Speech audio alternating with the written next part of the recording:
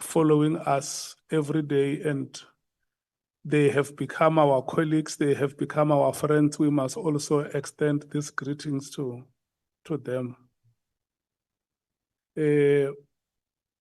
Honorable members, I said that last week that we are going to have a meeting of the committee tomorrow on Wednesday. We will confirm the time with you. The chairperson, we have two chairpersons here. The chairperson of the Portfolio Committee for Police and the chairperson of the Portfolio Committee for Justice. Their committees are meeting tomorrow, starting from 9 o'clock. And when I checked with them, their meetings may end around 6 o'clock in the evening. So we will continue to engage with the two chairpersons and other committee members to look for an appropriate time which can accommodate all of us.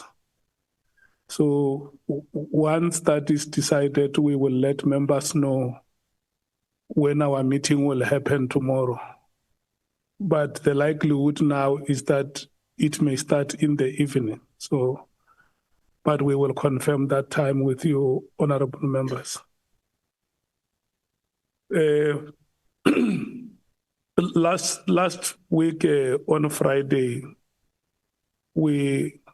there were some changes in the order of proceedings because there were honorable members who have requested to be released earlier during the proceedings. And so I want you to know that today we are reverting to the normal way of our proceedings. We will start with the African National Congress and then go to the MKP as the official opposition, then take the Democratic Alliance, followed by the EFF, the IFP, the PA, Freedom Front Plus, and Action SA. So I want to take the note.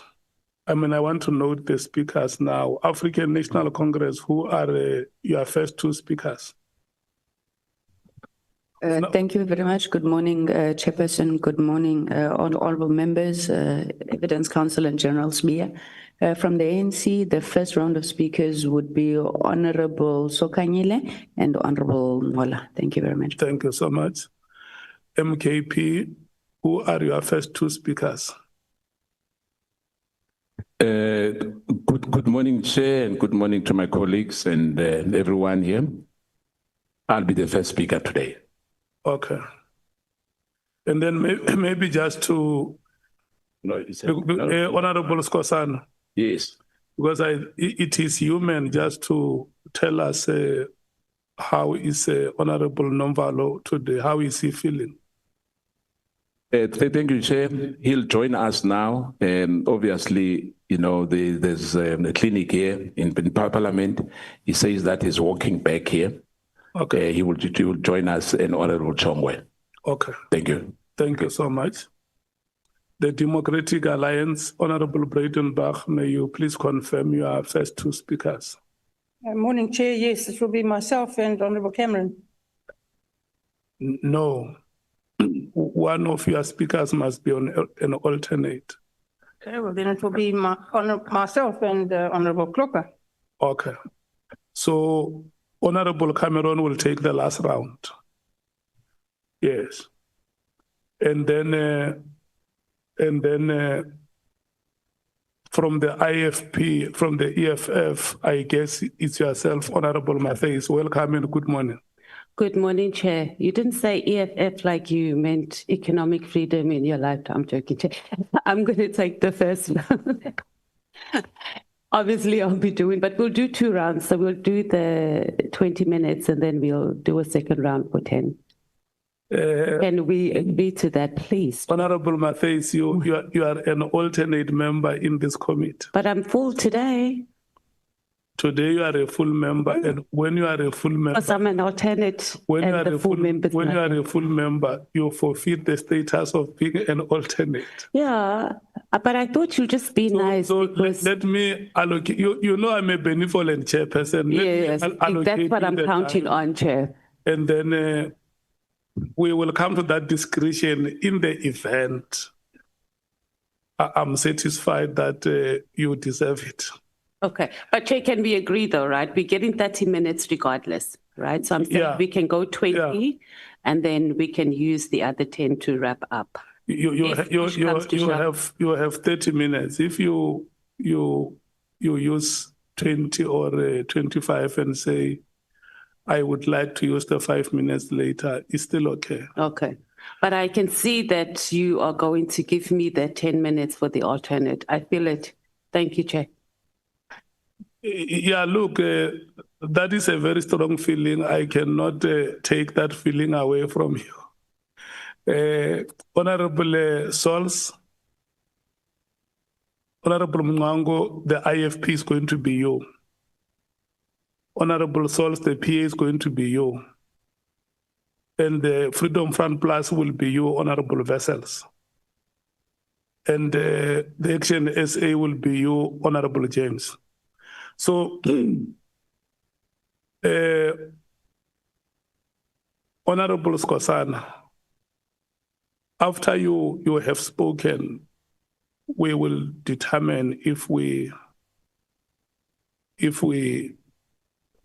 no, you said the MKP is going to be you, and I see Honorable Shongwe has moved in. Is he forfeiting his minutes as an alternate or what? Or is going to be you and him? Or, No. or him and you? Yeah, it's going to be me, and then followed by that 20 minutes for Honorable Shongwe. No, and then in the second round. Not 20 minutes. Oh. Okay, Not yes. 20 minutes. And then the last round would be Honorable Nomvalo. Okay. Thank you. So, honorable members, it will then be Honorable Sokhanyile, Honorable Ngola, Honorable Skosana, and Honorable Shongwe for the first round. Surely, after Honorable Shongwe, we should take a comfort break. So, Honorable Shongwe, the keys to our break, I'm giving you the keys and help us to have that comfort. Honorable Sokhanyile, your time starts now. Thank you very much. Honorable Chairperson, let me greet you, the honorable members. Let me greet you, General Sibiya. Together with the officials and also the people of South Africa who are listening to this ad hoc committee today.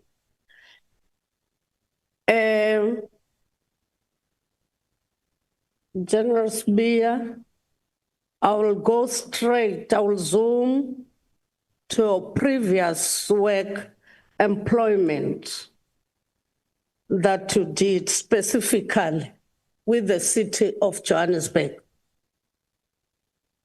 On paragraph 21, you have said that in your statement on the 8th of November 2016, you were appointed by the city of Johannesburg to head up its group forensic investigation services. So you were responsible for that unit. Was the unit an existing unit in the SAPS, or it was a new unit that you established with the city of Johannesburg when you were employed in 2016? Thank you, Chair. After I lost my job from the city of Joburg, I was at home doing my small projects.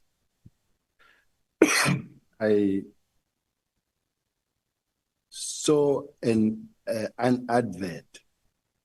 It was advertised that they're looking for to establish a city's forensic department that is meant to fight maladministration, theft of city assets, fraud and corruption in the city, the hijacked properties and that.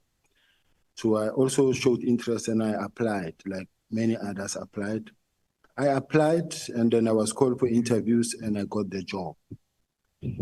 And at that time, there was no group forensics in the city of Joburg, but there was an audit section within group risk and assurance. They call it JIRAS within the city.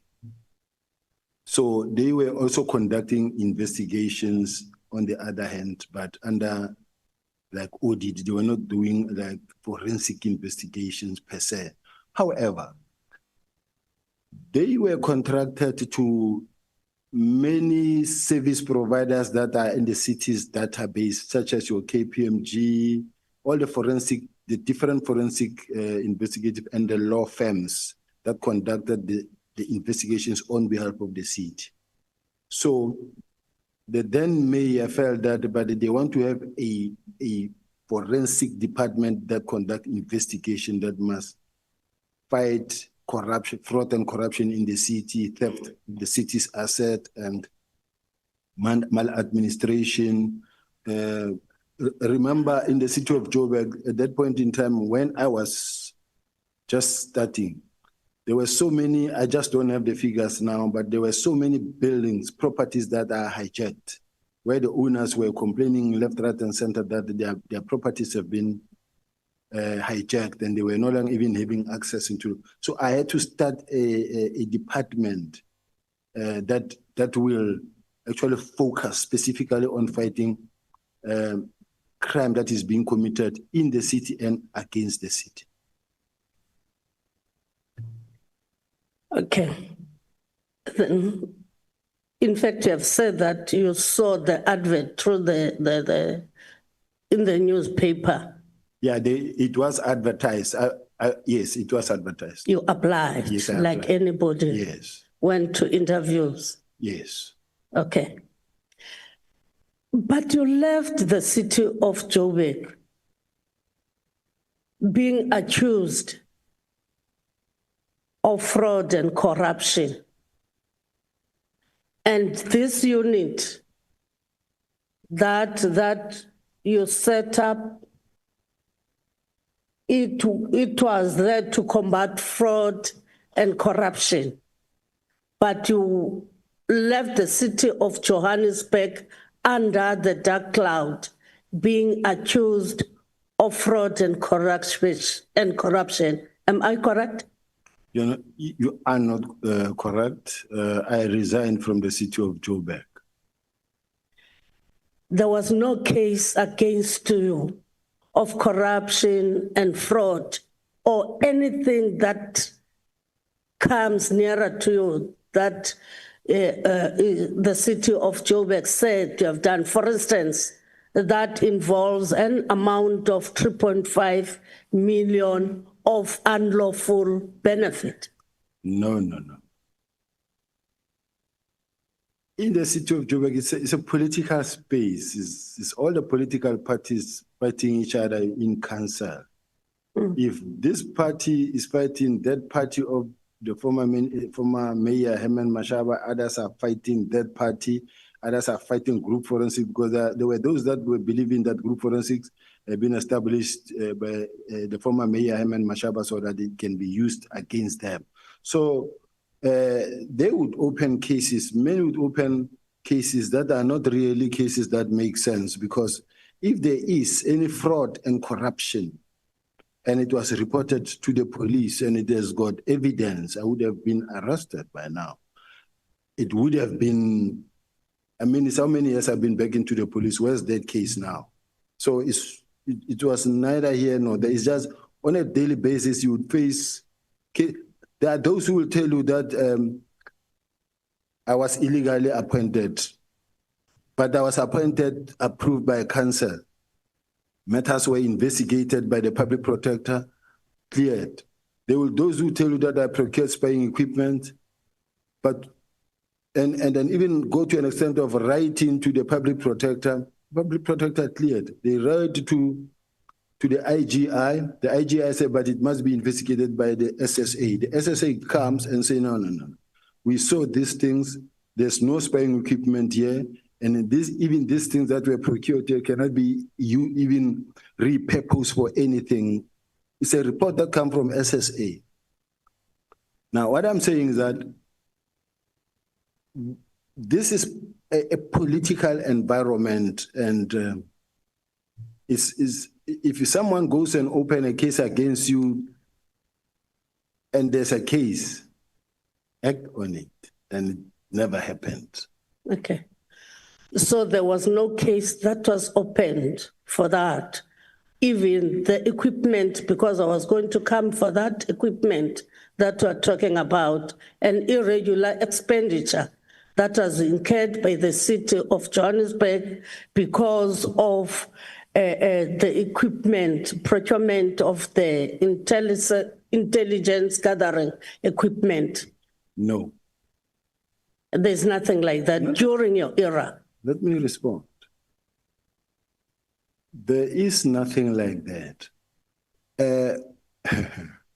Honorable members, when you say you are a world-class city, and then I say the city of Joburg is the mega city in Africa, and we've got a forensic department that is not able and capable, how do we make the city to be able and capable? How do we make the city to be able to carry itself in terms of the investigations? Now, I said, you know what, I worked for the Scorpions. They had a unit called KICO, Crime Information Collection Unit. In the Hawks, they have PCMC, Priority Crime Management Center, Information Management Center. Now, I needed an instrument that when I walk into the war room, I can see what is happening in the city at once. And that being the case, what you do is that we need technology. We need to invest in technology. Even the police now, they're saying we need to invest in technology. You need a situation where the city's got, I think, 13 departments and 23 entities or vice versa, but that is the numbers. I must know that the crimes that are being committed at revenue services, at water affairs, water department, at J-Water or at Zoo or at City Power.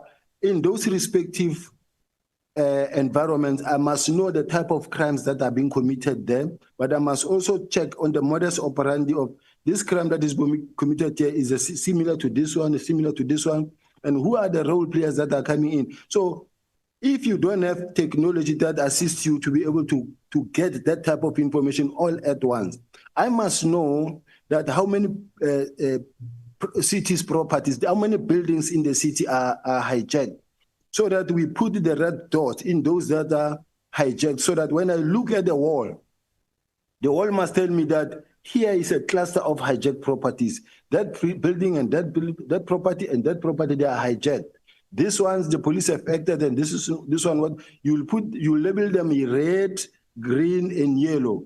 And the yellow will have its own status. Green, it has been arranged, it's in court, and this one is foreigners mainly. And so that what you need to do is you plan your operations according to what the system tells you, that we've got so many buildings that are hijacked, and then you must be able to know that who's behind the hijacking. Is it the same group of people, or you have different numbers of people? So this is just technology. So now, what is worse that we need to understand, honorable members? In the city, I will never wake up and sign a check and go and procure something. You make an application that must go right up through the budget steering committee and right up to the council where maybe something gets approved. But above all, the person who complains that I procured spying equipment, it is his wife who procured those buying equipments, working for the city of Joburg. So this thing of making allegations for the sake of making allegations because you want to taint a person, they don't really work. That is why nothing happened to date, and nothing will happen ever. Okay. In your statement, and even Honorable Sokanyile, General, who is the person accusing you of buying spying equipment? Initially, I do know that the former city manager, Fred Brank, was the one who was accusing me, and then supported by a gentleman called Mesuli Mlandu. And this Mesuli Mlandu is a guy who was fired from Eastern Cape and then was employed in Ekurhuleni, was fired from Ekurhuleni, and then he started accusing and running after the former minister of Ekurhuleni, Mondli Gungubele. You can check the articles. So himself, there were investigations running against him. How he got to be on the other side and started attacking me and challenging me and fighting me is because there came an instruction that say all senior managers of the city needs to be vetted.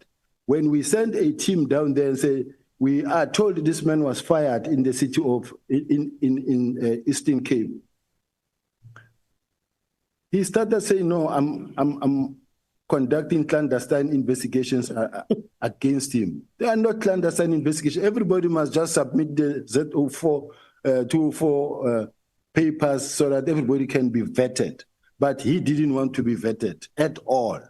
And above all, there were investigations that were registered where he assisted in the employment of a lady called Nhlanhla Mkhwanazi, who had the qualifications of being a registered nurse somewhere there, because she created the impression that she's got HR-related qualifications when she did not have HR qualifications. Even now, I think she doesn't have, but this is a person who's occupying the most high position in terms of HR-related. So there are other people who think because of how forceful they are, how powerful they are, how strong they are in terms of character, they can force their way through and get what they want. And you will realize that even in the city. I think I'm fine with that. Thank you. So did these accusations happen when you were still their colleague? Yes. You had not left the city? No, they happened whilst I was in the city and they were investigated and I was cleared. They even attempted to stop their powers for group forensics to investigate. I went to court, the court ruled in my favor. All these things were investigated. I'm very much concerned when they are trying to get this again through the back door and have this thing resuscitated. So are you saying Honorable Sokanyile is a backdoor? No, this is a dead thing that needs to remain dead. They shouldn't be bringing this. You know, when Nhlanhla Mkhwanazi was talking about state capture, he was talking in a sense, not state capture, when he was talking about... No, it's fine. I don't want you to debate the questions. I just wanted to clarify.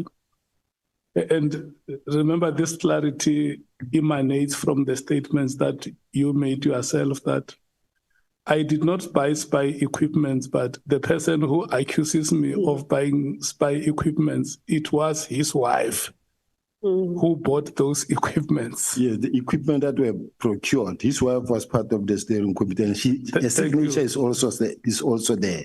Thank you.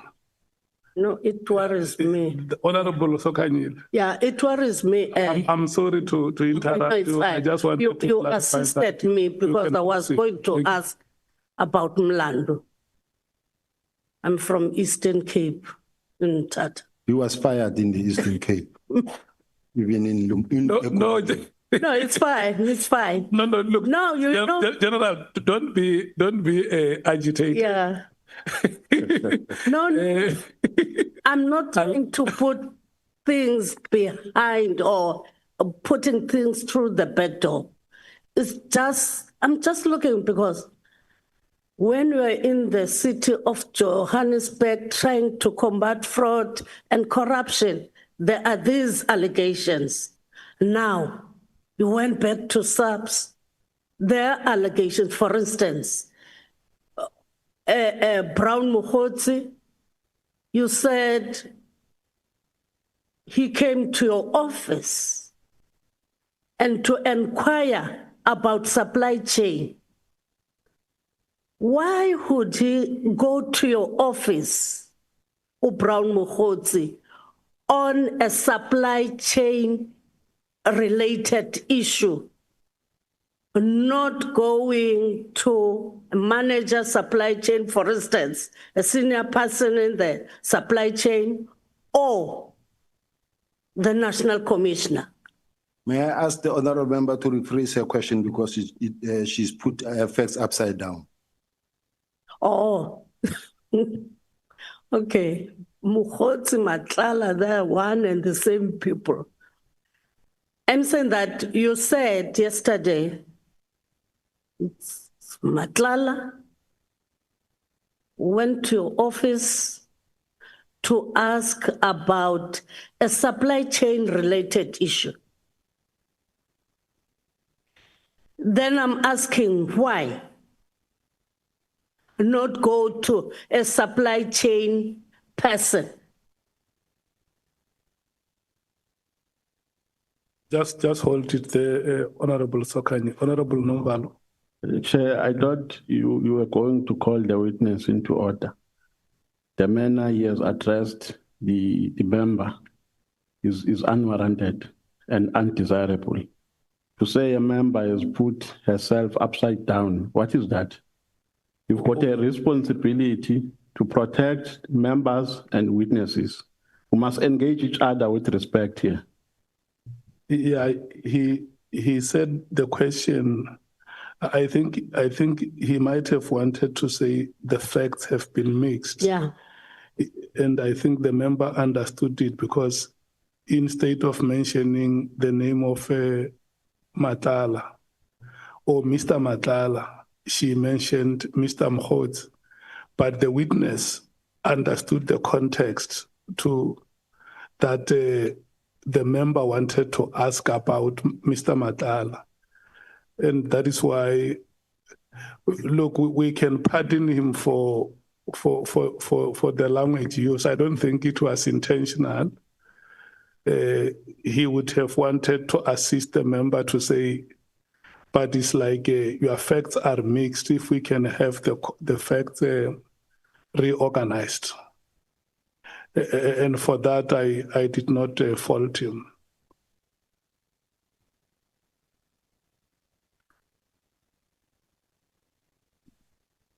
You can proceed, Honorable Sokhanyi. Fine. May I apologize if this is how it came out, because I didn't want to use the word the honorable member confused. Yeah. This the thing. It would have been more. It would sound like I'm saying the honorable member is confused. So I didn't have the right word, but I apologize. I'm ready for the question, honorable. Accepted. You can answer. What was the question?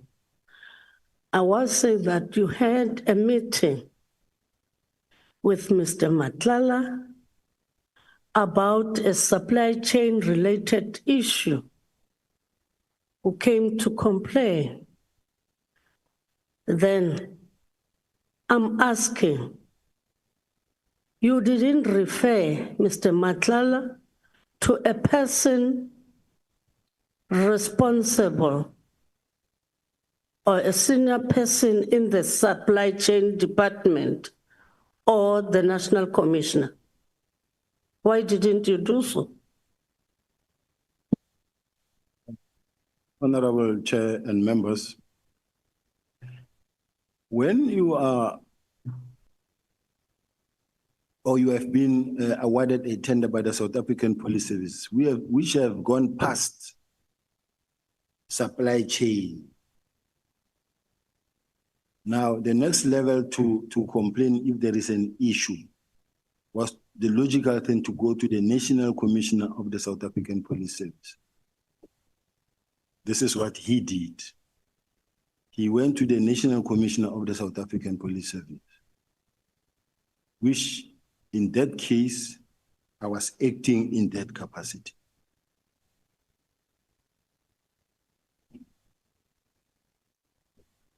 Then the meeting that you had with Brown Mkhwanazi discussing some of the issues. You said Brown Mkhwanazi, you knew him from Northwest. He's an activist. Then you said yourself, you don't belong to any political party. But you are meeting this, you met this activist and you knew Brown Mkhwanazi because he's an activist. Am I correct? Yes, I said that. Not because he's an activist. I know him as an activist in Northwest. Then most of the meetings that you held, either Brown Mkhwanazi or Kat Nhlanhla, were work-related meetings, surely. In relation to Brown, I would say work-related. But if a person says, I'm coming, are you in Camps Bay, I'll come and greet you, because that's the only time I met him. And the second time when he said, I'm in Gauteng, I'm coming to consult.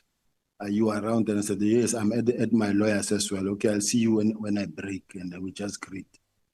The work-related ones now, the outcomes of the work-related meetings, have you ever reported them to your senior, who happens to the National Commissioner? Have you ever reported the outcomes of those meetings and reported that you met so and so because of this and that? Firstly, I indicated yesterday that the moment I got these calls from Brown Mkhwanazi, I said to the National Commissioner, there's a strange call that I found from a person who called himself Brown. But he was telling me more about me being careful that crime intelligence is following me and they are working on me and all those things. And then he said, no, continue meeting him, and where possible, you can even record him. But it didn't go to a point where I recorded him. You know, I didn't hear clearly. Can you repeat? Chair, General Sibiya is not audible. We can't hear him. If you can just speak closer to the mic. Thank you. Can you repeat your answer? I didn't hear clearly. I don't know if I still remember the trail of thought, but what I heard was, did you inform your National Commissioner? And I said, it was not a meeting per se, but I did inform the National Commissioner the very first time around. I received a call from Brown, that I received a strange call from a person who called himself Brown, but he was telling me about, that I must be careful. I'm being followed, I'm being listened to, which was the case. And said, these people are working against you because they want to push you out. That's what he said to me initially. And then I did tell the National Commissioner, I said, no, keep on listening to him. And it wasn't a subject to really take any further. And then thereafter, you knew Brown Mkhwanazi because you are saying that you told the National Commissioner that you got a call from a person you didn't know. Yes. And as he phones, I took the calls. When you said yesterday, your hatred or the hatred, the presumed hatred between yourselves and General Mkhwanazi, you saw it, it was there. Is that the reason why you had to communicate with the junior officials in KZN instead of a provincial commissioner? Those are two different things, Honorable Member.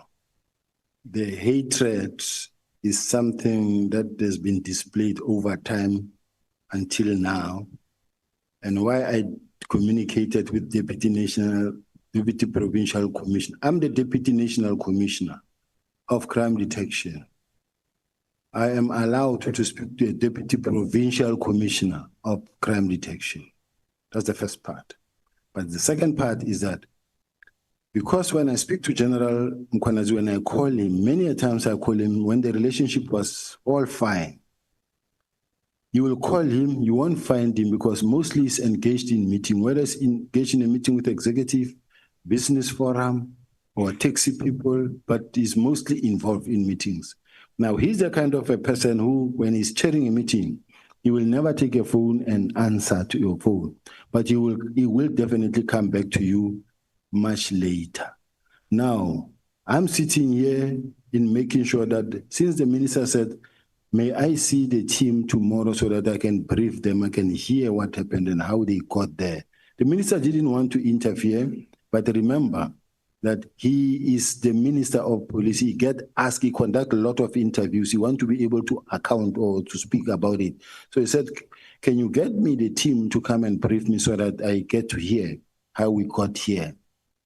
And me trying to speak to General Mkhwanazi to arrange and also to please inform the PC on my behalf.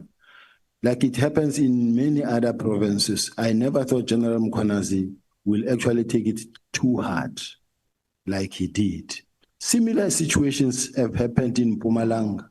Similar situations happened in Mpumalanga where the National Commissioner wanted to meet the team that was involved in a particular, I think it was a case where we found a arms catch or the one of Peter Retief where councillors were killed and a good job was done, but the National Commissioner wanted them to come and brief him. Now, as a result, I communicated to the brigadier, and then the PC called me and said, how? Now you are calling my people and me you are leaving behind. And these are my people. I say, General, please, I apologize. I should have started by you. And she said, no, I understand. Please, General, come with them. And she came, we interacted with them, but I apologized. And it was really not war like it is still today, just for the fact that I didn't speak to you directly, I spoke to someone who's your deputy. So it differs from character to character, from person to person. But it happens on a daily basis with all the provinces. Okay. No, thank you very much. Thank you, General. Thank you very much. Before, General, you confirm the display of hatred towards you. That's correct, Chair. Okay, thank you so much. Honorable Nhlanhla. Thank you very much, Chairperson. Chair, let me start with a disclaimer that I'm also from the Eastern Cape, and I am here not because I was fired there. Yeah, but before, Honorable Sokanyile said she wanted to ask about that person from the Western Cape, who the general has said that he or she was fired. Yeah, Chair, that's why I'm saying I'm from the Eastern Cape. No, I'm just checking with her. Are you no longer asking that question, or because you had promised the general that you were going to ask him? No. I'm no longer going to ask because he has reflected how they hated him also. Okay.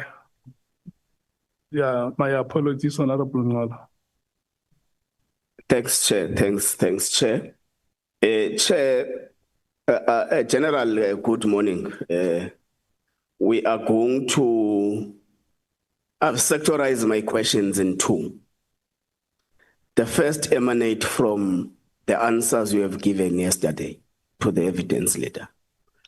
And the second emanate from the statement you deposed to this committee.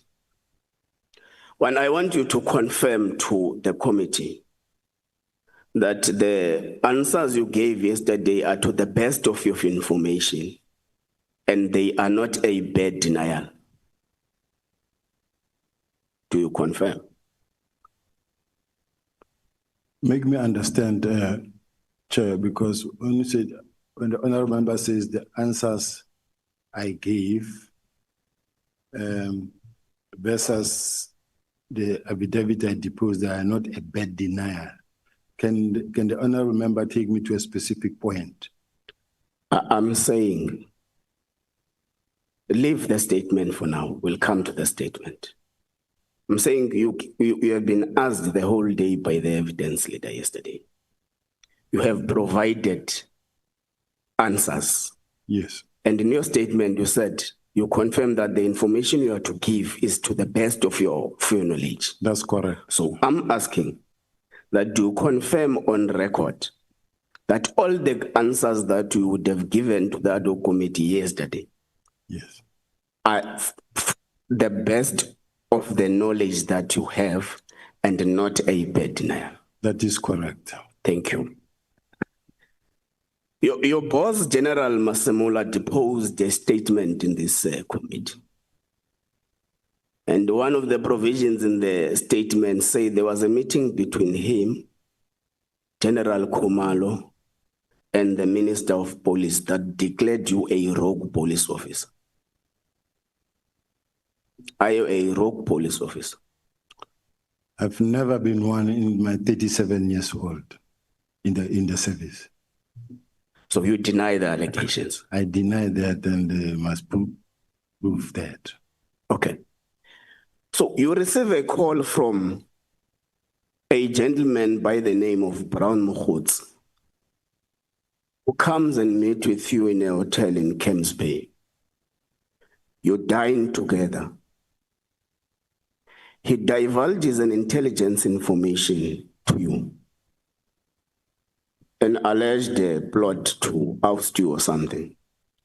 But didn't it concern you as a Deputy National Commissioner of the South African Police Service that a civilian comes to you as a boss of an institution and gives you an information about your intelligence services? Did it not concern you? What concerns me is the fact that he was telling me something about I know. And in that regard, I work with information. I've got people who are my informers, I have people who are whistleblowers. I deal with information. So even if I am concerned, the only thing I can do is to either speak to the National Commissioner, or where the National Commissioner is involved, I'll speak to the deputy ministers. No. We understand clearly that crime intelligence has got what they call community intelligence, where they use the information to tackle crime. They use information they get from community members, which is fair. This is a different discourse, General. This person comes to you as a Deputy National Commissioner, brings an information about your intelligence services, not about what is happening in the community that will help you execute the mandate that you have. So this is different. I agree. It is important that you work with communities, get information, but this is different. A civilian comes to you, gives you information about your intelligence services. Did it not concern you that how did a civilian get hold of this kind of information as a person given a responsibility to manage and control the police service? No, it didn't concern me. Why? Because when someone comes to you with information that helps your cause, you do give attention to such information. I cannot be worried about the fact that this person is giving me information that is actually saying to me, look over your back. I can't be worried about such. So intelligence formation of the country that is lingering among community members doesn't worry you as a Deputy National Commissioner. Is that what you are saying? That is the most concern that we must raise within the intelligence structure. I'm talking about you, General, as a Deputy National Commissioner. So it does not concern you that an information that is supposed to be in the custody of intelligence services is lingering around community members. It does not confirm. Is that your evidence that you are not concerned when intelligence information is lingering around community members? Of course, I am concerned if ever a member of the public will have information, in particular documents that belong to intelligence. It is a cause for concern. But if it is information that relates to the security that affects me, or you just giving me information as a whistleblower, it happens on a daily basis from many angles of the country where you get such information. People on the ground do come across information, and people do report right up to the highest office. They report, they bring information. Okay, Chair, I think let's just note that the first General Sibiya was not concerned, and on the second, General Sibiya was concerned. What did you do with that information? It's information that says watch over your back. And then what I did is, sometimes I approach the National Commissioner. Sometimes I did speak to General Kumar and say, I understand there is one of the senior managers who's going around here and saying, when I'm going to arrest your boss, or we intend to arrest so and so and so and so. And at some point, it's even journalists where they want a journalist to run a story that says General Sibiya's arrest is imminent, and they want the journalist to run that story. And then I have a lot of AI generated TikTok messages about me.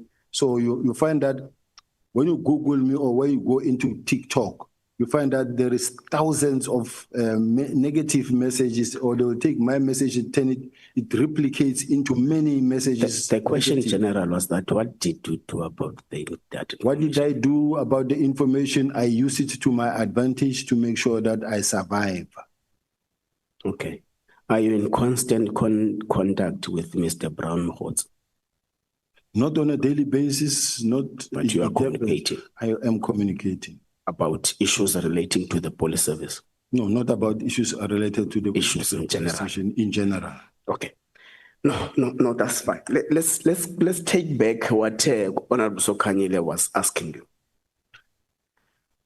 Mr. Nhlanhla finds difficulties in operating in terms of the work that he was given. Comes to your office for the first time. Yes.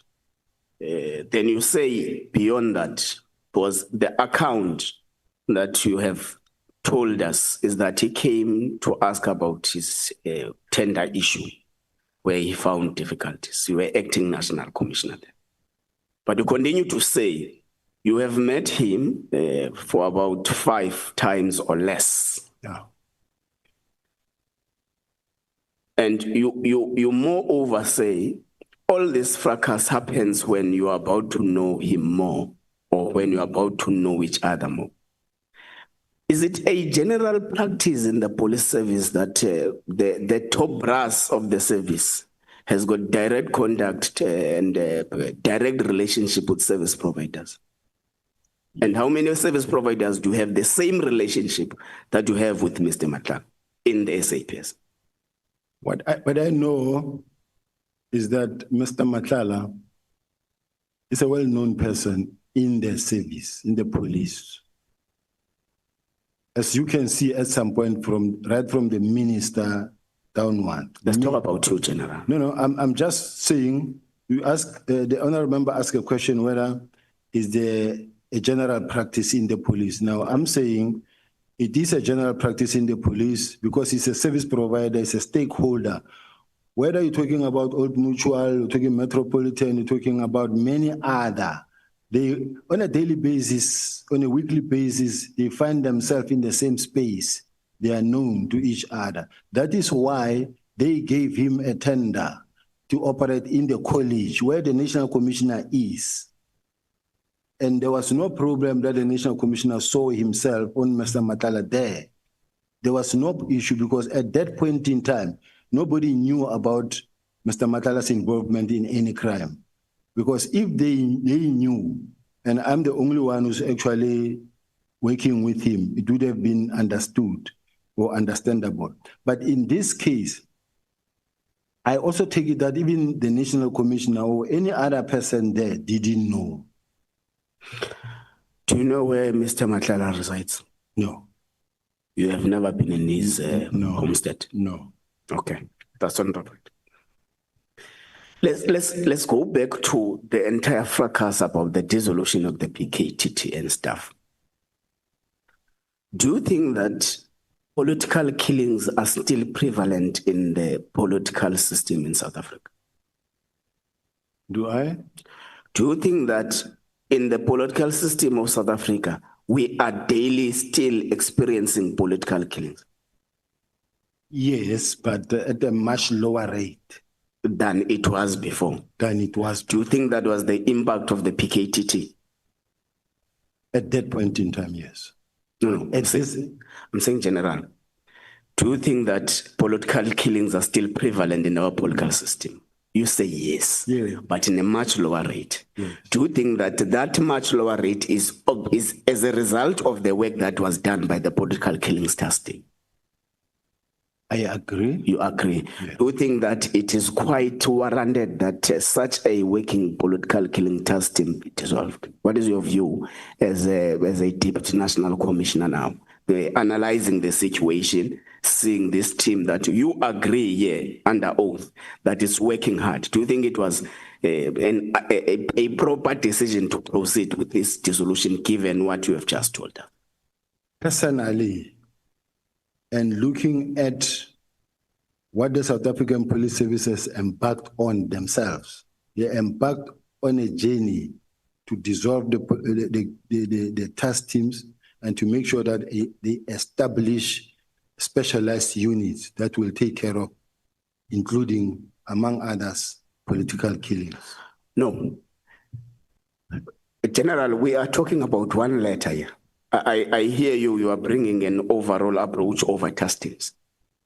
Here, what brings us here today is the letter of the 31st of December, 2024.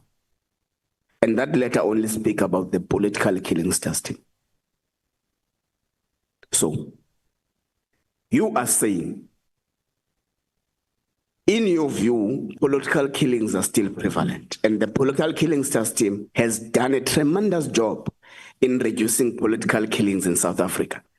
Now, the question still is, do you think then, therefore, that it's a proper, well-calculated decision, given these circumstances, to dissolve it? Honorable Chair, I'm saying still, they said to the House Portfolio Committee Chairperson that they have achieved the purpose for which they were established. They have stabilized all the districts except only eThekwini district. Now, we can't keep them only to attend to only one district now.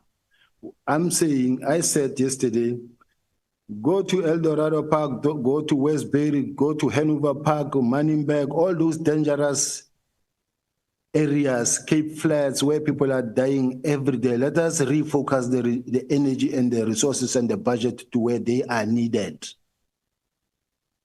And we don't say political killing task team must die.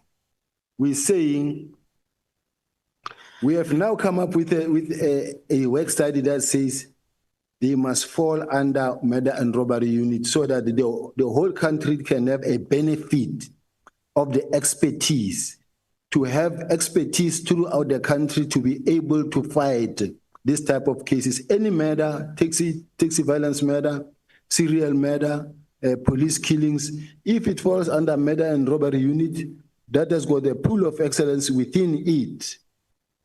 They will be able to operate throughout the country, but you don't need to have a small group of people based in KZ and to take over the whole country. Okay. Yeah, just to hold it there. General, when you say that we are saying that the resources that we have deployed to the PKTT must fall under, you say, murder and robbery unit. Is that what is contained in the letter that was written by the minister dissolving the PKTT? Yes. And also when you look at the work study they did, it says that they must fall under murder and robbery unit. And it is also what they presented in Parliament, that it must fall within the murder and robbery unit. So in general, there's no disagreement that they belong. This is serious and violent crime that falls under component serious and violent crime. This is where they belong. So we should put structures, permanent structures, and even the CFO commented and say post-elections they must be deactivated. When you look at the elections that passed, there was zero incident. In many times, it is just because of how you deploy. But let us have, throughout the country, structures that are well established to be able to fight that. Chair, I think let's pass, because what would have been said on the 5th of March in the Portfolio Committee meeting is actually an aftermath of, because the letter predates that meeting. The letter is 31st December 2024. The meeting is 5 March 2025. Now, in this resolution, you proceed with a plan and you sign the plan. General Masemola says, what keeps the status of the political killing system intact is the fact that the minister did not sign his winding down plan. You say in your statement, you have signed the plan. How many plans did you have to dissolve the trust? How many plans? Plan. There was one plan that says, as per the directive that I received from the Office of the National Commissioner, is to disband and to deactivate, to communicate the deactivation to the team. That's the communication that I received from the National Commissioner. Okay. And both the email and a document now that is well structured coming from the Office of the National Commissioner that gives out or lays out the whole plan coming from the National Commissioner's office, confirmed by him in July, in the March in Parliament, and the next day on the 6th of March in a form of an action plan. So all I'm saying is that there's never been any objection in front of the minister, at least. Okay. And in my case, I was never written anything in writing. If the National Commissioner was of the view or of the opinion that it looked like I am not listening or I don't cooperate, the National Commissioner would have officially written to me and say, this thing I'm still attending to it with the minister, and I would like to urge you to, at this point in time, hold back your horses because until further notice, but I am engaging the minister. You wouldn't have seen even a single letter from me. Okay, was there a meeting between yourself, General Khumalo, General Masemola, General Mkhwanazi, the Chief of Staff, Mr. Nkabinde, and the Minister discussing a winding down plan of the political killing system? Unless in Parliament, but I've never sat in a meeting when the political killing task team was being discussed and General Mkhwanazi was involved. But there has been meetings where there is General Masemola, Nkabinde, Khumalo. We have evidence in our disposal that there was such a meeting where you had the other tree supporting the plan and the other tree does not. It is not supporting the plan, but let's leave it like that. So in your winding down, let's leave the Masemola winding down. Chair, it looks like we've got two winding down plans here. The one of General Sibiya and the one of General Masemola. Let's go to yours. Political killing system does not only comprise of SAPS members. Comprise DPCI, comprise NPA, comprise crime intelligence. In your plan, was there a consultation process to those that are part of the political killing system? Let's start here.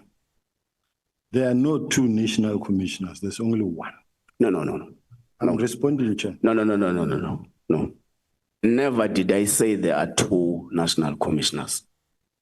I'm saying evidence in the disposal of the ad hoc committee now is that a statement by the national commissioner says, I developed a winding down plan of the political killings task team. And the reason why the political killings task team is still intact now is because the minister did not sign my plan. You depose your own statement immediately after General Masemula. You say you have signed the plan, the process plan to dissolve the political killings system. That's the point. So I'm submitting to the chair that we've got two plans, the one submitted by the National Commissioner and the other submitted by his deputy. I'm still responding, Chair, that there are no two plans. There's one plan, and that plan is that of the National Commissioner. Then you don't have a Sibiya plan, you don't have a National Commissioner's plan. The plan that is supposedly supposed to be that of General Sibiya is the one that comes from the National Commissioner's office through his office managers, the one that we are relying on, and it takes care of all the issues raised, the stakeholder engagement and many other things. And I can read the topic. I just want to get to. No, it's fine. You can leave it. I got the answer. I got the answer. Oh, you're done. So there are no two plans. Okay. One plan. That's fine. That's fine. Let's take it from them. Honorable member, let's do it like this. General Sibiya, did you want to refer the member to some information in your notes? Yes, Chair. Yeah, that's what I wanted. Let's allow him to take you through. I'm looking for that document with a signature in the body of the.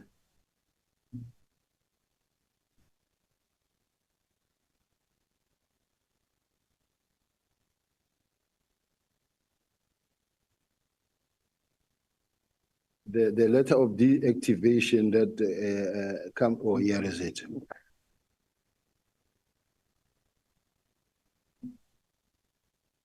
Maybe for the benefit of the public out there and the House at large, Chair, I'm requesting to read this letter in its entirety, because I want the record to be kept so that anybody who listens, they must see at what length did we go to try to take care that this document or the transition, it covers everything.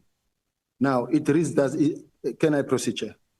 This letter is just, and it is written to the Divisional Commissioner of Crime Intelligence. That is now after I received from the National Commissioner that says, please communicate to the team. And I forwarded to the Divisional Commissioner. Now, the National Commissioner says, I spoke to General Rabi to assist him. Now, General Rabi writes a letter that on my behalf, and this is how the letter reads. And you will also, we can read that one that was compiled by General Kumalo on instruction of the National Commissioner, and the House can decide which one, in fact, make more sense and more effective. But it says deactivating and disbandment of the National Task Team on Political Killings. The South African Police Service established the National Task Team on Political Killings, NTKPP, to address the concerning rise in politically motivated murders and related crimes involving political figures. This specialized task team was dedicated to investigating, resolving, preventing such incidents to ensure justice and maintain political stability in affected areas. On the 31st of December 2024, the Minister of Police issued a directive to the National Commissioner to immediately deactivate and disband the NTKPP. This decision was informed by an assessment that the task team no longer significantly contributed to policing efforts.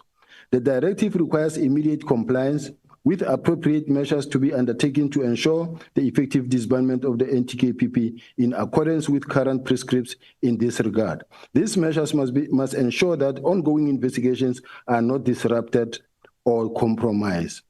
Now, That was our top priority, both myself and the National Commissioner, that investigations are not compromised. Monitoring and oversight. A temporary transition team must be established to oversee the disbandment process and address any arising challenges.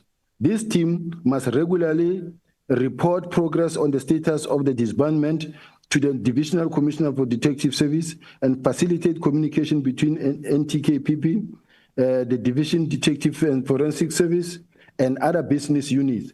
A final audit must be conducted to ensure all cases and resources have been appropriately managed during a transition and appended to the closing report. Accountability. Effective immediately, all investigative personnel of the NTKPP responsible for case dockets are directly accountable to the Divisional Commissioner for Detectives and Forensic Service until they are assigned or reassigned to alternative units.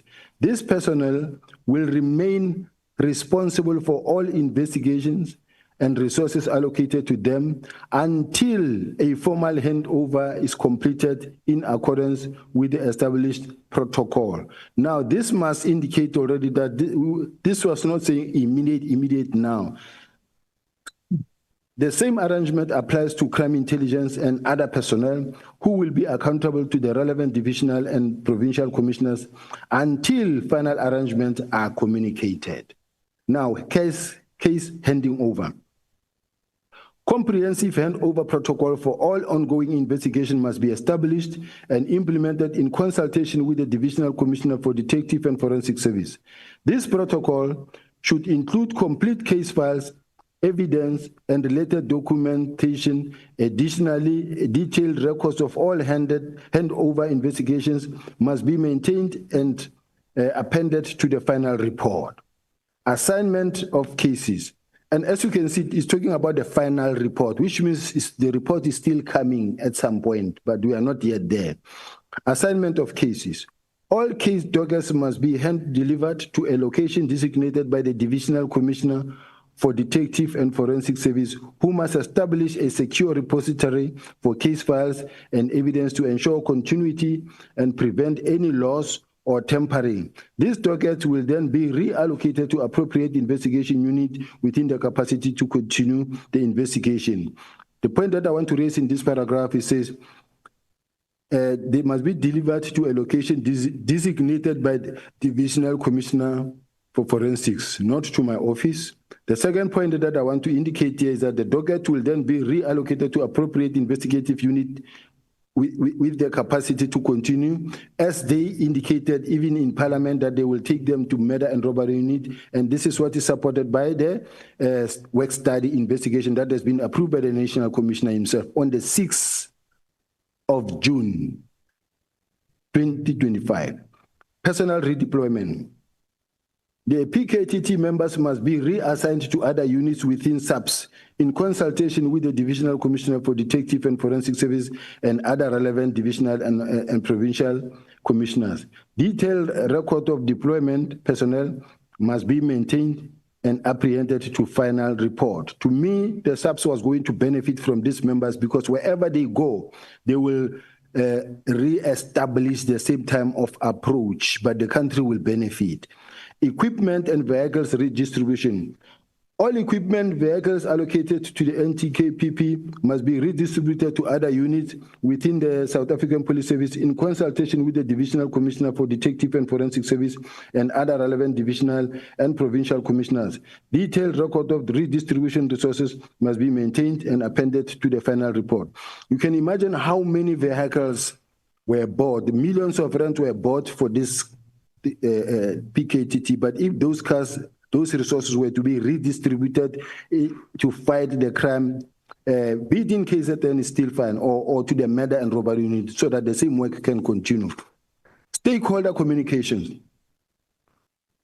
All internal and external stakeholders must be notified in writing about disbandment of the NTKPT, the transition plan for ongoing cases, and the future protocol. Now, here we are saying, we must remember that Nhlanhla Mkhwanazi suggested that the NPA were not informed, but here... General, I thought that when you made reference to that piece of evidence, you will say to the member, there is this memorandum that was in circulation in the police services, is dated 2025, March or April. And the key areas that I want to bring to the attention of the member are the following. That is why I made that intervention, so that you must not leave here saying, I wanted to bring the following information to the attention of the members, but it's like they were not interested. Because you can imagine if you read that letter from beginning to end, I don't know. What are the areas of emphasis? It's only 2 pages that is left, and they are not many, they are just short sentences. But what is important is also for the public to know that every step was taken to make sure that these doctors are not going to suffer, and there's a clear plan on the table on how to deal with this, because the political killing task team, it cannot live forever. It should not be a permanent structure. It's a task team. And that helps to answer the question of the member. Remember, the question is that you must demonstrate that there were no two plans.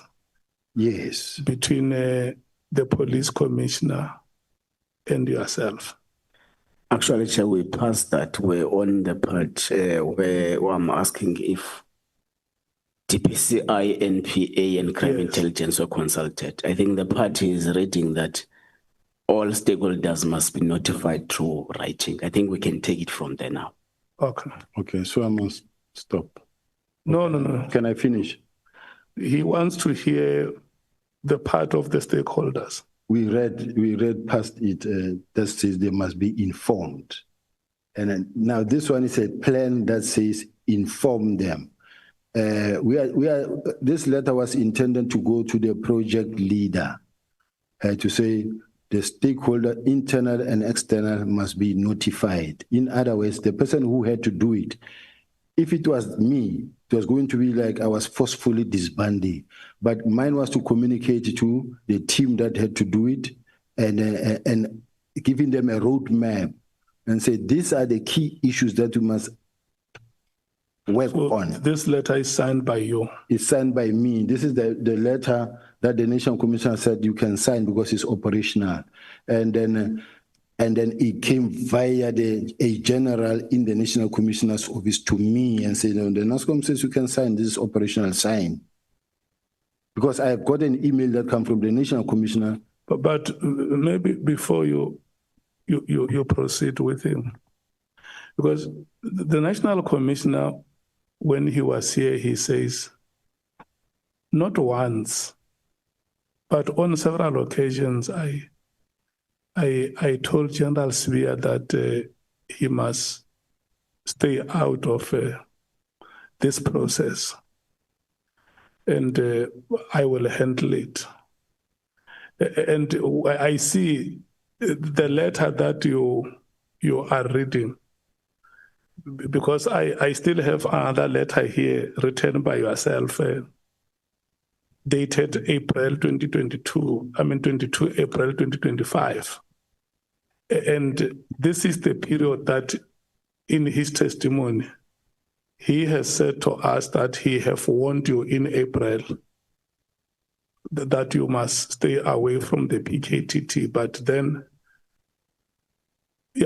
maybe before you go back to Honorable Nhlanhla, if you can just take us through that to say, the letters that the reason why I'm asking you who signed the letter, and you say it's you, and I have this other one as well of 22, it has the same topic of, the same subject of deactivation and disbandment of the PKTT, and it's signed by yourself.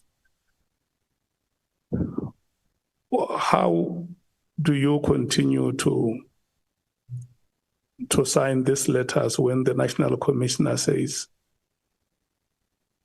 I have spoken to General Sibiya and instructed him to get out of the PKTT because from the onset he was never involved. And I also listen to you when you speak here. When they appear before the portfolio committee, you say they, and my understanding is that when you say they, you are not there yourself. When I say they, Chair, remember at this point in time, we've got General Kumar and General Masemola, Yeah. who were presenting. I was part of the whole presentation because as far as I'm concerned, we are all part of one team. You were there in that meeting? I was in that meeting. Yeah, but when you say it here, you don't say we, you say they. Because I'm sitting with both General Masemola and Kumar accusing me of disbanding, but they were the one doing present. I mean, in the meeting of the portfolio committee. I was there, and then the presentation we own. Okay, no, it's fine. Let's leave it there. The chair of the portfolio committee is here for sure. These are matters that he will take interest when you. Can you just go back to your communication, your correspondences, and clarify within the context of what Honorable Nhlanhla is asking, to say it appears like there are two parallel processes here, because the commissioner says, I talked General Sibiya out of this process and even reprimanded him. It's what he told us. And for sure, this may be some of the reasons leading to your suspension, because it's what he said, that I talked him out of this process. But then it appears like you sign letters, you communicate. And he wants to know, because he says, no, listen, the minister has never signed my winding plan. And here is my deputy, is my colleague. I say, look, wait here, I will handle this. And then you are reading a letter. What is the date of the letter you are reading? I think it's 17 January. Yeah, and this one is 22nd April. Help the honorable member to understand. Thank you. I'm asking, Chair, to just before I get to the honorable member, just to mention two issues. The first issue being, starting from January, when this matter arose, working with the National Commissioner, working smoothly with the National Commissioner, on the 4th of April, the National Commissioner assessing me and in all respect, saying competent in everything, then his only concern that he wrote, this is the only concern that he wrote in his performance. Now it says the forensic science part of the division, detective and forensic must be paid close attention and their performance to improve. Now, because this is the time where the National Commissioner was supposed to say to me, Chief, you don't listen, you don't do this, and when I say this, you do this, and I want this to improve or this. So I'm bringing this point home that says, no, the bottom line is he assesses me positively because there's no issue. Yeah, the assessment, we recorded it, the competence and the performance index, how it has improved. You said it in a chapter and verse yesterday. I have everything on record. Go to Honorable Nhlanhla and help him to understand the context. Honorable Nhlanhla, please take me back to my trailing thought. Yeah, because you went all over and spoke about assessments and dockets. We have not arrived there. We're going there. I have to survive. We passed the issue of the two plans, Chair. It is the evidence of the general that, no, they are not two according to his knowledge. It's fine. Let's take it from there. Let's just record it as he says it. So the letter that he reads speaks about informing stakeholders internally and externally. Because, Chair, when a possibility arises for NPA, DPCI, and crime intelligence to come to this committee, we'll ask them if they know about any plan or any process to disband the political killing system. So I'm asking again to you, General, have you been able to inform those stakeholders of the directive and the plan thereof in respect of the dissolution of the political killing system? I'm asking you as a person who says you received a directive from the Office of the National Commissioner to manage this process. We are doing this, General, so that they don't come here and say, no, we don't know anything about that. So it must be on record that you have informed them that the political killing system has reached its sell-by date. Chair, that was not my responsibility to do that, to inform the stakeholders. The stakeholders had to be informed by the project manager of the political killing system. The instruction came that says, communicate this to the relevant team. I did that. Theirs was to start the process and to start running with the baton. Not me running letters all over, writing letters to every stakeholder, to that one and that one, going to see that one, going to meet that one. It was the responsibility of the task team, project leader, to do it. General, you speak like someone who's operating in a peripheral environment. You are given a responsibility to head an institution as big as SAPS. Beyond that, you are given a responsibility to oversee and preside over a process of dissolving the political systems, didn't you? Was that responsibility not given to you? That's correct. Is it not your responsibility to ensure that your subordinates or your juniors do the obligations that they've been given to expedite the process? That is why I was writing those. But you can't say you can't go around with letters. The point here is you are a boss that's presiding over a process. Yes. Now, whoever you have given that obligation of writing a letter is not important for these purposes. The question is, were the stakeholders informed of the process you presided over? The stakeholders had to be informed by the project manager, not by myself. Chair, can I repeat the question? I am not asking who bears the responsibility of informing the stakeholders. Imagine today, the chair gives us, all of us as members, responsibilities one by one. And when the chair is asked outside by the media that, how are you handling this and that? And he says, no, I gave that to Nhlanhla, it's not on me. The point, General, here is that you are presiding over the process now. You give responsibilities to the project manager. So it's upon your obligation to ensure that who you gave a responsibility actually does the responsibility given. Unless you are saying you are not aware whether those stakeholders were informed or not. Chair, all I know is that the direct instruction from the Office of the National Commissioner says, communicate to the relevant team and to prepare a close-up report. Then come a letter of the 17th that gives a roadmap that says this is what must happen. Inform the internal and stakeholders. This comes from me telling the project manager, inform the internal and external.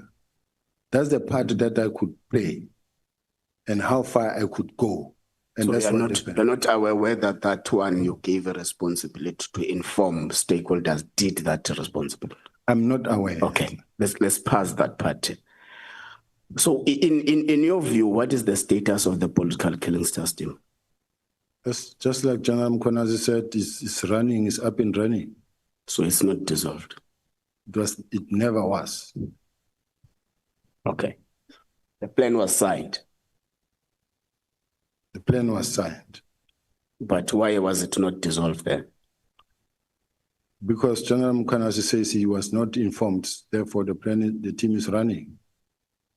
So, according to General Mkhwanazi, is acting against the instructions of the top brass of the service. Which happened. Okay. Let's go to dockets. You say you are the custodian of all the dockets in South Africa. Correct. But you say there are dockets that you can be unable to account for. How does that happen? Not that I can be unhappy to account for, that falls under me, but I'm not accounting. I'm expected to account for them, but they are not in my possession. Okay. Where do you derive these powers of custodianship of dockets? Can we go to the same letter that gives the powers that was approved by the National Commissioner? That says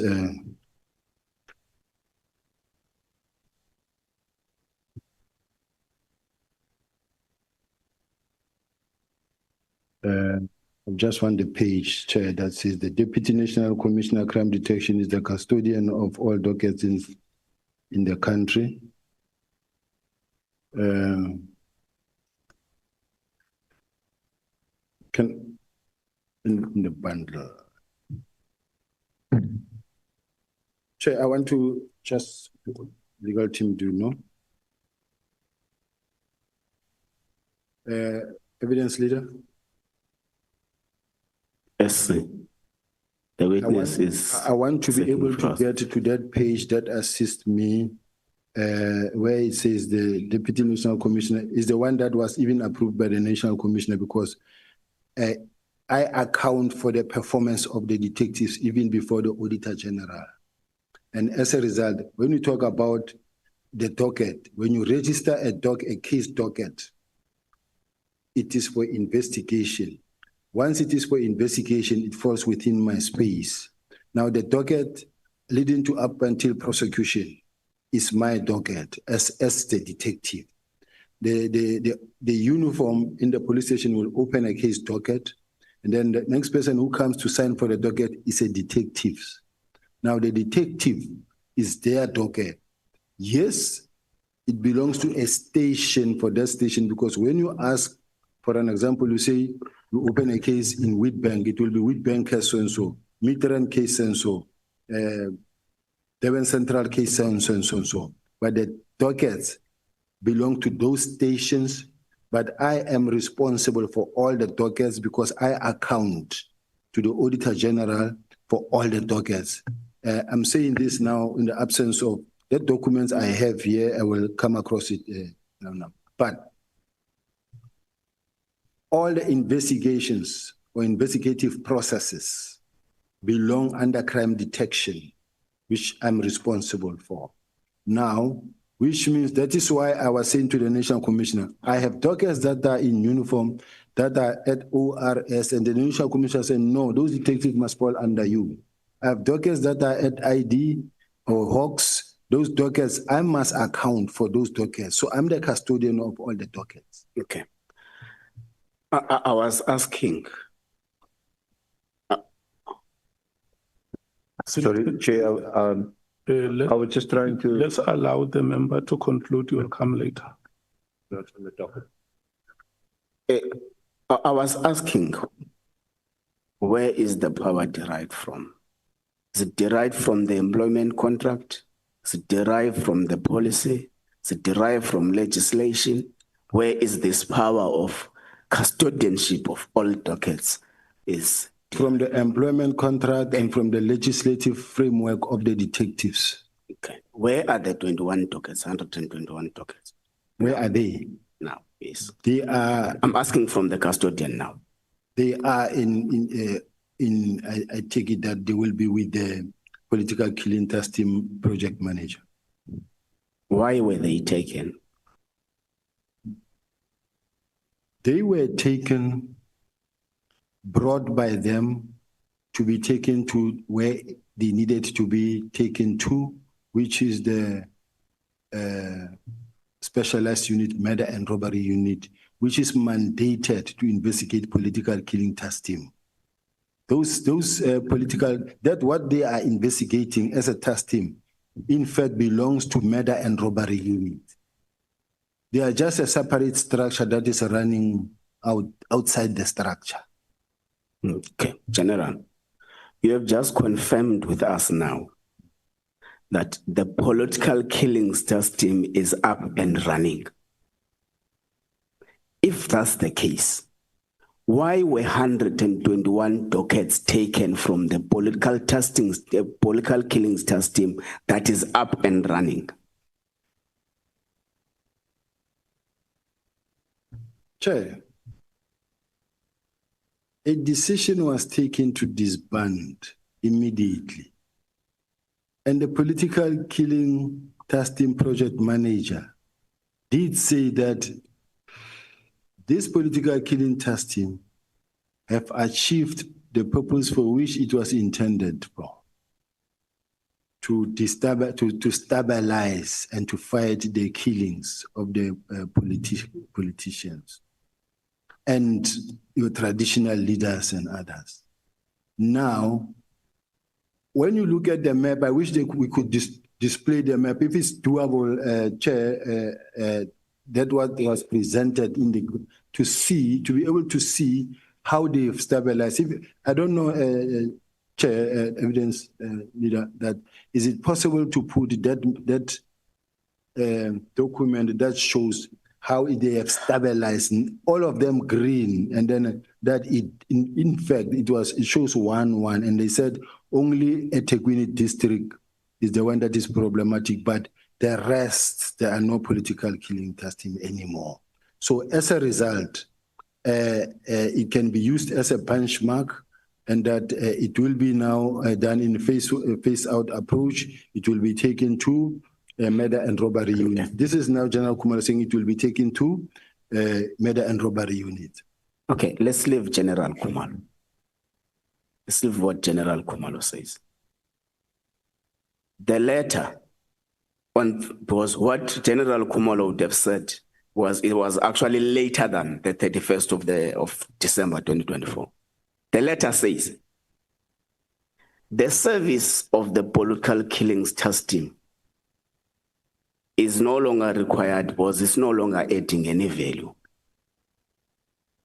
And you have attested here in front of us that, in your view, the political killings task team has actually been able to down spiral the rate at which political killings happened in South Africa. Now, let's pass this stage, General. Let's go to the letter. I think, Chair, I'm going to this letter. It's on page 20 of the index Coban, page 20. I wasn't happy with how the General responded yesterday, and I thought it's fine. Let me not stress. Let me come back to it today. Here, there is an issue about confiscation of Vusumzi Nhlanhla phone and a cracking of WhatsApp conversations of Vusumzi Nhlanhla. It is established there that there is a constant communication between Mr. Nhlanhla and Mr. Mkhwanazi. It's not between you and them. 2, in this communication, Mr. Mkhwanazi, the one you had breakfast with, alleges that he has, the message reads like this: I have arranged a meeting for Sibiya and the minister. They must have a solution. And it goes down and say, the task team that came to your house and harassed you have been dissolved. So this is a chronological order of the messages between the two. But in that there is confirmation of a person you considered in this meeting that you have had a breakfast with. He says, the person, your breakfast person says, I have arranged a meeting for Sibiya and the minister. He goes back down and talk about the dissolution of the PKTT. So this is my question. Has Mr. Nhlanhla and Mr. Mkhwanazi influenced the dissolution of the PKTT, as it has been alleged by both the two witnesses that appeared before us? 2, do you have a direct relationship with Mr. Mkhwanazi and Mr. Nhlanhla?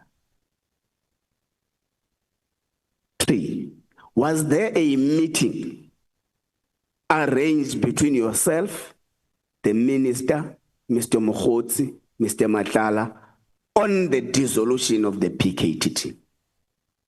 This must be your last 3 questions. Yeah, but 20 minutes, I'm 30, let's fine.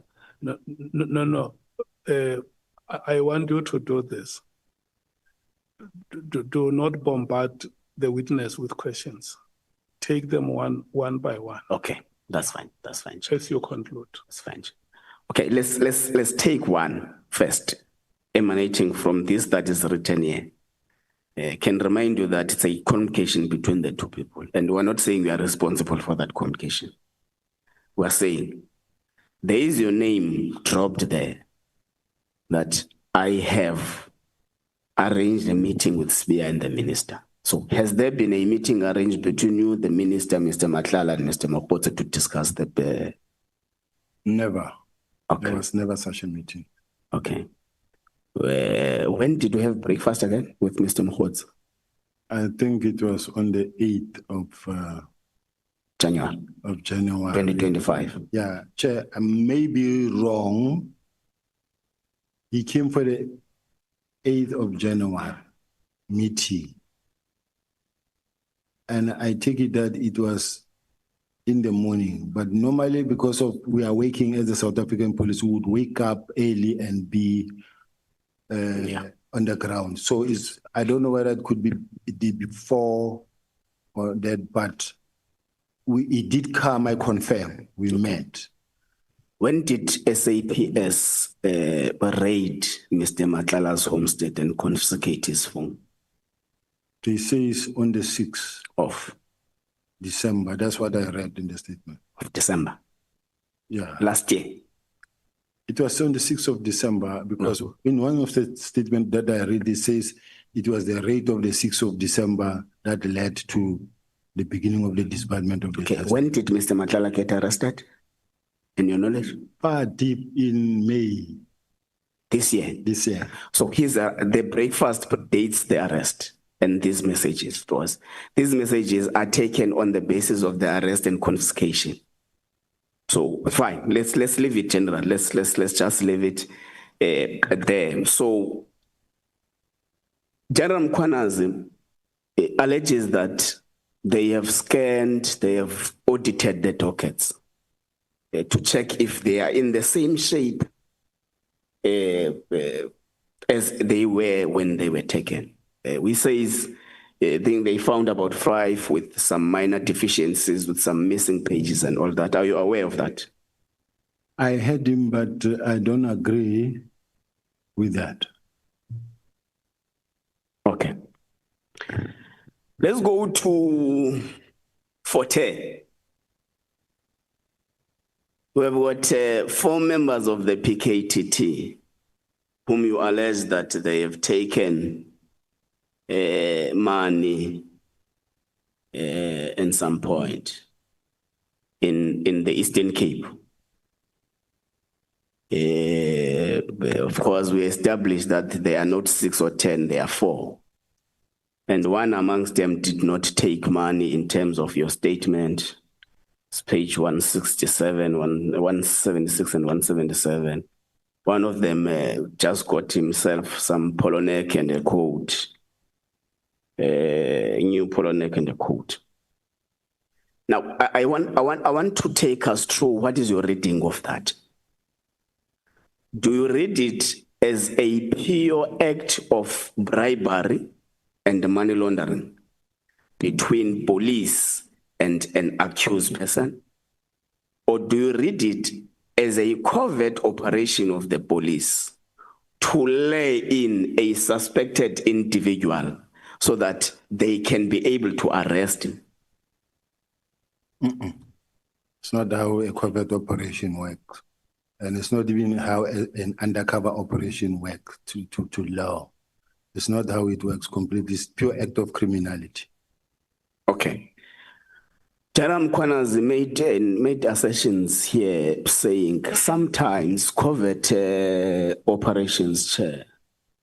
On a point of, not a point of order, just the sound, please, General, if you could direct General to speak into the mic. Thanks. Okay. On a point of sound. Thank you. Clarity. Now, Nhlanhla Mkhwanazi came and under oath made statements here that sometimes a covert operation would be them buying a Lamborghini just to infiltrate a Lamborghini club that is suspecting to be involved in criminal activities. Is that correct? It's wrong. It's wrong, completely wrong. It's not an investigator, it's wrong. Okay. Now, Chair, let's take matters to the issue of, I think a lot of issues I've covered. I'm left with just the issue of when you wrote communications. I want you to know that you are asking the last question. Yes, it is the last question. Yeah. General Khumalo is due to come and testify. But following his testimony, what was cut down in the Judicial Commission, it seems to have a different story with what you are using, but it's fine, we'll take it when he comes here. But I want you to confirm before us what we have been communicating with him on the dissolution, because he's a project leader. Now, what has been his responses to the numerous communiques you have been sharing with him in respect of this matter? Thank you. Basically, he ignored my emails, because remember the National Commissioner said he told him to ignore me. And as a result, which means whatever that was happening going forward, it was happening because the National Commissioner said, this is how you will do it.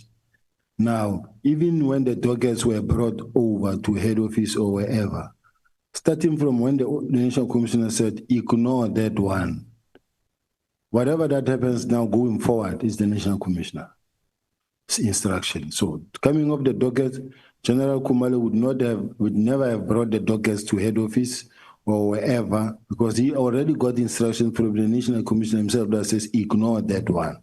So anything and everything that flows therefrom, National Commission. Thank you, General. Thank you very much, Chair. Thank you so much, Honorable Sokanyile. Thank you so much, Honorable Ngola. Honorable Skosana and Honorable Shongwe. The two of you, when you are done, we are going to break. So in case honorable members may want to see themselves in and out, you can just do that discreetly. Thank you so much. Honorable Skosana and Honorable Shongwe, I'm handing over to you. Sorry, Chair. Before, senior counsel wanted to wanted to say something. Thank you, Honorable Chair. No, it was at the time when I think he was looking for some assistance on the dockets, and I was going to just point out perhaps which annexes he might want to refer to, but it seems we've passed that now. Thank you. Chair, thank you. Just a quick one before Honorable starts. Are we sharing the time, or you're gonna cap us in terms of 10 minutes of an alt, or taking is 20, or is it one time? Your time is 40 minutes. Okay. It's 30 minutes for the full member, and okay. Can you please advise us when you must not even ask about your time because it's the discretion of the chair. I won't fight you today, but kindly when it's 30, please tell us so that I won't be told it here. I have said that when you see the microphone upright, you must know that your time has petered out. Thank you, Chair. General Sibiya. Chair, I want to ask a question in relation to the Honorable Member's Kosana, that because he's a complainant in my case, and this is the person I'm going to sit with at some point, stand against in court, because he's a complainant. And him using this platform now to solicit answers from me that I'm going to have to defend before court, to me, it's a very serious concern. This is the member that I feel is working with General Mkhwanazi, because the statement that was used by the General Mkhwanazi's team to go and open a case, this name is there. Now I must stand before the same member to cross-examine or to ask me questions. Now I'm raising a concern. Yeah. If I can be protected. I'm going to protect you in this way. You are raising a legitimate concern, and then we may not even be seen trampling on your rights. What I will advise you to do, because I explained to you yesterday that sitting here as the committee, we do not have any power to decide on how we are composed. So to protect your rights, I will advise you to decide if you want to respond to the question or not. If a question is asked to you, you can decide if you want to respond to it or not.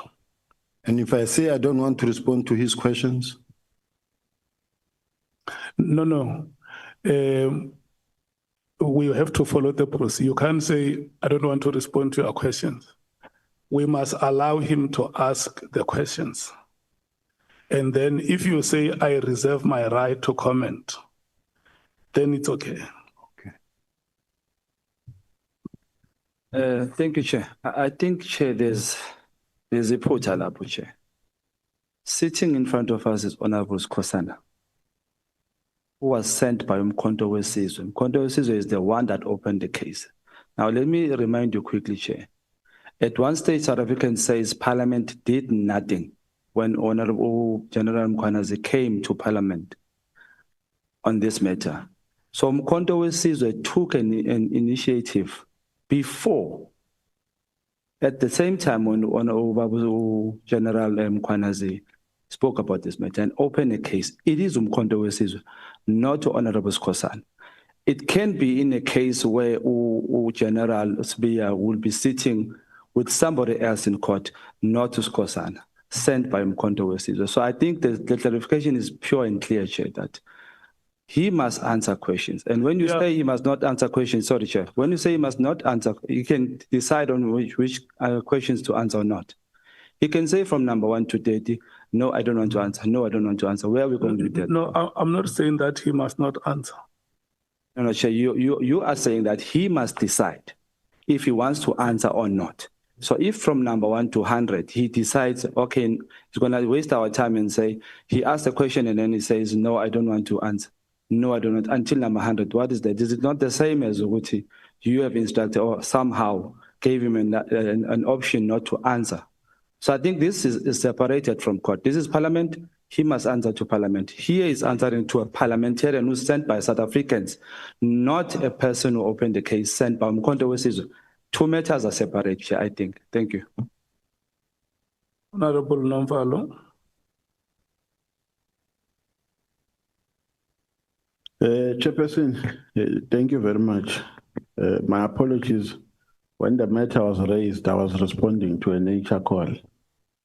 I'm actually surprised that the matter has been raised by a witness, because if my memory serves me well, the position that we took yesterday in relation to this matter is that there will be a legal advice from the office of the Speaker. But before that, a member, Andile, from the technical team, made an indication that as far as the applicable law is concerned, there is no crisis here. Honorable Mkhwanazi can continue to participate in a meeting. And that decision was communicated to the witness, Chair. I remember you conveying, and you even made a reference to the terms of reference.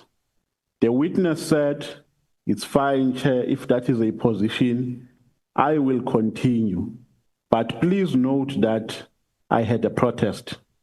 Those were his reply. For him to come and raise the same issue here, even when it was better clarified yesterday, I think it is undesirable, Chairperson. We had a position on this matter. If there's anything that is outstanding, is a legal advice from the office of the Speaker. If still the committee members are not satisfied with a response that was given by Andile, we also even said, as the MK party, if there is a legal advice coming from the office of the Speaker, we will also consult our own senior counsel in this regard to ensure that there is a strike of balance and we are satisfied with what has been communicated to us as a legal position. So I really understand maybe the witness has forgotten, but my memory reminds me that this is a position that we agreed upon yesterday. Honorable Matthys. Thank you, Chair, for recognizing me after. Okay, just a few things, Chair. I think we keep regressing on this matter, right? So we have gotten an opinion from our parliament lawyers, and not just on these matters, but when we were discussing recusal on a lot of different members. It's clear, number one, Chair, that there's no independent member of parliament in South Africa. We are political party democracy. The things that we do it on behalf of our political party. The next thing we're going to have here is that we're going to be told when Cyril Ramaphosa appears here that the EFF or the Commander-in-Chief must recuse himself because we've got a case against him in the Constitutional Court. That's where we are heading. Further, Chair, even if any of these members from their political parties, we as a committee take a decision, which we don't have the power to do, both within our terms of reference and within the rules of parliament, because the rules don't cover the issue of recusal, right? We political party members. Nothing stops the other member from the same party or the party of holding that position. So I can recuse myself because I've opened a case on behalf of a party. That doesn't mean that Honorable Malema, we don't have the same position, and when he comes here, he presents the same thing. The same thing, Honorable Kosana, even if he makes a decision to recuse himself, it doesn't stop his other members from asking exactly the same questions. So I think we are really wasting our time, and we just need to move. I don't even think we need to have a legal opinion about this. It's very, very clear. There's nothing in both our rules of parliament and both in this ad hoc committee that says that members or gives us as a committee or even as parliament for any members to recuse themselves unless they've gone through some ethics process or powers and privileges process. And none of us have done that. Thank you. Is there any other honorable member who wants to speak on this matter? Okay. Look, the witness yesterday raised a matter on the participation of Honorable Skhosana in the proceedings. And members are right, we explained to General Sibiya that in terms of the rules that we have, we are unable to eject any member from this committee. What we can do is just to bring that matter to the attention of the Speaker of Parliament. That is what the rules empower us. So the matter which General Sibiya raises is different from participation in the committee. He is saying in the records that you have in the courts and the police, the complainant is Honorable Skhosana. And so do you allow him to ask me questions? And I respond. And where I'm sitting as the chairperson, I can't prescribe how the questions must be answered. I can't force the witness to say, you are going to answer in this way. And that is why I say, if Honorable Skhosana is going to ask questions, let's allow him to ask the questions that he has and hear what the responses of the witness are. If the witness says, no comment, that is a response. It's a response. Because we must not run these proceedings in such a way that we become unfair to a member of Parliament, or we also become unfair to the witness. And if you remember, I have been emphasizing this point that the Constitution of the Republic of South Africa is written in the name of the citizens of this country. That's how it is written. It's in the name of the citizens. So when General Sibiya appears before us as a committee of Parliament, he does not forfeit his status as a citizen of this country. And the honorable member as well is a citizen. I think what the honorable members from the MKP, if they feel that there may be a problem, they may decide to ask the same questions through another honorable member. But I mean, you are going to put the chair in a very difficult position if every time a question has been asked, especially that when we started the proceedings, General Sibiya put it on record here and said, you must know that I'm getting into these proceedings under protest. It's not something that he's raising now.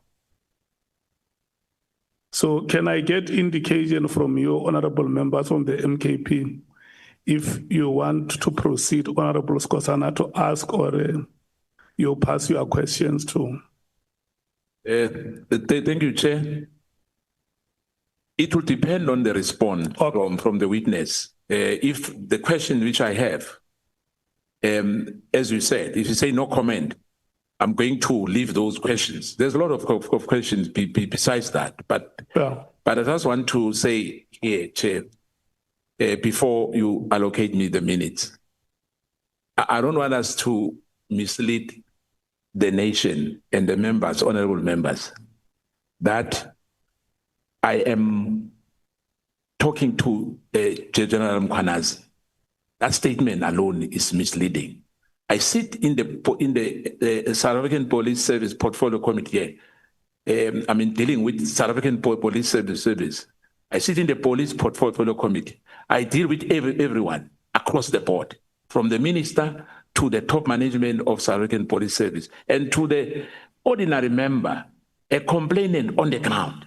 Yeah. So it can't be right to say, maybe I'm a friend, maybe no, I'm not a friend. You are raising a I'm at work. You are raising a valid point, Honorable Skosana, and let's get Honorable Sibiya to withdraw that part that says you opened a case because you are talking to General Mkhwanazi.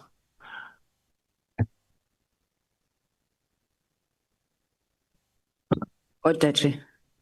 Can I raise a point of order? Chair, I don't think it would be correct for you to direct a witness how to answer or what he must do. He's made the point, and I think you rather want to ask him if he wants to withdraw it. Because now it looks like you are saying to General Sibiya, withdraw that.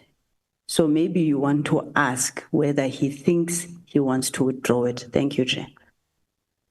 Okay. General Sibiya, when you made a statement how you feel about Honorable Skosana asking you questions, you made an additional statement apart from the protest that you registered with us. You made an additional statement that goes to say he opened the case because he talks to General Mkhwanazi. Do you stand by that statement? I think it's what the honorable member is asking me to check with you. Yeah, I stand by the statement for simple reasons. The fact that the honorable member went and opened a case, and then the next thing, the details of the case and the statement and everything is what the investigating officer of the case is using in applying for a search warrant. As far as I'm concerned, there has been communication. And I'm not doing it to disrespect the House. If ever, in one way or another, it gets to a point where I'm regarded of being out of order, I really apologize and I would withdraw if that is the case. But if I'm not wrong, may I be allowed to still stand to that statement? Because remember, Chair, that there have been marches against me as well from the MK party. And it's the same MK party that opens a case against me. And the MK party, it was in support of General Mkhwanazi. The march was saying in support of General Mkhwanazi. And then now, again, the MK party opened a case against me. And now I'm standing before an honorable member and who's now must ask questions from me. And these are the questions of which the honorable member statement or what he was mentioned in the papers that conducted the search and seizure at my house. So to me, Chair, is deeply involved in this whole thing that is going on, unfair thing that is going on against me. So I feel that here I'm standing in front of. I think the part that Honorable Sangoni wanted to hear is not the motivation for why you think it will be unfair for him to ask you questions. Is whether you stand by the part that says he talks to General Mkhwanazi. I stand by that, Chair. Okay. Do you want to continue, Honorable Skosana? Oh, yes, I want to continue, Chair. Before you continue, let me hear Honorable Sauls.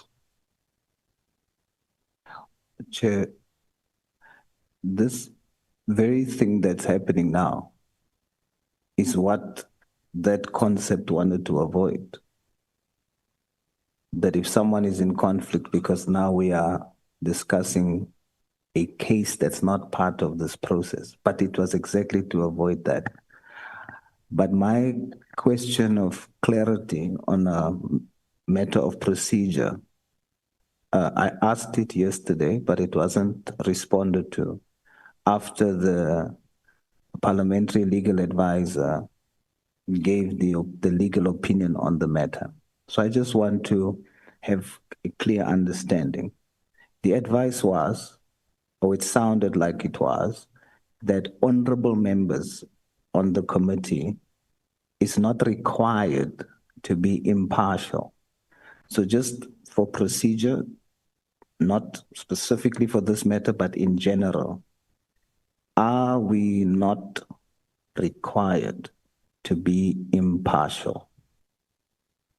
Thank you. Okay. Look, we must move forward. Don't ask the chair the questions that he does not have answers. Let me tell you, honorable members. Chair, can I just say, sorry? Yeah. I'm not asking you specifically. Yeah, let me tell you how this thing is.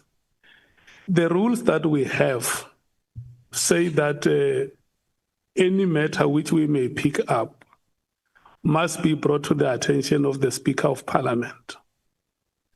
And sitting like this as a committee of Parliament, I have said that we don't have any authority, neither of us. I can't instruct Honorable Skosana out of this meeting. Neither can I instruct any other member of the committee. I don't have those powers. It will be arbitrary if we want to try and do.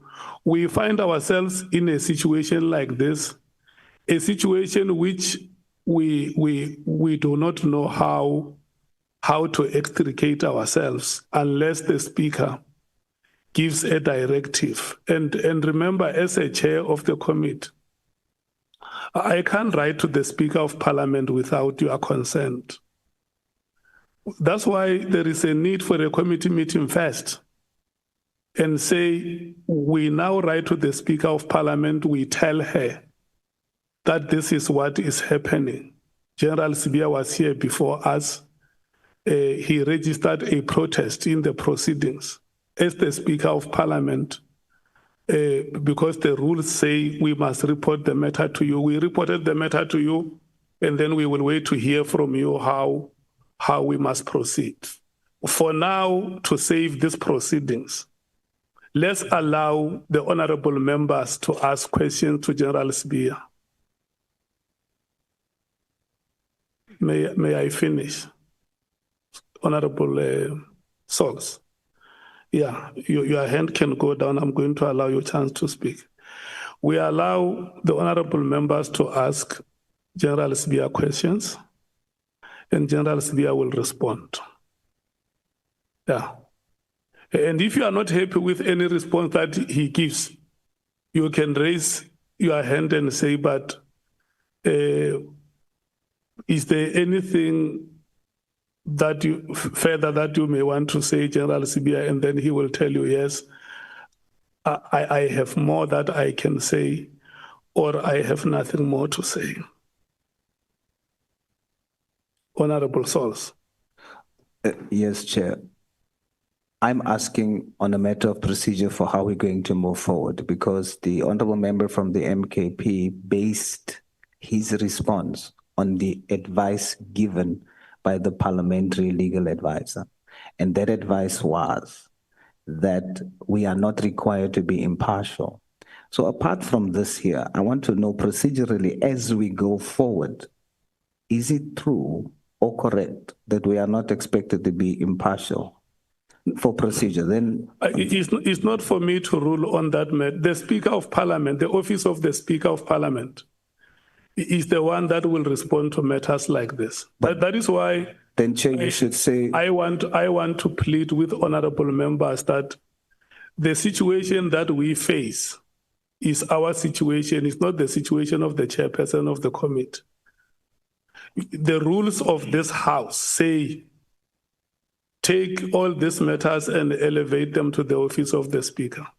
And in your terms of reference, honorable members, are saying that you are the ones who take decisions on any matter. So the chair will wait for that moment when you have taken a decision as an ad hoc committee that a letter has to be written to the Speaker to inform her office about these developments. And so for now, I'm going to request that we proceed. I'm requesting you, honorable members, that we proceed.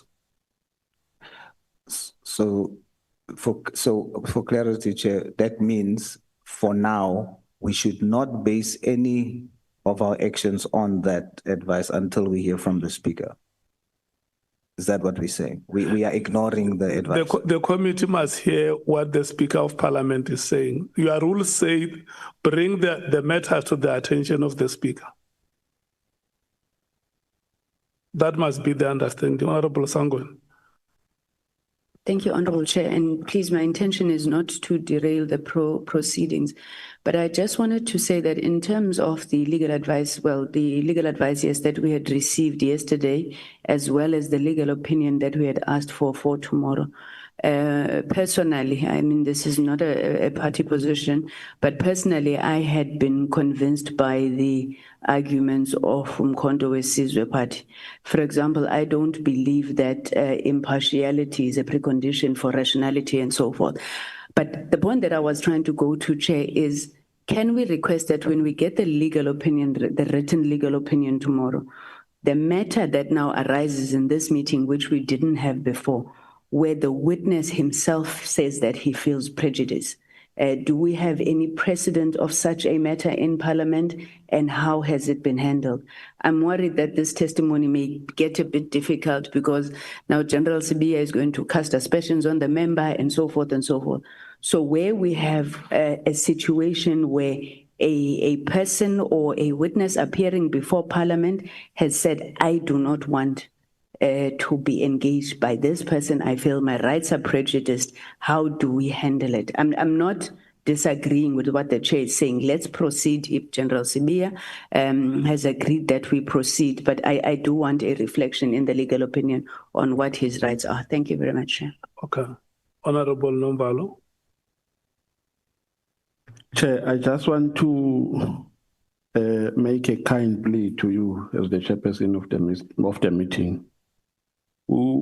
As the MK party, we request to be protected in this meeting. The witness has made serious allegations against the MK party. We made it on record that it's the MK party that opened the case against General Sibiya. It's impossible for 58 members to go to a police station and open one docket and be complainants, all of them. Skhosana was delegated by the MK party. Now, General Sibiya, in his attempts to subvert the MK party, says the case was opened because Skhosana is in communication with Nhlanhla Mkhwanazi. Chair, we're not taking that lightly because the case, I think I said it 10 times yesterday, that the case was never opened by Skhosana. Skhosana was a messenger. Now, as the MK party were being insulted here, that the reason why we opened that case is because of a relationship with Skhosana and General Nhlanhla Mkhwanazi.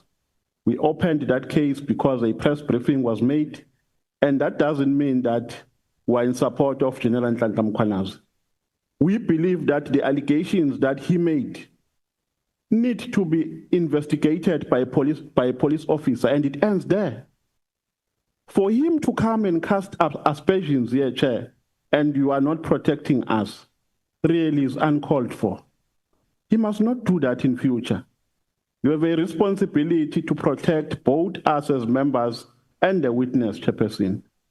Thank you very much. I just wanted to register that. And remember, I have exercised that responsibility. I called the general to withdraw that statement. And your fellow member from the African National Congress said, may I check with the general if... You remember, honorable members, that I called on the general to withdraw. And a fellow member of this committee said, no, check with him if he stands by that statement. And he says, look, I'm not withdrawing. You say you're not withdrawing. That is your view. This is how I feel, Chair. Okay. So members, let's do this. Let's proceed. Let's ask General Sibiya questions and hear what his responses are. Thank you, Chair. Chair, I just want to say this is not personal. This is not personal. I haven't instructed any policeman to go and confiscate your gadgets of General Sibiya or any other thing. Once you open a case, it ends there. I don't know. I'm not an investigator. I'm not a policeman. I don't know what happened. Whatever happened, I guess they were doing their work like us here. And we cannot afford to say that the witness, because it will be a contempt of court if the witness choose not to account to Parliament. But I'll start by saying to the Deputy Commissioner, General Sibiya.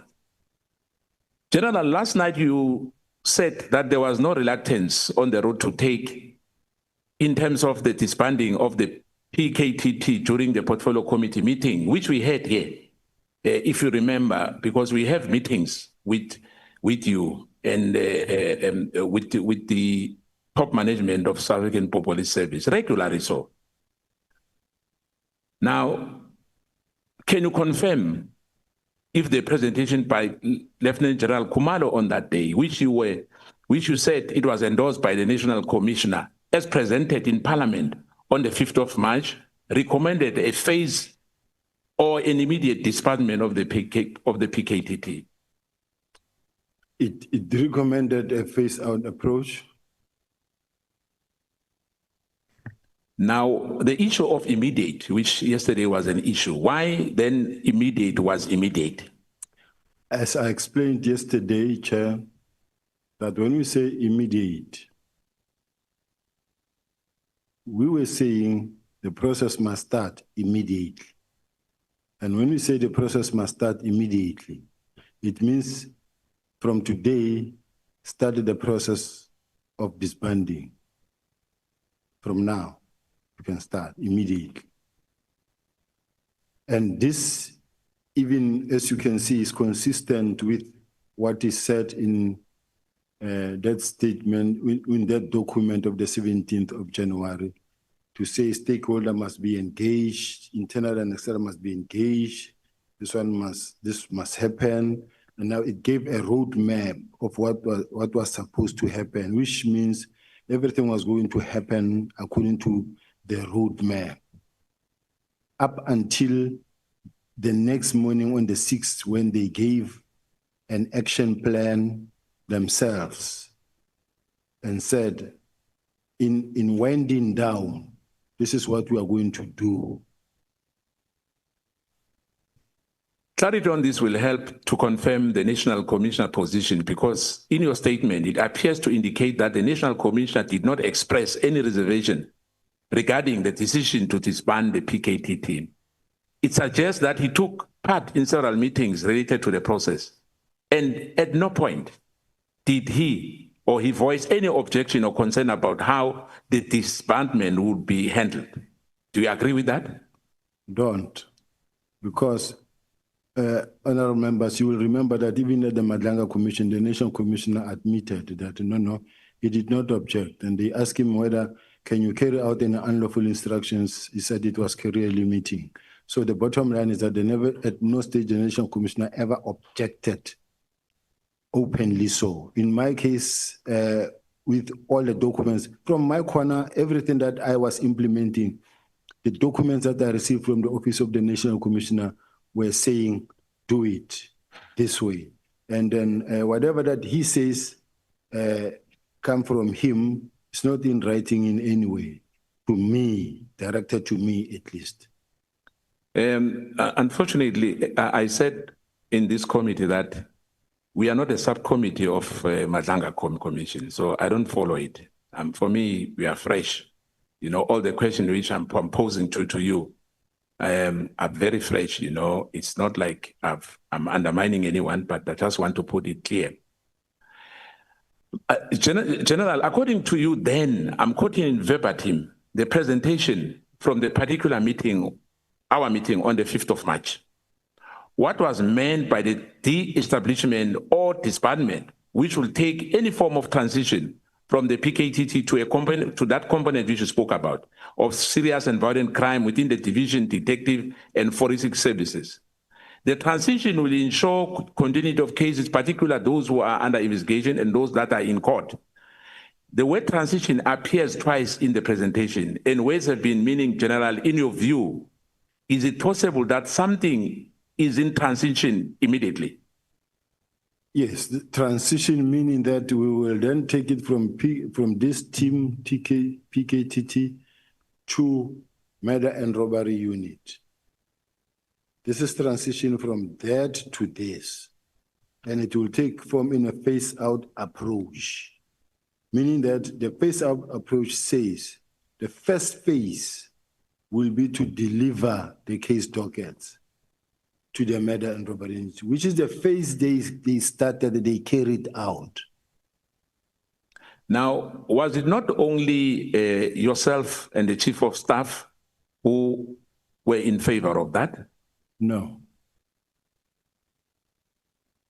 It's crucial, General, to separate separate NASCOM acceptance of disbanding the PKT from his views or the method which you thought was correct. He may have agreed to disband, am I right? Possibly under pressure, as this was an instruction from the minister. Do you agree? No, I don't agree. Now, yesterday you said to us here that you are an accounting officer, inverted commas. Never said that. No. I will remind you, General. One, you said that General Mkhwanazi undermined you as his senior, am I right? Yes. Are you aware that as you said yourself, let me just give you that. Are you aware that the accounting officer in the South African Police Service nationally is NASCOM? Do you agree? Yes. Are you aware that he originated those powers from the statute? You cannot have that power at all. You only have delegated powers. Now, the provincial commissioner, Mkhwanazi or anyone else, Patekile, they originate their power like the national commissioner at provincial level. Do you agree? Yes. So why are you saying Mkhwanazi undermines you? Like I'm saying, Honorable Chair, I think yesterday I did read out my delegation and then my functions, duties and functions as the Deputy National Commissioner and the legal framework that actually suggests what are my responsibilities. The National Commissioner, even in his own words, said there's no gap, there's no any other member between me and him. It's him, ourselves as the Deputy National Commissioners, then the divisional commissioners and provincial commissioners under us. So in other words, I'm a Deputy National Commissioner, I'm accountable to the National Commissioner, but the provincial commissioners and any other, they are below the Deputy National Commissioners. Let me repeat again. So are you saying it's correct for you to say you can come to Mpumalanga? You are senior when you come to Mpumalanga to the provincial co-commissioner? I am. In terms of powers, hence I'm asking you as a deputy commissioner, that the provincial commissioner, his powers comes from the state. He's an accounting officer at provincial level. Do you agree on that? I do. Now, when you come to the province, are you usurping, are you usurping his powers when you come to the province? Not at all. Yeah, hence I'm asking you, why are you saying Mkhwanazi undermines you? He undermines me, because, I mean, we are both well-trained members from the college, from being a constable. You get trained as to the rank level structures. And you know which one is junior, which one is more senior to the other. And that is the case, that will never change.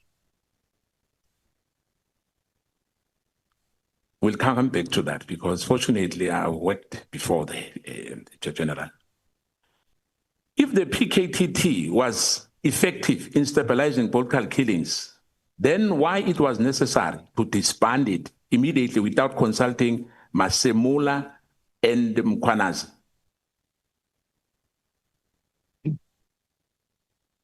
I think that's a question that you can pose, that can be posed to the minister. What is your view as the Deputy Commissioner? My view is that I received an instruction to disband from the National Commissioner to communicate the letter of the minister to the team. Yeah, I just wanted to find out on that regard. You said Brigadier Litoke, if I remember. Litoko is Litoko, yes. Chief of Staff in the Office of the National Commissioner. Yeah. So he gave you a letter. She gave you a letter. Sent a letter. That letter was signed by who? It's an email, doesn't need to be signed. Now, in your office, you have staff in your office, am I right? Correct. If your staff is giving one of your divisional co-commissioner or one of the deputy, General Musikili, does your staff have those powers to send and instruct anyone? 100%. They do have that. They do. Now you just said to yourself that there's hierarchy. By nature, police is paralegal, am I right? Correct. Now, can a brigadier instruct a general, major general or a lieutenant general? From that office, a letter and communication that come from the higher office is an instruction of that higher office. Now, if the NASCOM says to you, I've never given that brigadier that instruction, what would be your response? Have you verified that letter that it was coming direct from the commissioner? Remember, the NASCOM already indicated that he told them to write letters to the Deputy National Commissioner and say, write a report. So it comes from the National Commissioner and it's confirmed. Let me give you a reference. If you remember, on the PEE matters, there's an issue which is in court because some directives were given verbally. So do you agree that if somebody sends a letter which is not signed by the accounting officer, is legit? I don't know the facts in that PPE matter, but what I have and what I know and the working system and the standard practice is that the National Commissioner, even myself, I'll come and tell the staff officer or the PA and say, I want you to write a letter to General Kumalo. The National Commissioner want to have feedback in relation to 1, 2, 3, 4, 5. Please send that letter. They are well trained and they know what to write. And they will write the letter and they will send it to me or they'll bring it and say, are you happy with this? Then after I said yes, they will send. So in this case, even all the correspondences, you can check all the correspondence that come from General Brigadier Letoko and General Sibola. They represent the National Commissioner, and this is the standard practice in the police. General, you've been in the police force for almost 3 decades. Correct. Police Act Section 5. Can you just paraphrase for us? Section 5 of the Police Act. I need to read it verbatim because I don't know. No, in verbatim is fine. It's fine. Yeah, I need to see it because I don't want to quote something wrong. Section 5. What does it remind me? I will then take it from there. Let me say this to you. You cannot take any directive from a lower level. You can't take an instruction from a brigadier or from a sergeant as a matter of fact. As you said yourself now, that you are senior. But we are saying to us that a brigadier, in fact, even a colonel can give you instructions and say, NASCOM has said that has to happen. For instance, If a brigadier says to you, NASCOM say you must disband crime intelligence today, are you going to verify that or are you going to take that instruction? No, like once a letter of this nature comes from the Chief of Staff of the Office of the National Commissioner, it is an instruction. If a letter comes from Major General Sebola of the National Commissioner's Office, it is an instruction. And if you are not clear about it, or the instruction is somehow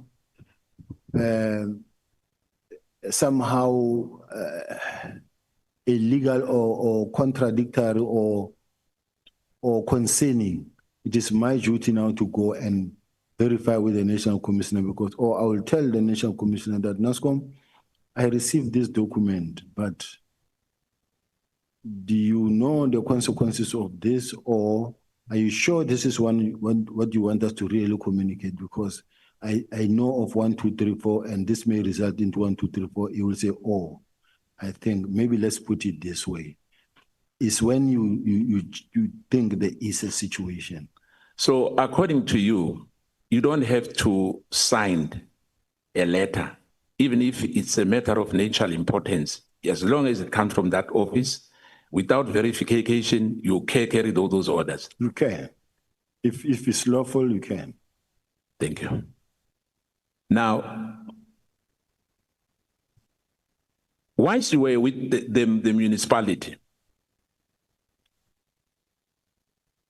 the competency of the vetting, where does that fall to? It falls with the SSA. Why when you were the head, you said that this, you were cleared by the municipality security head, the vetting? Just in the city of Johannesburg. Honorable Member, you asked me a question and said the security competency, where does it fall? And I said SSA. Yes. And you're asking a question that I think is unrelated a little bit to that what you just asked. I want to understand that question. You know why I'm asking? When you were at the city of Johannesburg, who vetted you? SSA. SSA. So the municipality did not vet you. The municipality don't have a vetting system in place. I introduced a system whereby all the senior managers of the city must be vetted. By who? SSA. Thank you. Now, let's come to this, General. Intelligence-driven operations and serious targets are kept safe and no need to write the diaries every day, am I right? There's nothing like that. Tell us, how does it work? When you work and you open a docket, it's your job to update your SAP 5, your everything that you do, you write in your pocketbook or in your diary and you update the docket. Intelligence inquiries dockets are registered to run. The main dockets can be updated only when new information emerges from inquiries or during arrest, am I right? Repeat that, sir. Dockets can be updated only when there's new information emerging from inquiries. No. No, it should not happen like that. No. Every day, every now and then, you in your docket, you will write a brought forward date. In other words, every 14 days, you must give feedback to the complainant, but no docket should lie around for more than 3 years. Every 14 days, a docket must receive attention, if you have many.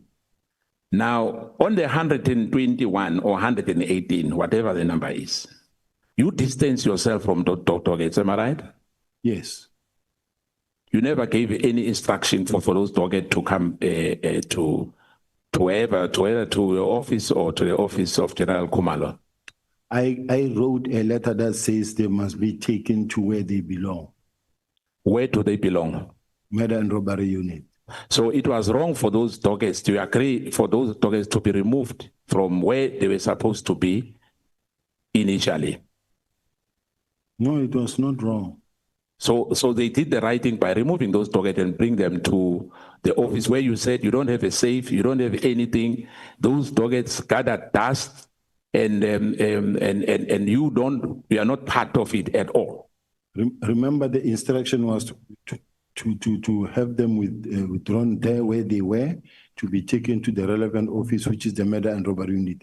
In other words, from a task team that has been directed to disband to the murder and robbery unit, as even presented by the same team in Parliament and in the very next day in terms of their action plan. But you said that the task team is not disbanded, am I right? It's still on, it's still going on. Yes.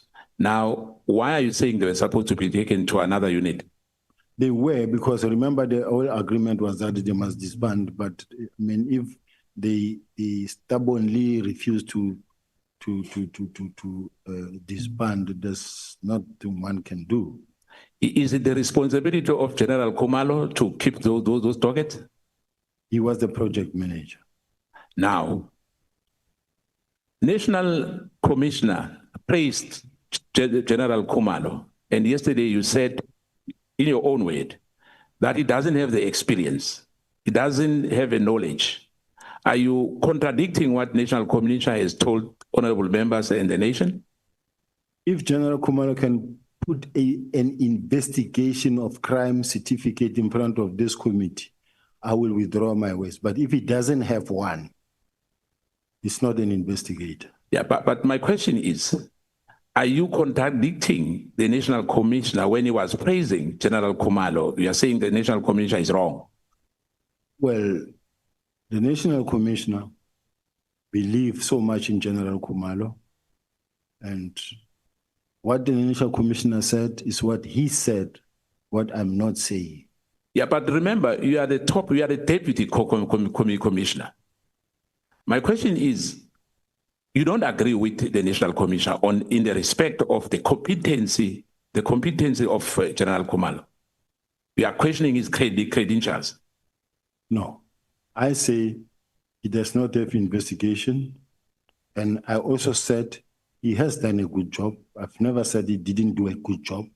But the bottom line is, I'm saying he does not have investigation as training.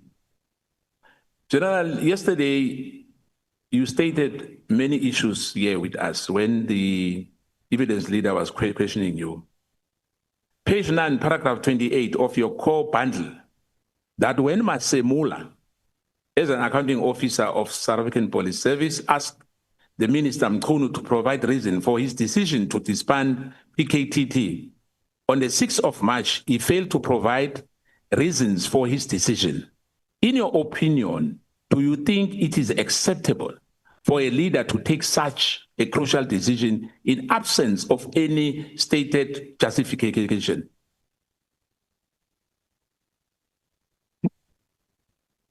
Chair, I want to understand where you are coming from. I understand the question so that I can respond. I heard what you say, but I'm trying to make sense out of how you're putting it, or to connect it. So please repeat the question for me. In page 9 of your bundle, yes, paragraph 28. Page 28.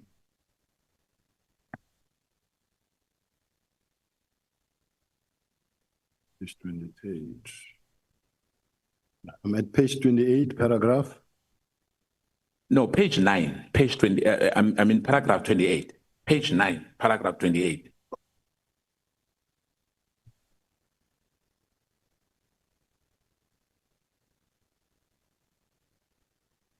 There's many bundles anyway, so there's many documents, but on your own bundle.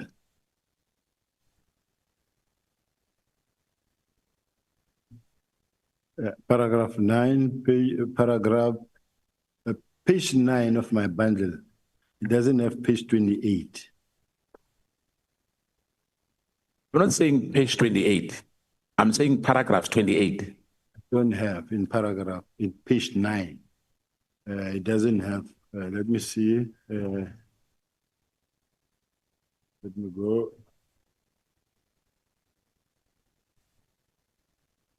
Look at 12 and then check on 2028. Yes, page 12. Yeah. So the question, let me rephrase it for you to make things easier.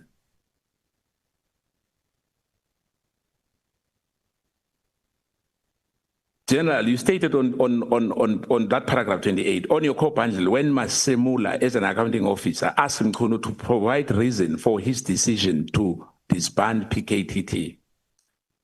On the 6th of March, he failed to provide reasons for his decision. In your opinion, I'm just saying in your opinion, let me finish. In your opinion, do you think it is acceptable for a leader to take such a crucial decision in the absence of any justification?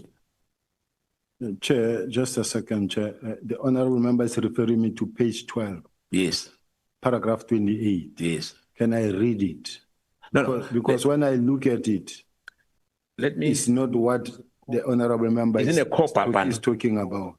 Yeah, the evidence leader will help us on that. But why is doing that? We'll come back to that. Do you think that Minister Mkhunu justification that the task team was established because of an executive decision? Therefore, an executive decision is all that is needed to disband it as a matter of justification to disband the task team. I would like to leave that response to the National Commissioner, to the Minister. To the Minister. Does this not create a dangerous precedent, allowing the executive to informally or casually make a withdrawal decision in the absence of justification, in your view? That question I would like to leave to the Minister. Okay. During your teenager as acting national commissioner, you stated in your witness statement that Ms. Vusimuzi Matlala visited you to complain about a tender awarded to him. And you indicated that you will discuss the matter with the national commissioner upon his return. Why did you deem it necessary to wait for the national commissioner's return before addressing the matter? Because it was beyond me. This time it was beyond you. Yes. But remember, on that issue of disbandment, you said, as I said to you earlier, you took a letter from Brigadier Litoke, am I right? Litoko. You took that instruction, am I right? Correct. Without verification, am I right? Correct. Now, on this one, why you wanted the National Commissioner to give you an approval? Because you were acting National Commissioner. These are two separate things. And I know that, but what I'm saying, why do you have on Vusimuzi Matlala in particular, but on the matter of national interest, the matter of disbanding, you did not do that? These are two separate things, completely altogether. The National Commissioner's Office and the communication within the police, this is how it works. Vusimuzi Matlala is not a police official. It's not the top structure of the police. She doesn't have a staff officer that I must listen to. Now, in other words, if you are a minister in the South African Police Service or any minister for any department, you have staff that reports to your office. And that staff, including your PA, is entitled or is empowered or is delegated to write letters on your behalf. And those letters are deemed to be coming from you. Now, I'm going to sit on that. You chose to act on a directive given by Brigadier Litoko without a consultation with the National Commissioner by virtue of an email, which was an email we know. Do you think that was appropriate to do? I'm still asking again. I want to, because you're under oath, to say yes.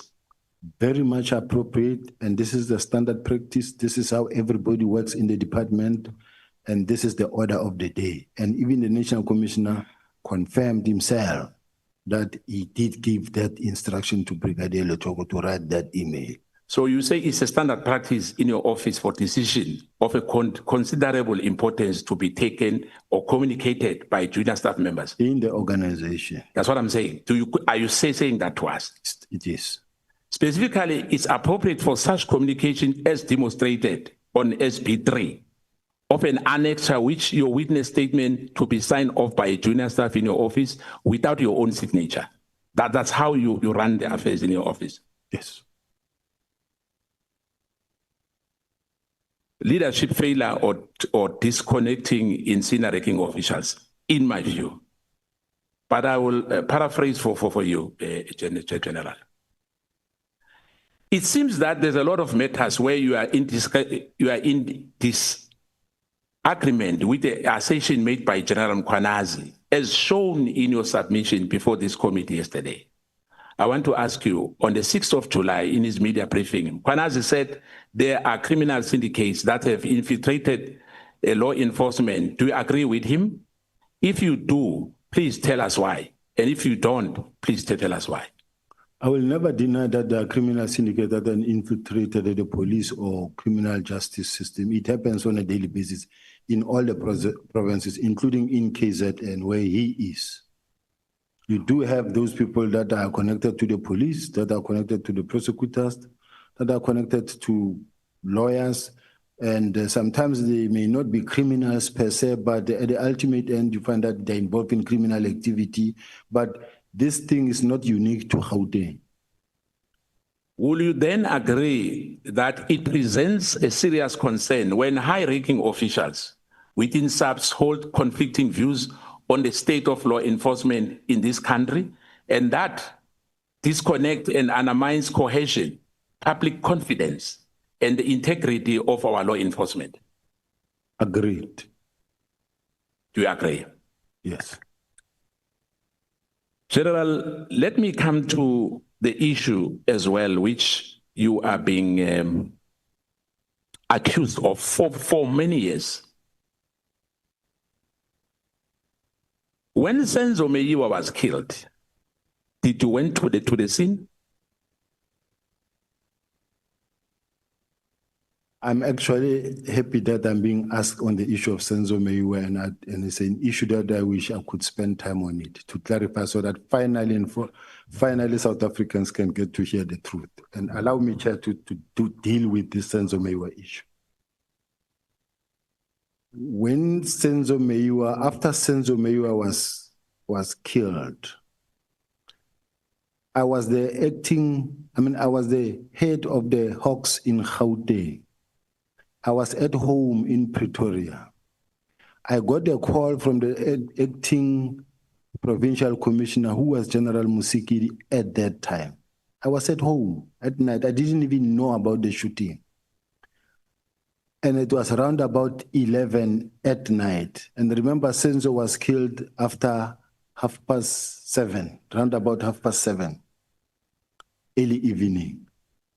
And what I had to do as the head of the Hawks was to call a team to say, let's meet there. It's just like when a serious crime has been committed, we move, we go there. And what happened there is that as we moved, all of us, we got there. I ran straight to hospital. And simply because of the fact Senzo Meyiwa is a national key point. It's a national asset. It's not ordinary member where someone can say someone has been gunned out, then as the head of the house, I'll also go there. But because it was a national goalkeeper, we all had to react, and we went. Even General Musikiri, who was the acting provincial commissioner, we all went and we met at the police station, at the hospital. When I got to the hospital, it was packed, even in the passage, even in the ward where he was lying motionless. And everybody was crying there. Even myself, I could not make my way through into the ward. I saw him lying inside there, but from outside the ward. And then I realized that it won't work. I then said to General Musikiri, I will go to the house where now the investigation must start, because now the investigation process had to start. Now, for the investigation process to start, we then had to go to the scene of crime. When we get to the house where it happened, it was packed. Outside the yard, inside the yard, there was up and down movement in the house.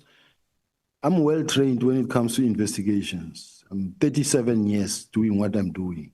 The very first thing is to take charge of the scene of crime. Mine was to give instructions and say, please secure the scene, preserve the scene. This is a scene of crime. Now the team had to make sure that they remove everybody on site to outside the yard so that it can be cordoned. The scene of crime can be cordoned. Remember, I arrived late at night when this thing happened almost after 7:30, and the scene was already processed by the officials. It was processed, cleaned. The experts have done their work. Now, when I arrived there, I also found MEC Sizakele Nkosi Malobane and other generals were there. Now, ours, we come here as a fact-finding team. We come in here, we knock, we sit down in the sitting room. It's clean, there's no blood, there's no spotty that you can see, everything is in place. And then we sit, we listen, we ask questions, what happened? This one explained, this one explained, this one explained, this one explained. This is the normal course of attending to crime scene. The MEC was there also, we were all listening. And then from there, General Musigiri and them came, arrived from hospital to join us. There were other generals, including General Musigiri. We all listened. And thereafter, it was a question of, General, are you taking it or am I taking it? As the Hawks, do I take the matter to run with or are you taking it? Then she said to me, the National Commissioner was Mayor Ria Pierre then said or suggested that this matter must be investigated by a team of experienced investigators. Now that already took us out of the way. Now we stood by when they made a press conference, a press briefing at that time that says there will be a team appointed to investigate and will run with this matter. We were standing by, no longer involved in the case. That is why even today, when this matter has been testified, I haven't submitted a statement. I haven't submitted I've never been called as a witness. It's almost at the end because I was not involved. I've seen messages that says I took $1 million and I did this, I shifted the firearm order. No. At what point would I have done that? So I just wanted to say to South Africans, I am not involved in the Senzo Meyiwa case. I've never done anything wrong. And there have been many teams, more than 10 different teams that were set to investigate this thing. I have done nothing that can actually cause the matter to be, not to be successful. Thank you, Chair. I'll just give one because there's a warning already there, a red light before my colleagues takes over. The last one from me. Unfortunately, other issues are still under investigation because you said you are like a specialist, an expert when it comes to investigation. Because I don't want to eat time for my colleague. Can you confirm yes or no on the matter that that scene was not contaminated by your presence? Not at all. It was never communicated by my presence. When I arrived, it was a done deal already. It was cleared. I mean, when you arrive and already it's trampled upon by many people, I was very late when we come there myself. So were you the first person who arrived at the scene? Not at all. I came after 12 there, when in fact this thing had happened after 7:30. So logically speaking, how can I be the first person to arrive past 12 when this thing happened at 12:30? Thank you, Chair. Honorable Shongwe. Ndaba, Siyabingelela baba. Sawubona. Sawubona. Hey, makumele umuntu akhulume nawe ngathi udla intelezi, amehla vele angaboni indaba. Ngiyifunde Ngiyathandaza. Izolo before ngichubeka nje bengifuna ukubuza enye i-clarity seeking question. So bengisaba ukuthi uchair uzodla isikhathi sami ubuya ngishaya uchair yabona. Can you kindly assist me with ubundle le ku page 234 SB 19? Just the first blocks ungifundise ukuyifunda lapha ya mhlawumbe ungifundele.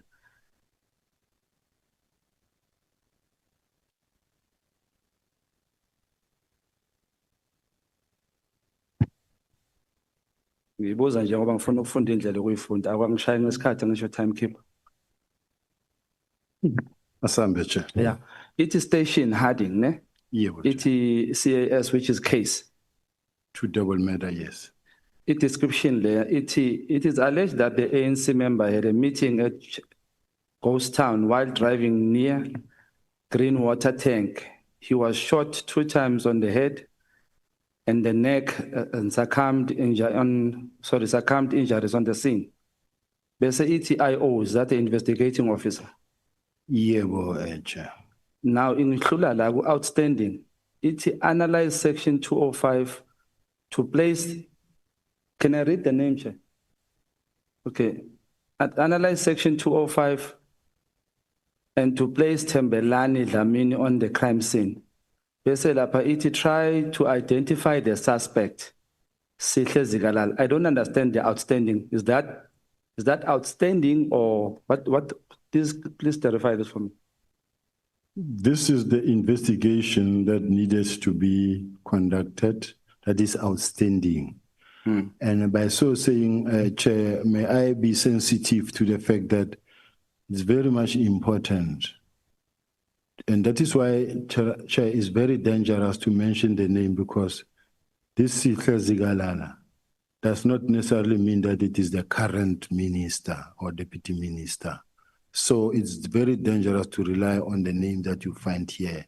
There are many names that you find that they are equal or they are senior. I mean, they are similar to the name of some of our leaders.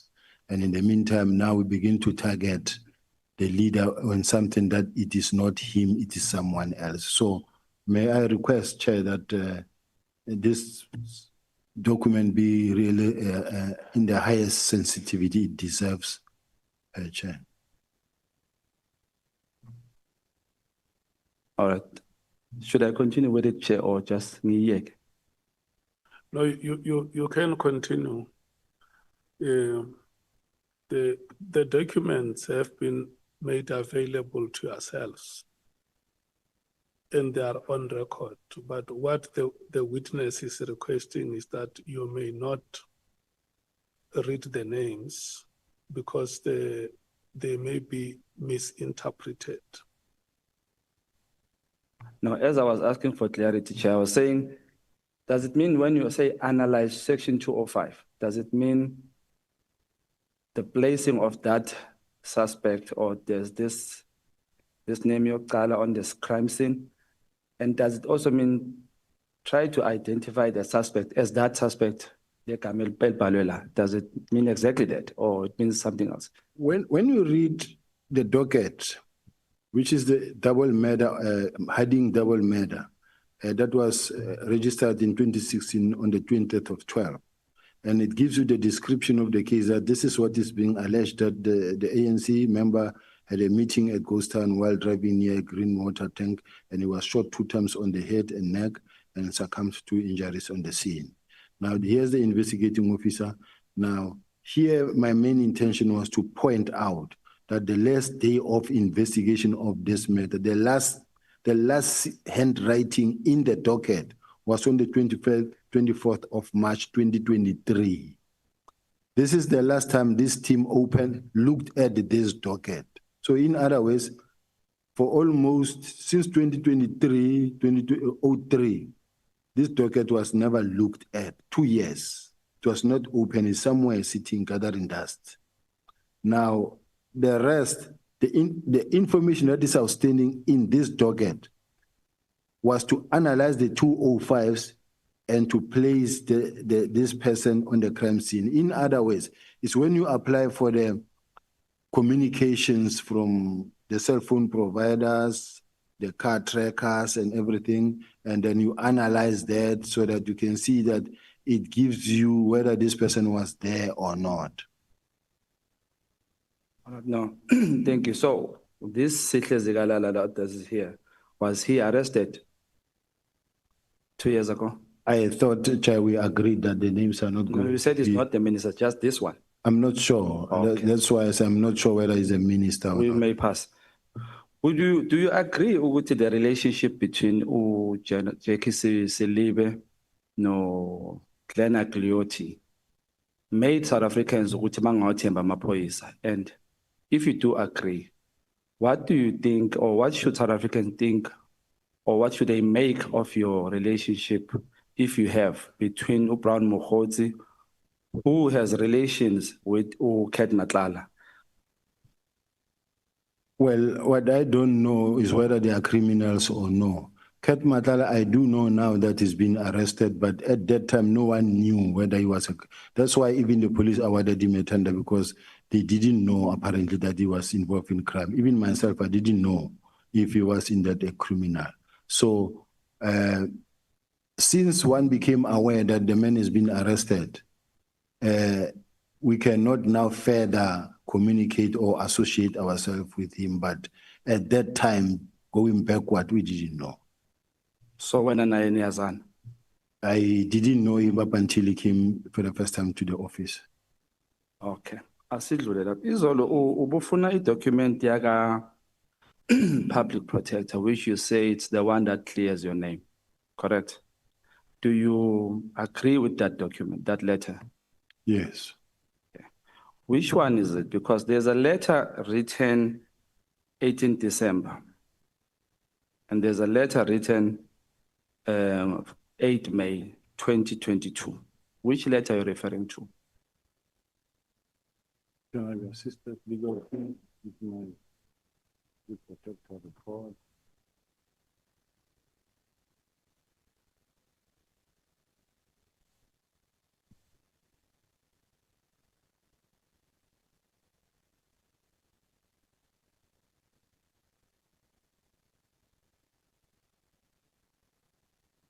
Chair, isn't it that when I come now, I don't know which questions to expect, and as a result, the documents I have, but I couldn't bring everything here. So some of the documents, you may find that I don't have them immediately here, but before I leave here, I have them. There should be one here. I think into ishizolo leyo uyibheka kanjalo le letter wangayiveza moqeda. Legal team do we have? But safe to say that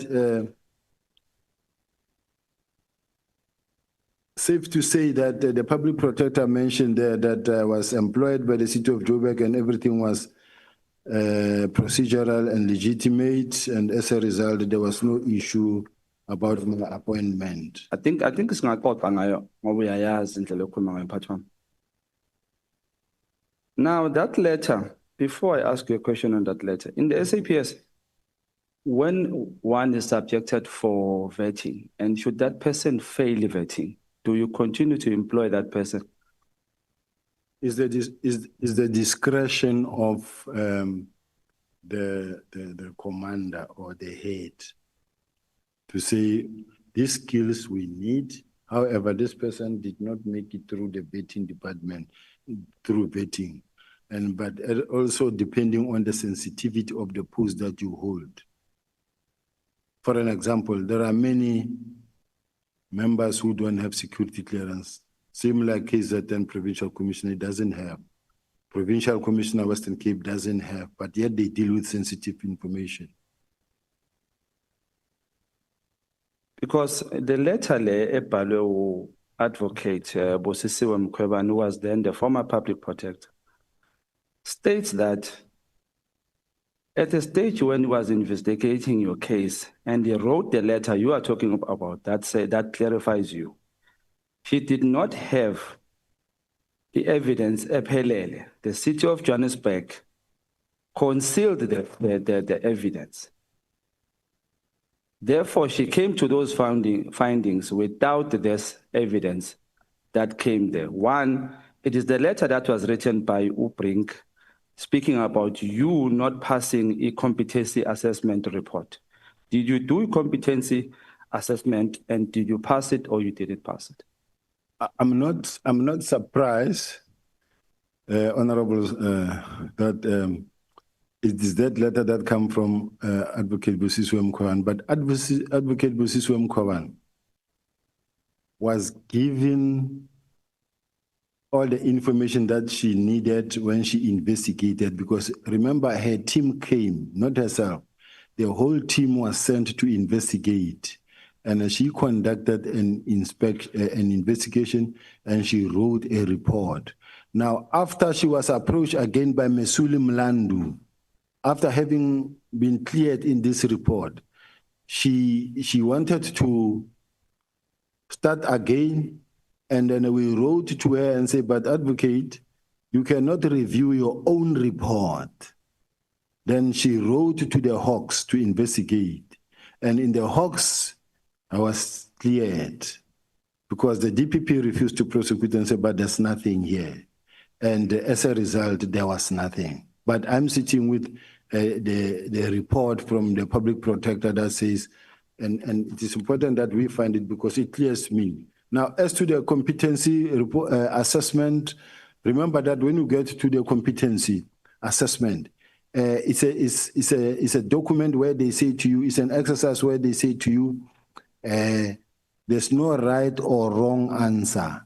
This is just to look at your character and whether you are a strong person and which character you are. You don't really even need to spend time on this thing because there's no way you will get this thing right to say you are right or wrong. So I wrote what I wrote, and the result came the way they came and say, you can be suitable here and not here. That is what happened. Why pass and why fail? Well, I don't. It doesn't say you failed it like it's a. It's like whether you passed. What do you call it? Let me say it was not positive. Why pass and why fail? Okay, let me say I fail. Okay. 2016 November, you were appointed as a unit head, right? Yes. But 2017 July, your job title changes to a HOD. Yes. It was converted according to the document of the public protector to an HOD. Did you convert that yourself as it is alleged that you appointed yourself to an HOD? There's no way you can appoint yourself in a city. In a city is well regulated. The group head forensic investigation service was established by myself. It did not exist. There was GIRAS, which was an internal audit, but I had to start a group function that will take care of the city's properties. And that thing went through the council. They will say the items that were presented before council and council approved. Okay. And Chair, there's no way I could be the head of the DPCI and someone like Mesuli Mlandu want to come and tell me that I cannot be the head of a small group forensics within the city. And this was based on the fact that already there were some differences between myself and Mesuli. I do have correspondence here that he wrote himself to, firstly, he wrote a report regarding suspected clandestine rogue unit. And then he also wrote to the late Jeff Makubu, may his soul rest in peace, where in this one, that was written on the 20th of September 2019, he says, reference is made to my report regarding the above matter, which was received by Mayor's office on 16 September 2019. A meeting with you, Chief Operation Officer, Executive Mayor, and MMC Finance, held on 18 September to discuss same. Noting that this meeting confirmed that the officials of GVS traveled to Eastern Cape and purport to be conducting a security vetting with my previous employer, which never materialized. Further noting that the meeting also requested that I should allow that this matter be dealt through internal processes instead of reporting same to the South African Police Intelligence Structures. Request which I acceded to without difficulty. Further note, while such internal processes are being followed, kindly be advised that me and my family must also satisfy ourselves of the nature and extent risk we are exposed to. From the confirmed clandestine and rogue activities of the officials of GVS, this is important in regard is heard that the said officials acted with impunity, disregard the political and administrative authorities of the city, and abuse the resources just to execute an unlawful criminal project of hitting my person, career, and reputation. Further noting that I bear the responsibility to assess such risk of my person, career, and reputation, and such is urgent that I should mitigate and protect myself and my family from the potential adverse consequences of the clandestine, illegal, and rogue activities. Also noting that covert operations are generally life-threatening, your office is requested to cause these officials to write Son's affidavit and detail the following. The person who authorized their clandestine, illegal, rogue activities, the involvement of logistical planning, including their travel arrangement, as well as any other officials, the place these officials visited, people they met, and the role, the information that they have gathered, and source of such information, and how such information has been used. Further noting the agency to mitigate any immediate risk to me and family in Gauteng and Eastern Cape, kindly request. So this is the letter that he wrote when he heard that we are conducting a vetting on everyone. And it was the whole city. It was unfortunately not him alone.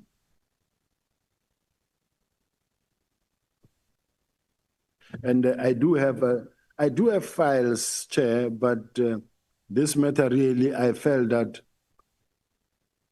quite honestly speaking, it have been dealt with by the public protector. There were Moody and Robinson investigations conducted and all cleared me. State security investigated, the Hawks cleared me.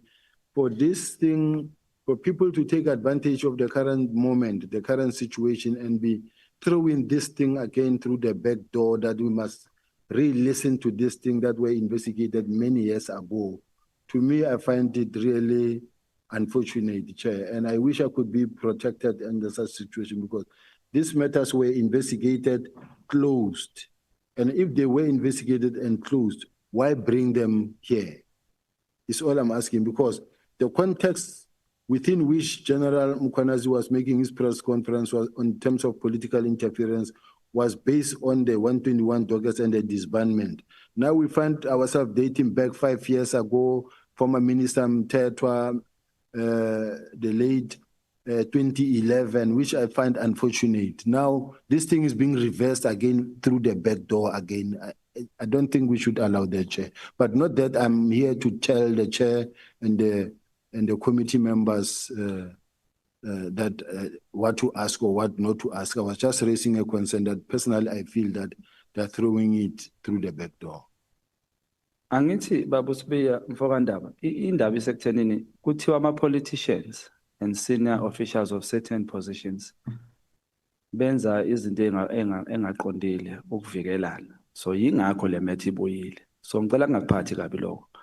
Ngoba the same letter we're not here uthembele kuyona yaka public protector. It's the same public protector that says the city of Johannesburg yafihla i-evidence kwi-team yakhe ekuthenini kuze afikelele kulesa sinqumo asithathile. So uphinde uyabhala futhi in this one. That's why ke ekugcineni athi we are at liberty to confirm that information revealed by Mr. Brink above, in particular the competency assessment report of Mr. Sibiya and the non-approval of the municipal council. Can I ask Uguti, when that matter yakho yokushintsha position and the grading of his salary from 1.2 million to 1.8. Who was supposed to report that matter to your council? It was the city manager, and all the processes were followed. It went through council, and council approved. So it was not a private deal somewhere in an office. So it's not correct what the public reporter is saying here, Wuti. However, this was not reported to the municipal council. No, it was reported to the municipal council. And who was the mayor at that time? From which party, if I may ask? I think it's former Mayor Herman Mashaba.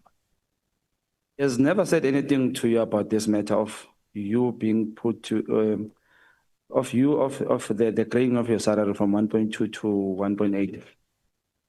Are you also saying he's the one who appointed you or the municipal manager at that time? This is the municipality that appointed me. The same applies to the same Mesuli Mlandu himself, the same process that was followed to have mine promoted or increased. His own salary was increased drastically from where it was to where it is now. So it's the same process. Are you aware that the public protector in his resolution said they must open a case against this issue? Which she did. And what happened to the case? They investigated and the DPP declined to prosecute. All right. No, thank you. Nhlanhla Mkhwanazi said you procured prohibited equipment in the city of Johannesburg with the assistance of Paul O'Sullivan. And we have seen a letter from the State Security Agency confirming paragraph 4 that you bought equipment. Can you confirm that? Nhlanhla Mkhwanazi ukhuluma into angazazi nje. There's nothing like that. That what Nhlanhla Mkhwanazi is talking about is in his own head, in his own mind. Ayikho leyo nto. Le equipment ekhulunywa ngayo la kazi wayithenga wena for I did explain, Chair, that if you are the head of department of a city, world-class city, and you say we need to create an office that will carry the office, that where we need to build a war room that is strong, and then you let the IT people sit together in a room in consultation with SSA and say we want to build capacity that will be able to carry the city, so that when we are sitting here, we know that we are able to trace as to how many buildings are hijacked. In the city of Joburg, you do find a situation where you find that they buy tires, but they buy tires every day. There's a car that keeps on replacing tires. Almost in a month, they will replace tires twice in a month, which means they steal tires. There's a car that continue keeping on pouring petrol 2 times, 3 times in a day, which means they steal petrol. Now, you need a system that is able to actually gather such type of information and be able to give you a picture. You need a system that will tell you that how many syndicates are operating within revenue services. There are people who are milling around revenue services when people are coming to pay electricity at the revenue services. You have people who says, let me help you jump the queue. And they will go take the money and go as if they are going to pay for you, and then the system will be updated, but people will share money. Now, you need to create systems in such a way that from the war room, you are able to know where is the city losing more money of all these departments. You need to have a system where you know that we have a database of all the cases that are reported, and to be able to track them and to be able to do the linkages and to be able to see whether are there officials that are working with outside people or not. So to have an information management center is the only way to be able to run the affairs of the city. This is technology. Today we are living in the fourth and fifth industrial revolution. You cannot depend on paperwork that is not able to assist you. So having bought that, I was not the one even who said in the meeting or no who designed those whatever equipment that was said, because I didn't know them. The team that we employed mostly teams that come from state security, crime intelligence, police. Now these are the people who sat and say, we think we need a camera, this camera that we're going to use when we shoot the videos or the TVs for hijacked properties or during the operations. So it is things like those. There was no grabber because the main bone of contention was apparently I bought a grabber. Now, the state security said there's no grabber and there is no grabber. And at the same time, if you remember Al Jamaa, they also they made such a statement that says, when you walk past me, I undress you. Because as you walk past me, my system that I have undresses you, takes all the information from your phone. I went to court, and the court ruled in my favor. It's just that they keep on recirculating the same lies. This is what we are sitting with even today. There's no grabber that I ever procured. He even go to an extent of saying, when I was the head of the Hawks, I procured something like a grabber. Being the head of the Hawks, there was General Dramat, and where was he at that time? No. There's no grabber that I procured. I don't have such a grabber. Some of these statements are just malicious.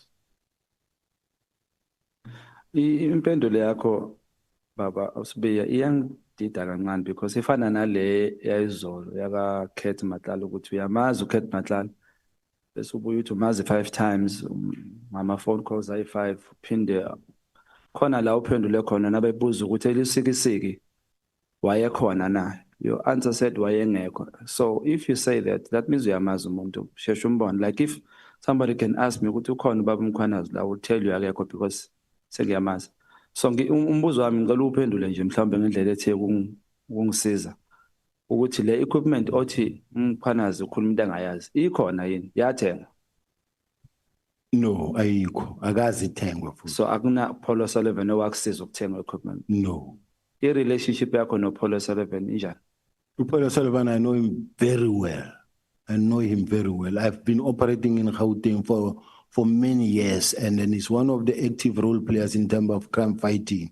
He reports crime, people report to him, he reports to the police, and look, Polo Sullivan contacts everybody. Even if you are the National Commissioner, you will get an email from Polo Sullivan. He's not my friend. I've never been to his house. He's never been to my house. I've never gone to a restaurant with Polo Sullivan where we sat and we drank tea or coffee. What Polo Sullivan is all about is that he's a forensics expert.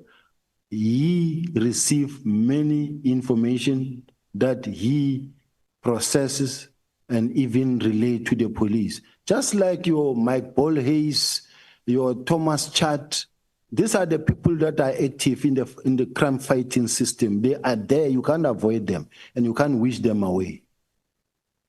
No, thank you. SAPS is instruction based. You give instruction, conjure instruction. As Mozo Yago course, you get the call-up instruction. Yes. Do we agree? Yes. So, in this regard, you say a team came to take pictures and they were denied. Then again, National Commissioner gave instruction. Ukuthi uMotsepe alokho nje abavumele bashute lapho. But uMotsepe didn't take that instruction. In fact, I want to know ukuthi where does she get the protocol yakamtsepe? Angimazi irank yakhe, ngicela ungiphe irank yakhe. Protocol ithini ngomtsepe if ukuthi National Commissioner gives the instruction bese angayithathi? Is that correct? May I leave that for her to come and respond to that, Chair? But ngizwe kuwe mina. Yes, kumele kwaleyo ishiye kuye azoyixoxa. Sengiphendula ngaleyo ndlela. Uyayishintsha. Angishintshi, ngithi let her come and explain that part. All right. No, ngiyabonga kakhulu lapho. Ngicela sibonisane lapha. Because nginenkinga yokuthi masophendulana kanjalo sizosalela emuva mntakababa. Kwi-SAPS sinayo lento ekuthiwa i-intelligence. And where is it sitting? Intelligence is sitting in many offices. Is it under the office of the president still? No, there's different type of intelligence. There's crime intelligence of the police. There is senior state security that is taking care of both international and local. And which one when le ocha or I One that I say is weak is the one of South African Police Service. Lastly, what is your take, or would you agree with General Mkhwanazi when he says PKTT deserves to be awarded for their good job they did? Do you think the PKTT did a good job? And would you agree on them getting awarded for what they did? As I close, do you also have any relationship with any member of the ad hoc committee? Thank you. The PKTT members, personally, firstly, I don't know if they haven't been rewarded because there have been many excellence awards, whether they have been rewarded at any stage. They must have been. And they are part of the team that I believe that in many instances, they have done a good job. They must be rewarded if ever they haven't been rewarded. It's something that I cannot say they didn't do a good job. Not necessarily mean that throughout the country, they did a good job. But the problem is, if you did a good job in Gauteng, well, let's say in KZN alone, you can award them in KZN. In KZN, yes, you can award them. But whether they did a good job in the whole country, they were not there everywhere. When you look at Lusikisiki, it's Lusikisiki 18. They were rewarded because of only Lusikisiki. But even if they did a good job when it comes to whatever matter they dealt with, and the commander feels that they need to be rewarded, submit paperwork and they will be rewarded. Shay didn't finish the question. Do you want to make a follow-up, honorable member? Still the very same question. Does know any member of the ad hoc committee? And I think I was not answered in the question of Brown and Lusikisiki, which, as you said, you don't know him. Yes. Bran Mkhwanazi, I said it, I think, Chair, even yesterday, that I know Brown from the time he contacted me. I didn't know him.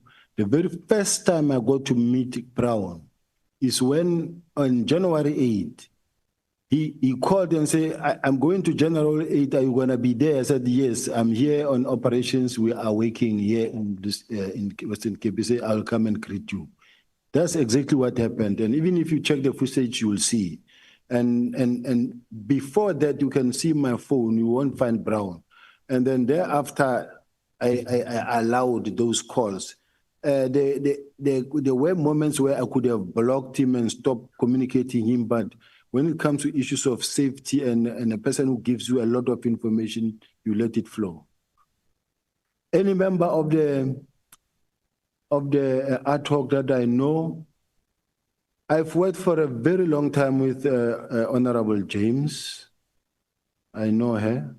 I've worked for a long time with Honorable Glenis.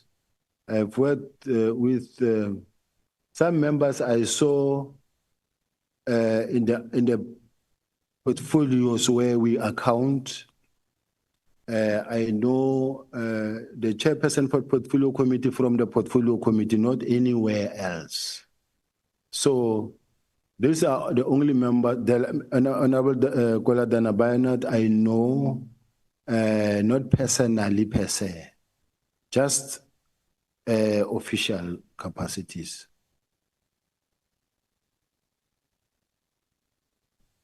I don't mind.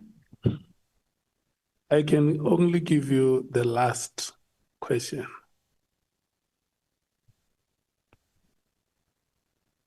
Sengicela nje ukubuyela encwadini because abantu balambile Chair, yabona. No, but Chair, let me finish here. Thanks.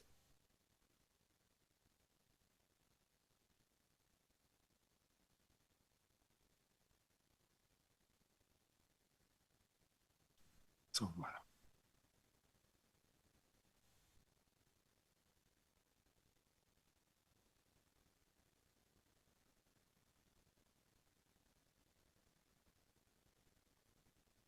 I think Chair Sabhala, let me ask you this one. I'm tempted to.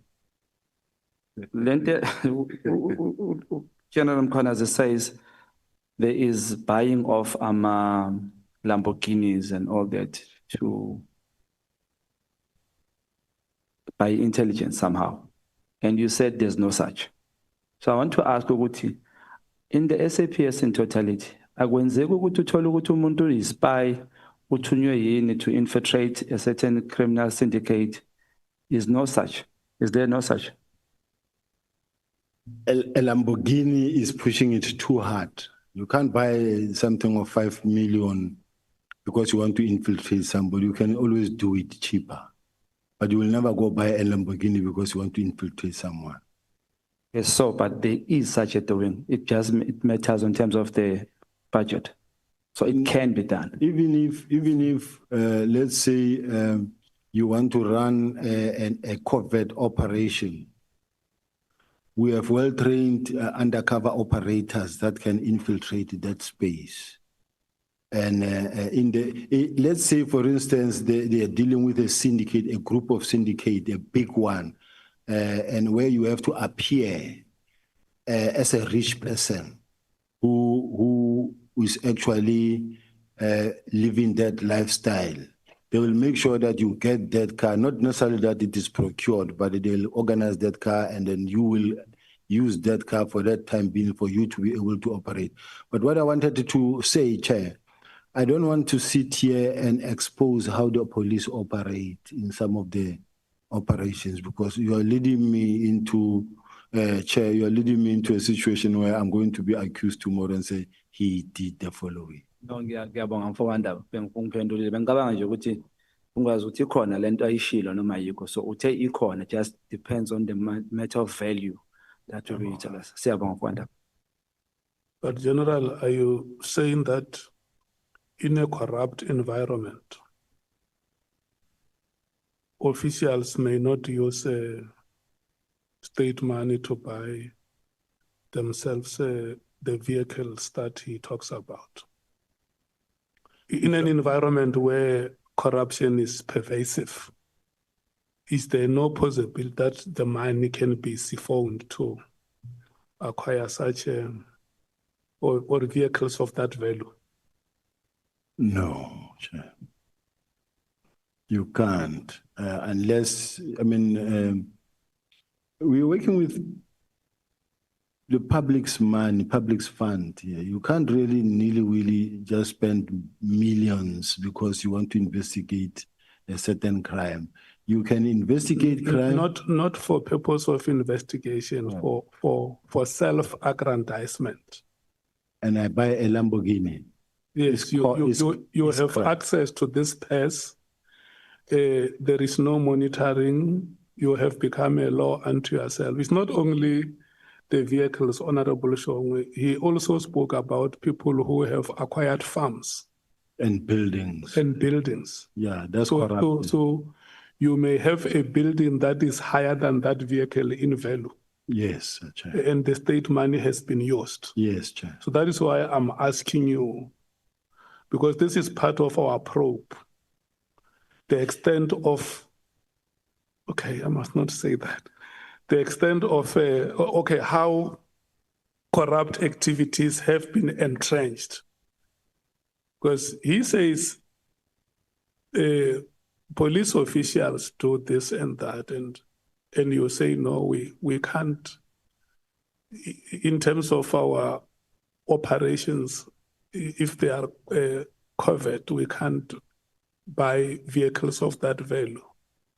And I'm asking you, in an environment where corrupt activities have become pervasive, is it possible that state money can be used for personal use, where a person can take it and go and buy himself or herself a vehicle of the value that I don't want to advertise that vehicle? It shouldn't be, Chair, and it shouldn't be allowed. Because to start with, there's a way of procuring such a car in such a way that it cannot be traced back to you. And therefore, it is not even known in the system. And what you do with that car at the ultimate end may not be known by anybody. But that other properties have been acquired. Have you heard about that, or do you know about that? I saw it in the papers. I heard about it, but I don't know the detailed facts of it, quite honestly speaking. I just see it from a distance, even myself. And as part of the senior leadership of the police service, when you saw that reports, did it shake you, or you just said, I know, this is what we are used to? Things were reported, but as far as I'm concerned, I'm very happy when things get reported to the platform or forum where they belong. And they were reported to the IG, and the IG conducted the investigation and dived deeper in investigation, consulting with the IDEC or NPA, and they came around a decision whether to prosecute or not. Okay. But none of us were involved in the process. Let's leave it that. Thank you so much, General, and I want to thank you, honorable members. Honorable Adams, we have made it a practice that when we have an honorable member in our proceedings, we introduce them for the public to know that members of parliament also take interest in the work that we are doing. So I take this opportunity to formally introduce you, that you have joined our proceedings today. Thank you, Chair. I thought I was in trouble again. Thank you. Thank you so much. Honorable members, it's that time when we should break. We are coming back at 10 minutes after 14 hours. The Honorable Nomvalo, we have alerted you about his health issues. So when we come back, I'm going to request honorable members to allow him to get through with his questions. And then we will then move to the Democratic Alliance. Yes, let's accept it. It's only for today, Honorable Breitenbach. I have given you the break, honorable members.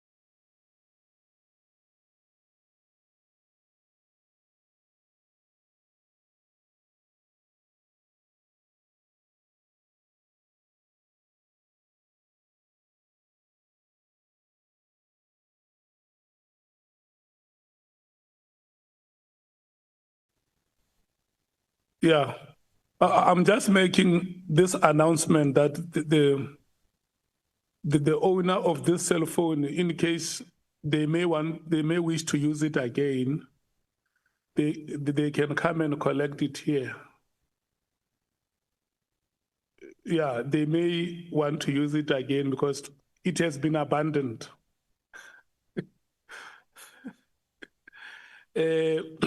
We take Honorable Nomvalo, we take Honorable Breitenbach, and then we take Honorable Klopper,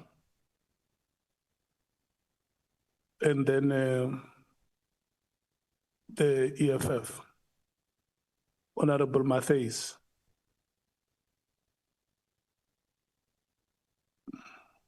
Yeah. Honorable Nomvalo, General, thanks very much again and welcome to this session. Thank you. Thank you, Chair. Good afternoon, General.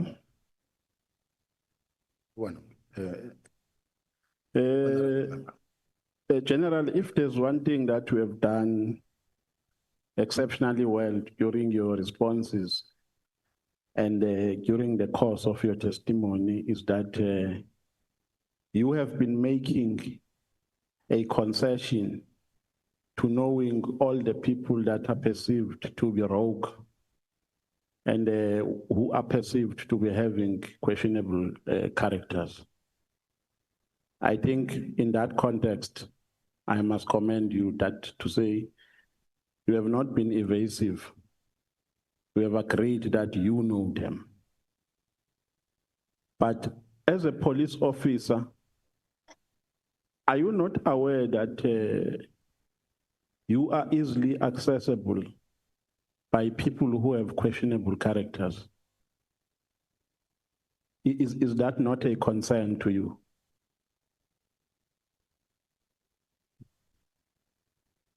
Chair, I think if you meet a person or you come across a person who at this point in time, you don't know that this person has got questionable characters or issues that were not really evident from the onset. Like any other normal South Africans, you don't know this person, but later you come to know that this person, this name comes. This thing again, this name comes. That's when you begin to raise your eyebrows and begin to step back. I think it happens naturally that you will meet a person that you think is innocent, is clean, but later you find out about the rest. No, but even that response is worrisome, General, because you are a police officer. You don't just mingle with anyone. You have an integrity and a credibility to protect. Before you mingle with people, you first investigate their characters. Are you an irresponsible police officer that just mingles with anyone without checking the credibility of such people? I don't think it's fair, General Chair, that every person that I meet, I must investigate. You do meet people, and you won't have capacity to really conduct a background check on anybody that you meet. So it means I must be worried, General, that you can come to my village and mingle with criminals and later come and say you did not know their character.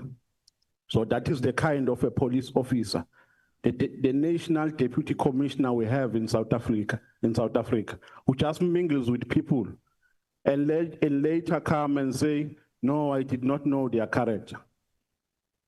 I think, Chair, I've met 98% that is good. But if it happens that you met one or two characters that are actually questionable, cannot take the whole credibility away from me because I spoke to somebody. It happens with all of the police officials, senior managers, ministers, even presidents. It's that you find yourself having spoken to somebody, later that person found himself in trouble. But that shouldn't be brought to your doorstep.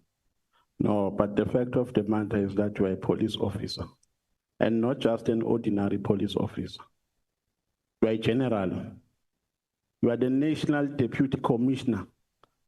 For you to have a relationship with people who have questionable characters can never be justified. It is not correct to say I have a relationship with them as if they were my friends. They were not my friends to an extent that it can be called a relationship with criminals. It's not correct. But General, when we asked you about the relationship with Brown Mkhwanazi, I think the question was asked by Honorable Nhlanhla. You said he was asking if you are still speaking, if you are speaking with Brown Mkhwanazi. You said you are speaking with him. And he further asked if you are speaking on police issues. You said, no, we are speaking on general issues. What do you mean by general?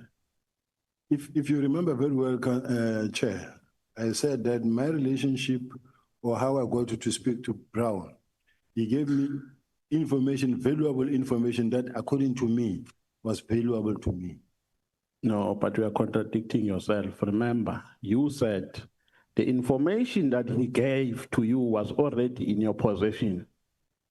Yeah. So how can something that you know be valuable when it comes for the second time?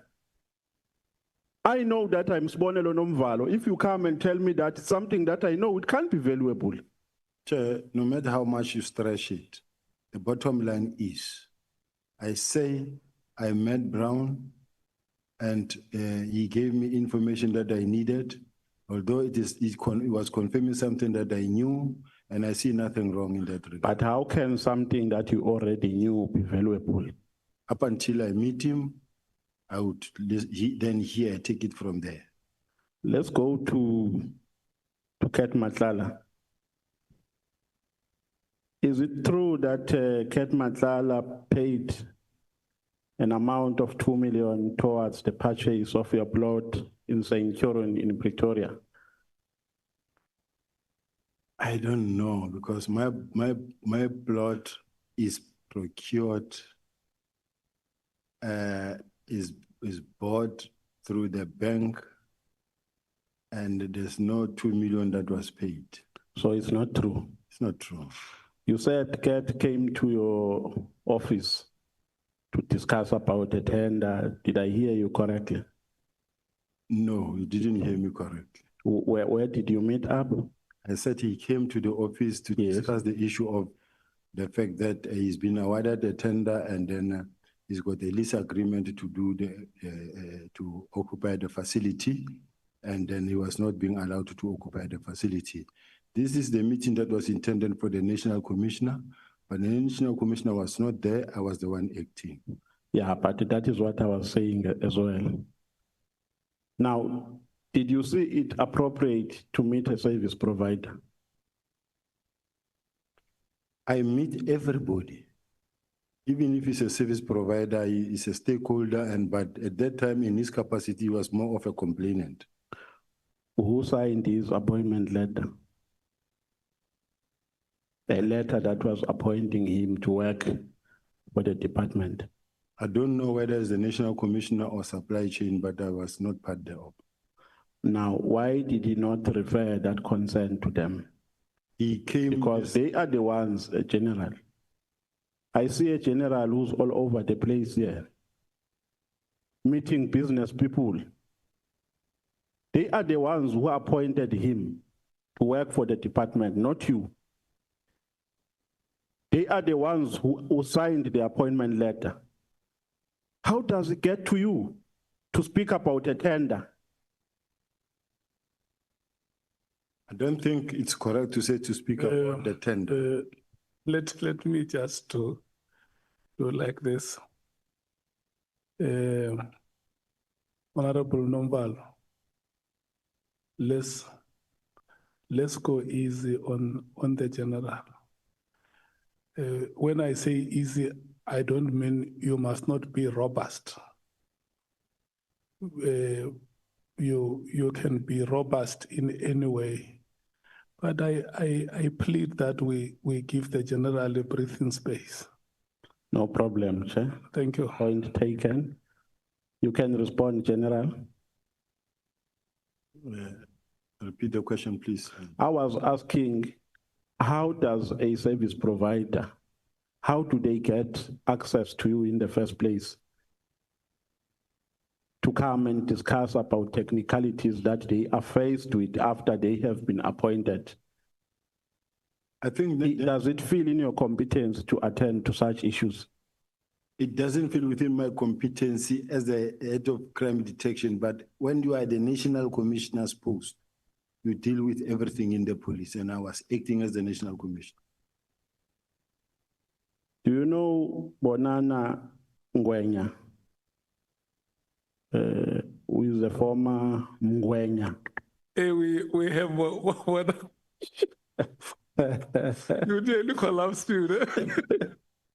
No, we can turn him into a witness. Do you know Mr. Mkhwanazi, who is the former Deputy National Commissioner? I know her. What is your relationship with her? The mother of my child. Where does she work currently? I'm not sure. Did she ever work for a company of Vusmu's Cat Nhlanhla? Not at all. She has never worked for it? Not at all. Okay. Let's go to the disbandment of the PKTT. You know where my concern is? Just hold it, the honorable number. General, you say the person is in question is the mother of your child, and you don't know where she works. Yes. Okay. She's the one who was actually at some point who lost her job.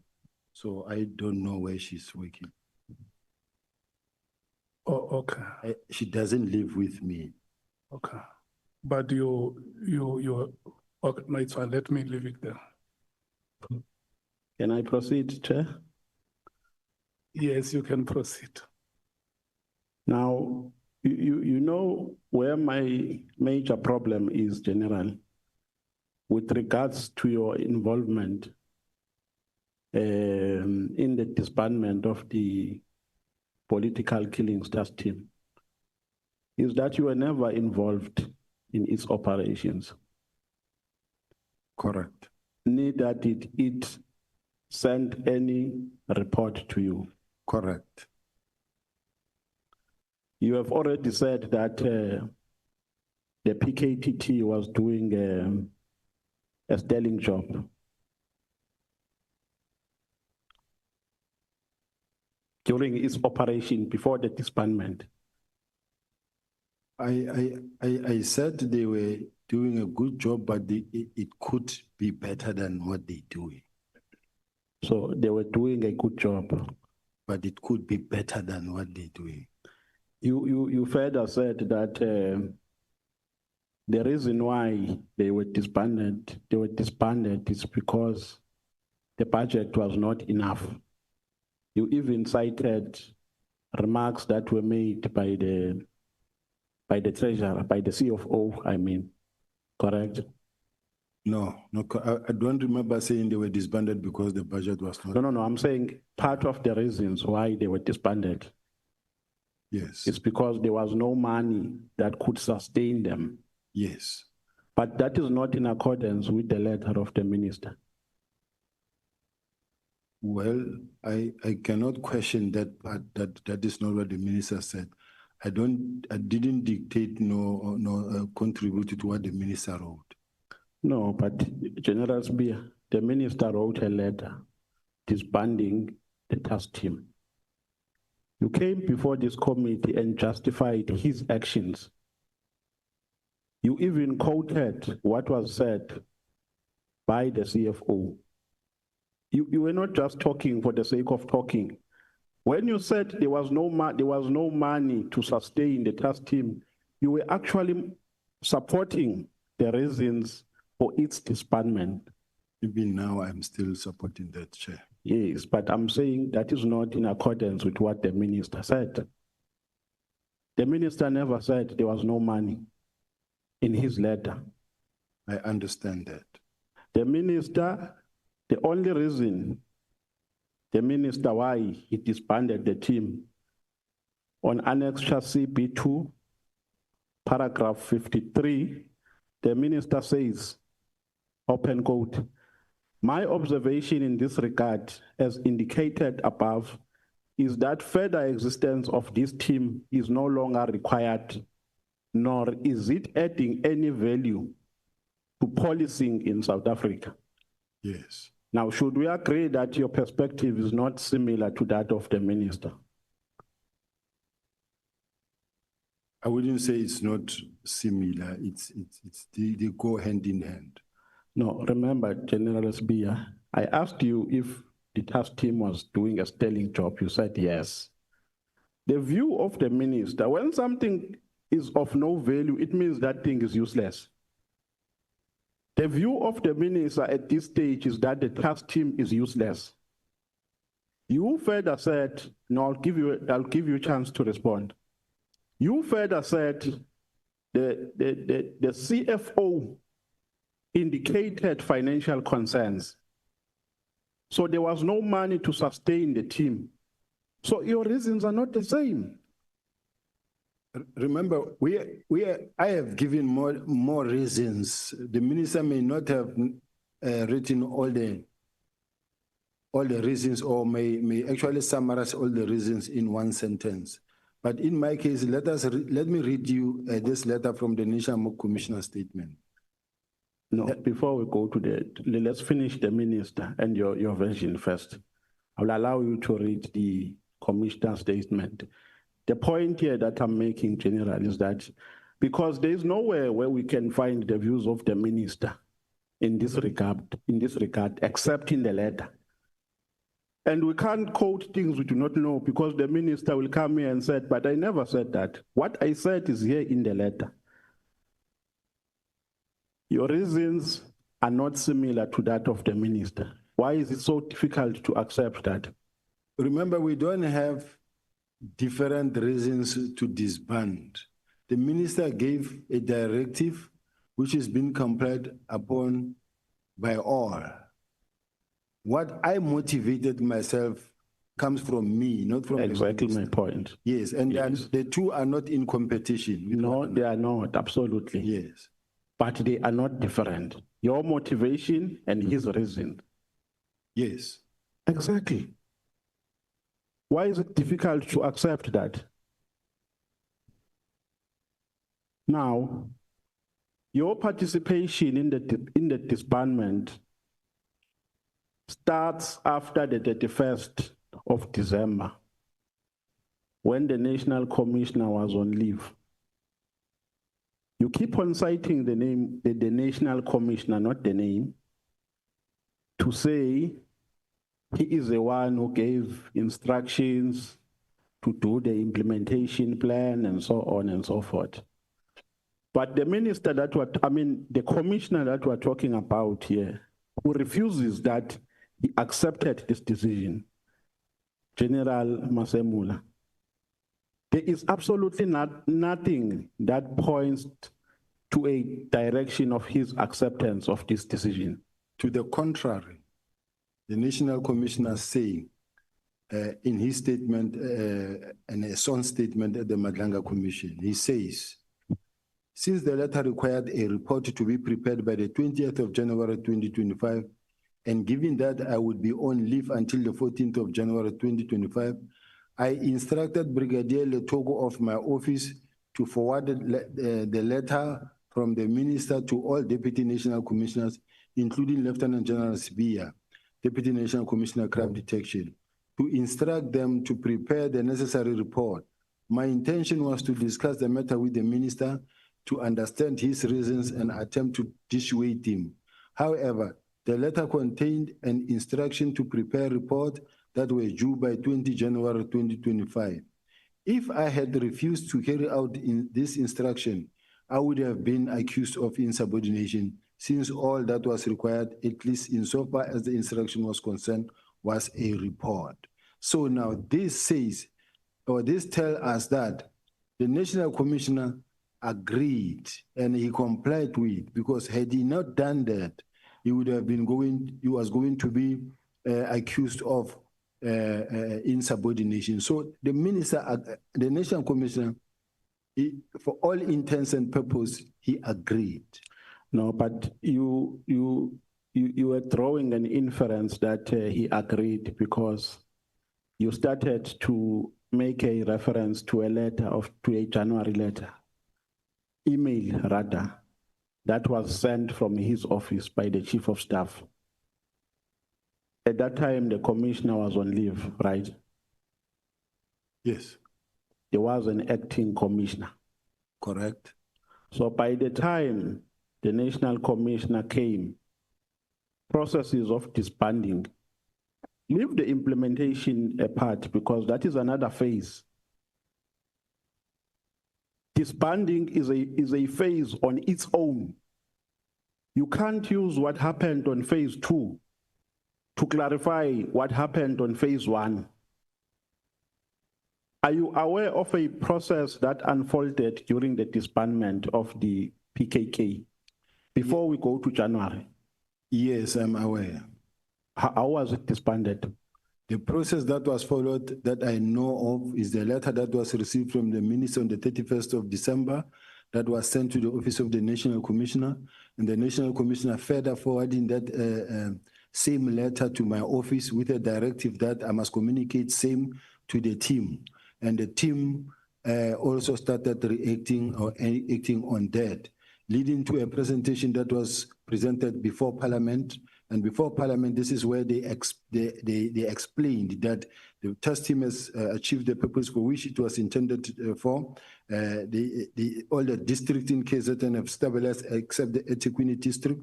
And as a result, we are now going to be phasing out. And in phasing out, we'll start 3 phases. The first phase being to deliver the dockets by the 17th of March. And that happened. And as a result, by the 28th of June, of March, a handing over was done between the 2 divisional commissioners. General Khumalo is the one who went and fetched the docket, handed them over to General Sintumule, as per the arrangement. And then from there, from General Sintumule handed them to General Motsepe. They conducted an inspection, and General Motsepe, they attempted to return the cases to General the Provincial Commissioner, Nhlanhla Mkhwanazi, who rejected the docket. The docket found themselves back at head office. But that's the process of disbandment. Chair, I don't want to be accused of not allowing the witness to respond, but the witness has not done justice to my question, and I hope you were paying attention. The question that I asked from the witness is, what is a process that was followed before the letter was issued on the 31st of December? Now it tells me about what happened after the 31st of December. I'm talking about processes that unfolded before the minister took a decision to disband the team. Yeah, I give you free airtime for General Sibiya to respond to the question. The process before that, there was a letter that was received from the members of the community who complained to Professor Mary Dihas of the University of KZN. Professor Mary Dihas forwarded the complaints of members of the public to Parliament and to the minister. And the minister also discussed the process in a management meeting where they consulted with the management in general. It is in this meeting where General Masemola actually intimated that the task team, this was just a task team. It was not meant to be a permanent unit, to an extent that it was meant to evolve into a unit. As a result, it is not in the structure of the police, and yes, it can be done. So the National Commissioner was consulted and all other senior managers, and he never actually showed he never showed to be against the disbandment. And as a result, the process started. Okay, so General, we are saying here on record under oath that before the decision was taken, because the National Commissioner said the decision was taken while he was on leave in December, and he came back in January.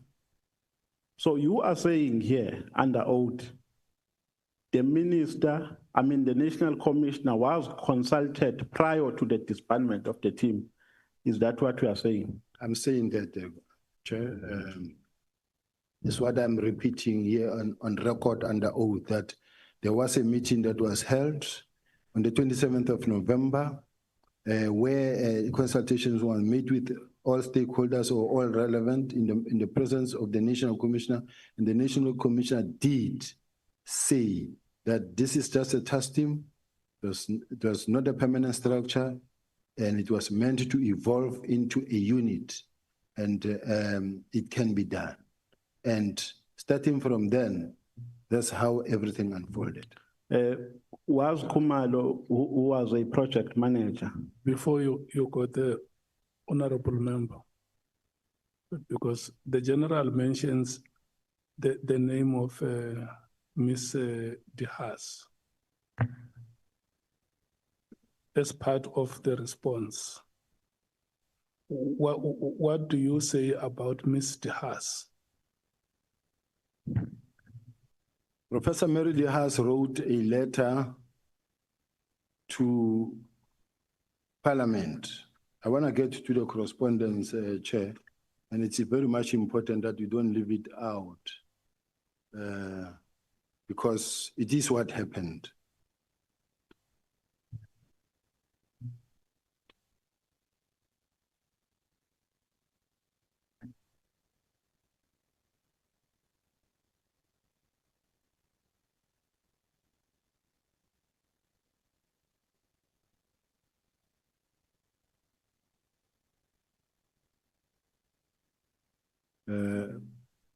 Professor Mary Dehas wrote a letter to cabinet. Do we know which is it? Which 93? 93.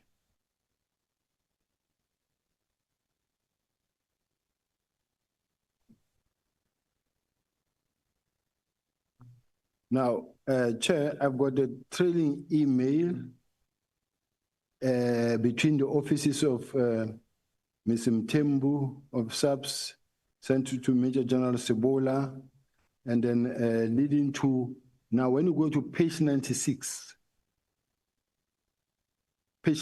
of the bundle. Chair, will you allow me to read the statement from the members of the complaints that were sent to Professor Mary Dehas, and then Professor Mary Dehas document. Can I come in as a person who asked the question? Yeah. I'm really not interested in the substance.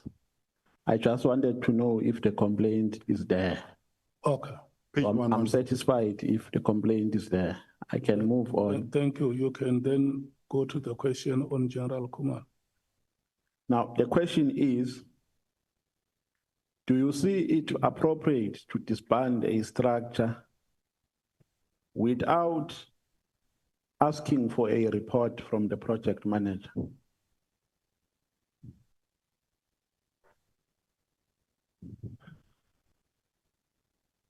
General?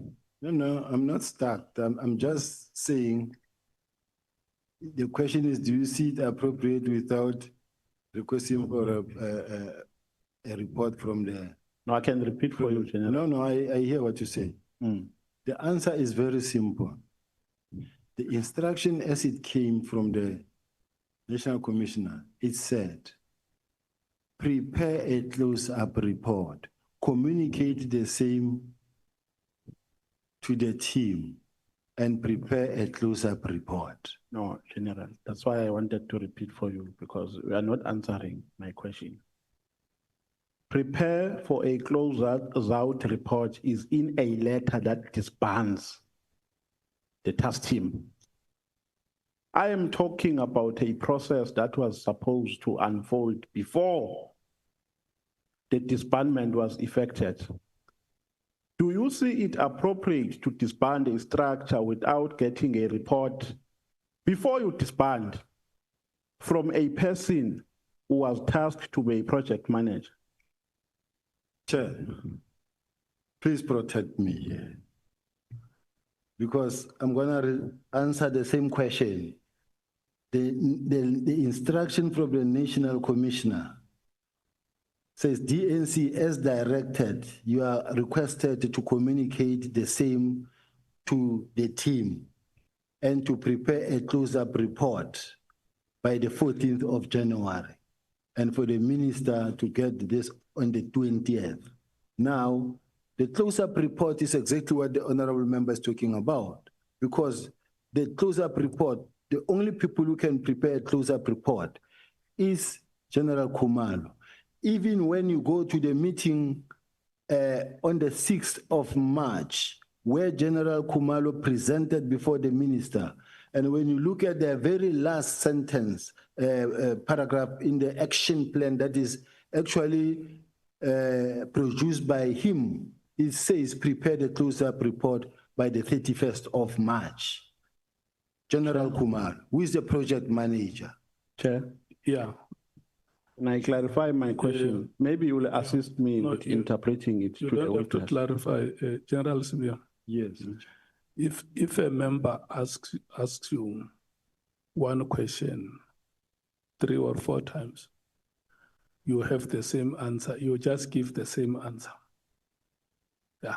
Okay. No, Chair, I think you are making a mistake now because you are prescribing how he should answer. No, and I'm responding to the point that you are saying he needs protection. I am the one who needs protection here, Chair, because my question has not been responded to. That is why I'm saying, Chair, it means we are not following my questioning. The question before the general is, was the project manager consulted before the decision was taken to disband the structure? Now he says, in a letter, and the letter that he talks about is a letter that disbands the structure. He says in that letter, and I agree, I've read the letter, and what he's talking about is the last paragraph of that letter, after the decision to disband has been communicated on the above paragraph. Now he says in that letter, the minister says, prepare a closeout report. The questioning I'm asking, Chair, is a question that relates to a consultative process prior to making a decision, prior to arriving to a conclusion that indeed there is a need to disband the structure. I agree with you. After you asked him a question, he appealed to me to protect him. But I also appeal to you to protect me, Chair. Okay, let me protect both of you. Both of you are protected. I'm leveling the playing fields. Can you please restate the question and we hear what his response is? Should I rephrase? Restate it. Okay. My question, General, is before the decision was taken on the 31st of December, in a letter that was signed by the minister. In that letter, the minister disbands. In the same letter, he says, prepare a closeout report. So that is after the disbandment. Prepare a closeout report after the disbandment. Now the question is, prior to the disbandment, was a project manager consulted in order for the minister to arrive to a determination that there was a need to disband the task team? That is a response that can be provided by the minister and the National Commissioner. At least that response is better than the first one, Chair. Was General Nhlanhla Mkhwanazi disbanded? Informed? I don't know. The provincial commissioner? I don't know. Should we not be worried here, General, that you become so active in executing a wrong decision? Because you came after the decision was taken, and the manner in which the decision was taken was wrong because due processes were not followed. Should we not be worried? I don't think so. The same way the National Commissioner mentioned in his statement here that had he not carried out the instruction was going to be discipline for insubordination. Now, in this case, if it is the Office of the National Commissioner that invites me into the process, there's no way I could not participate after being ordered by the Office of the National Commissioner to participate. I didn't jump in on my own. I was invited in and directed by the Office of the National Commissioner. May you please be specific that at that time when that instruction was given, the National Commissioner was on leave. So in office, there was an acting National Commissioner. Chair, I don't know if I'm allowed to respond like this. That doesn't change anything. If the National Commissioner is on leave, as the National Commissioner of the South African Police Service, he remains responsible and accountable. And if there's an acting National Commissioner, he's got the powers to carry out the mandate of the National Commissioner. But the bottom line is, there's a letter that comes from or out of the Office of the National Commissioner directing the Deputy National Commissioner to act. Now, that on its own, it's a complete instruction. So according to your logic, General, it's permissible for a person to give instructions while he's on leave, while there's someone acting. It happens in their office. It happens. Then why people are acting if a person can do the work while they're at home? It happens. If you are the National Commissioner and you think of something that you want happen, you will give an instruction and it will be complied with. Nobody will say no, but you are on leave. You can't tell us anything. So are you not worried, General, that there is nothing written or signed rather by the National Commissioner? Because the gist of the bone of contention here centers around a question of acceptance and a question of whether the minister consulted before he took the decision. And the position of the National Commissioner is that he did not accept the decision. That is why I'm saying, when you say the National Commissioner, be specific that at that time the National Commissioner was not in office. So if you received a letter, you did not receive it from Masemula, the current National Commissioner. You received it from a person who was acting at that time. Now, are you not worried that even after the minister came back to work, you gave him a plan and he did not sign it? Can I return back to the page that I just read, Chair, where the National Commissioner says, I instructed Brigadier Letoko of my office to forward the letter from the minister to all Deputy National Commissioners. This comes now from the National Commissioner. So the fact that he's on leave force away. Which letter is that? May you please refer me to a letter? Which annex? Now it's Madlanga Commission statement on Masemola, page 34. I don't have a Madlanga document. Maybe the evidence leader can assist. But the National Commissioner does accede. He says, I instructed Brigadier Letoko of my office to forward the letters from the minister to all Deputy National Commissioners, including Lieutenant General Sibiya Crime Detection, to instruct them to prepare the necessary reports. My intention was to discuss the matter with the minister to understand his reasons and attempt to dissuade him. However, the letter contained an instruction to prepare a report that were due by 20th January. If I had refused to carry out instructions, I would have been accused of insubordination. So, in other words, the National Commissioner agreed because he says if he had refused, he was going to be accused of insubordination. Yeah, unfortunately, I'm not in possession of that letter. I have an interest of putting my version of my perspective of how I understand it. Unfortunately, I did not make any preparation for such because it is not part of our bundles, Chairperson. Now, Do you agree with General Nhlanhla Mkhwanazi when he says the disbandment was a missed target? No. Can I give you context? Yes. He says, in his understanding, the dockets were taken from KZN for the purposes of influencing them for matters of Gauteng.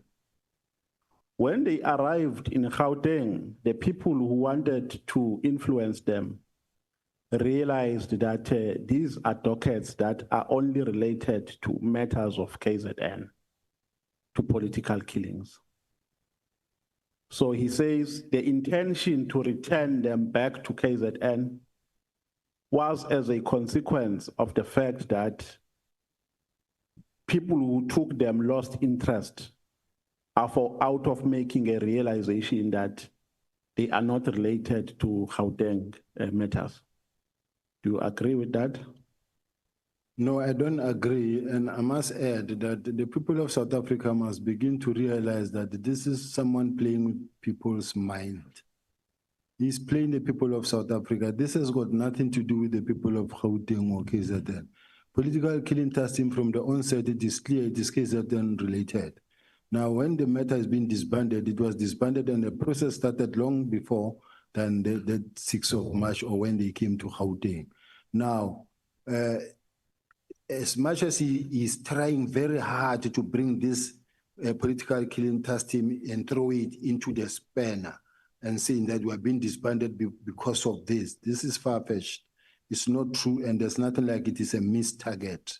He's just trying to bring this thing to look for a motive that he can connect to the criminal underworld. But when you look at all of these case dockets, none of them involve Big Five, Katiso Molefe, Ket Matala, Brown Mohosi, or whoever at all. So all I'm saying, Chair, with respect, is that it is not a missed target, and it shouldn't be accepted that everything that General Mkhwanazi says is true. And these are the statements that are to be put before us as if we must accept that it is true. It's not true. Are you the one who gave an order for dockets to be removed from KZN to Pretoria? I gave an instruction that the dockets, the two divisional commissioners must exchange the dockets, and then the divisional commissioner of crime intelligence must hand over the dockets to the one of crime of detectives, and the one of detectives must take them to their stations, murder and robbery unit where they belong, same time, without taking them to head office. But where did you get the mandate to do that? From the National Commissioner's instruction that says, communicate, carry on. Is there any part in his instruction that says take dockets from KZN to where the dockets were taken? Yes. May we read it? Let's go to the meeting of the 6th January, starting from the one in Parliament. Which annexure? Let's start, in fact, in Parliament on the 20th, on the 5th of March, where General Khumalo said these dockets, the ministers have given a directive that the political task team be disbanded. And then there's been several meetings since then or subsequently. And then as a result, the dockets will be taken from PKTT to murder and robbery units. This is General Khumalo saying that. And then the following day, in a meeting with the minister, they produce an action plan. General, the question is, where did you get that mandate? Is General not your junior, General Khumalo? He is. So you got a mandate from your junior? No. It doesn't mean, I don't know, Chair. What I'm saying is simple and straightforward. It's simple and straightforward, and it doesn't confuse. It's straight. There is an instruction, a directive to disband. The National Commissioner says, act on it. They go to Parliament, they say, no, we agree, and we are doing it. And the next thing, they come up with an action plan themselves that disband, and they disband. They say, we will bring the docket on the 17th of March. even though they are handing over on the 28th of March, which happened not under my directive, under the directive of the National Commissioner. Remember, the National Commissioner said, I approved this plan, number one. Number two, the National Commissioner said in one of his statements that I told Sibiya to stop, I will do it myself, and then directed General Khumalo to do it. And he said from then onward, he told them to leave me alone and ignore my communication. And then from there, since then, his communication took precedence. So henceforth, whatever that was happening is the precedence that come as a result of the National Commissioner's instruction. In other words, everything that was happening, flowing therefrom, it was the National Commissioner's instruction. That is why they could come up with their plan that says, on this day, this is what will be happening, and this is what happened. Yeah, but you were pointing me to a letter with an instruction to take dockets. We were still perusing. Firstly, let's still start again on the document that I read that says, Minister Mkhwanazi Which document, General? This one is the minutes of the meeting on the 27th of 4th, meeting with the minister and the executive Annexure?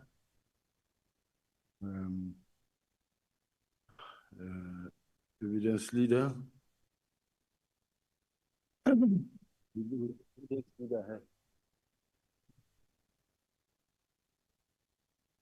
I'm told, can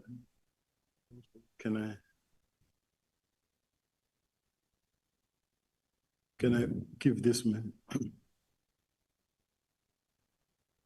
Whilst he's coming, the minister expressed his concern regarding the political killing task team. He suggested that instead of establishing separate units to focus on different types of matters, the organization should consider establishing a single integrated unit under the umbrella of murder and robbery unit. This unit will operate nationally, ensuring a more streamlined and coordinated approach to address such crimes across the country. And General Masemola responds by saying, he clarified to the minister that the political killing task team is not a formal unit, but rather a task team. He explained that the primary objective of this task team was to evolve into a dedicated murder and robbery unit. As such, it does not appear on the organizational structure, given that it is temporary structure designated for a specific purpose and not a permanent operational unit.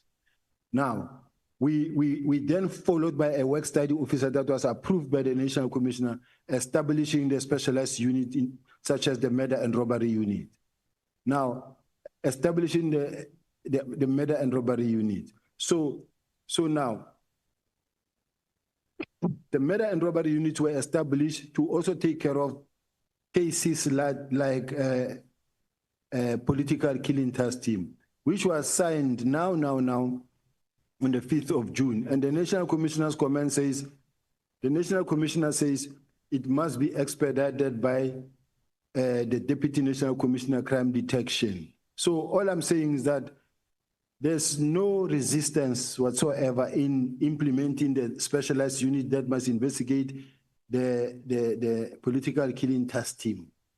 Yeah, no, General, I've just read the letter and there's nothing that says General Sibiya take dockets or give an instruction for dockets to be removed from point A to point B. That is what I was looking for. All right. I want a document, the action plan of the meeting of the 6th of March with the minister, because it says themselves there that the dockets will be meeting between who and who? The minister, National Commissioner, General Musigidi, myself, and the Chief of Staff. Page.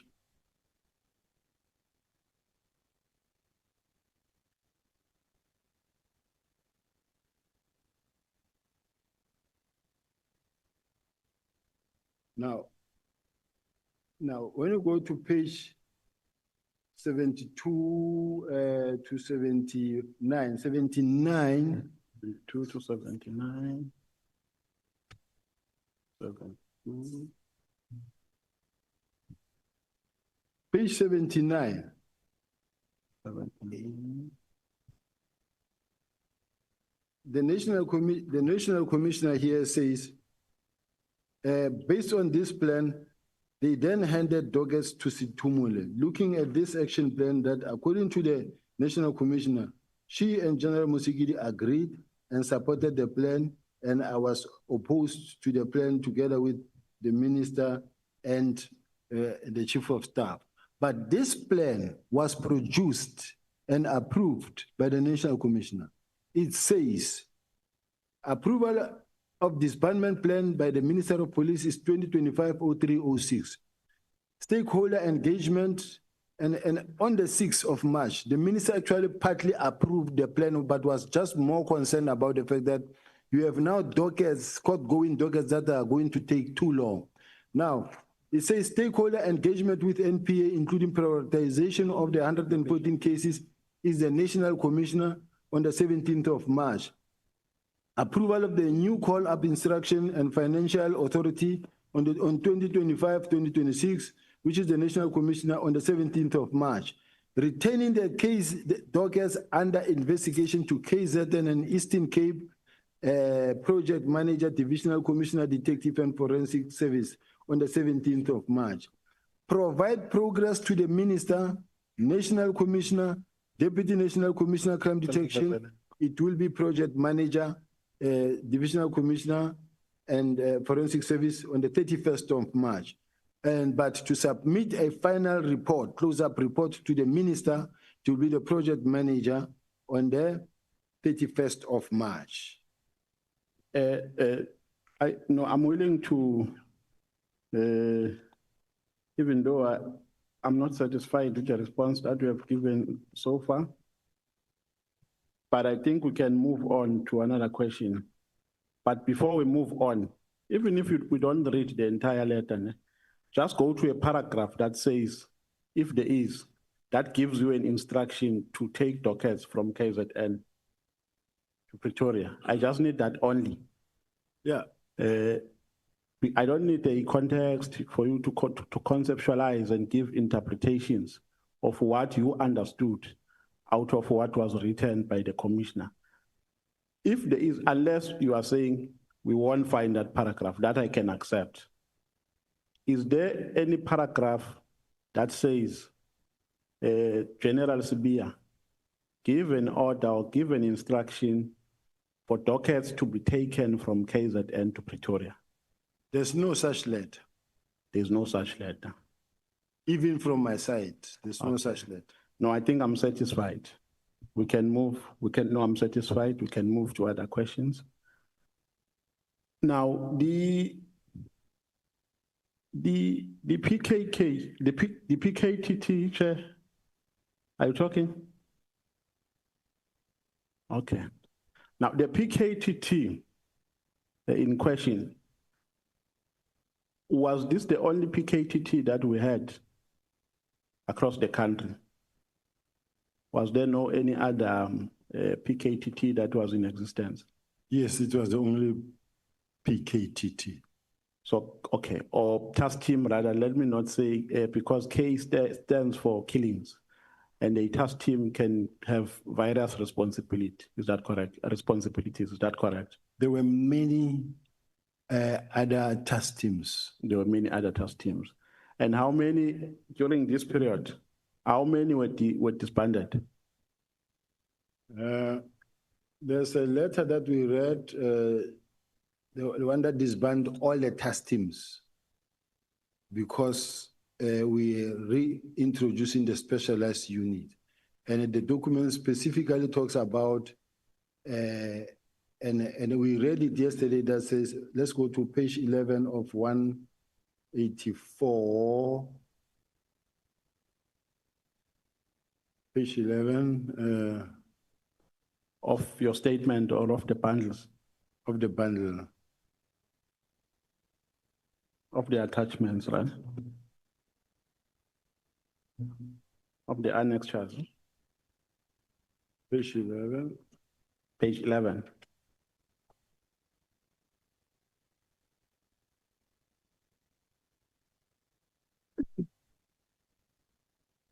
Can I proceed?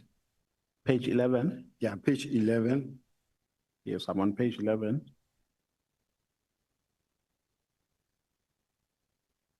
$177. No, it's not here, General. No, General. Which document are we talking about? My bundle, I don't know what you call it, Chair, but it is page 177 that talks about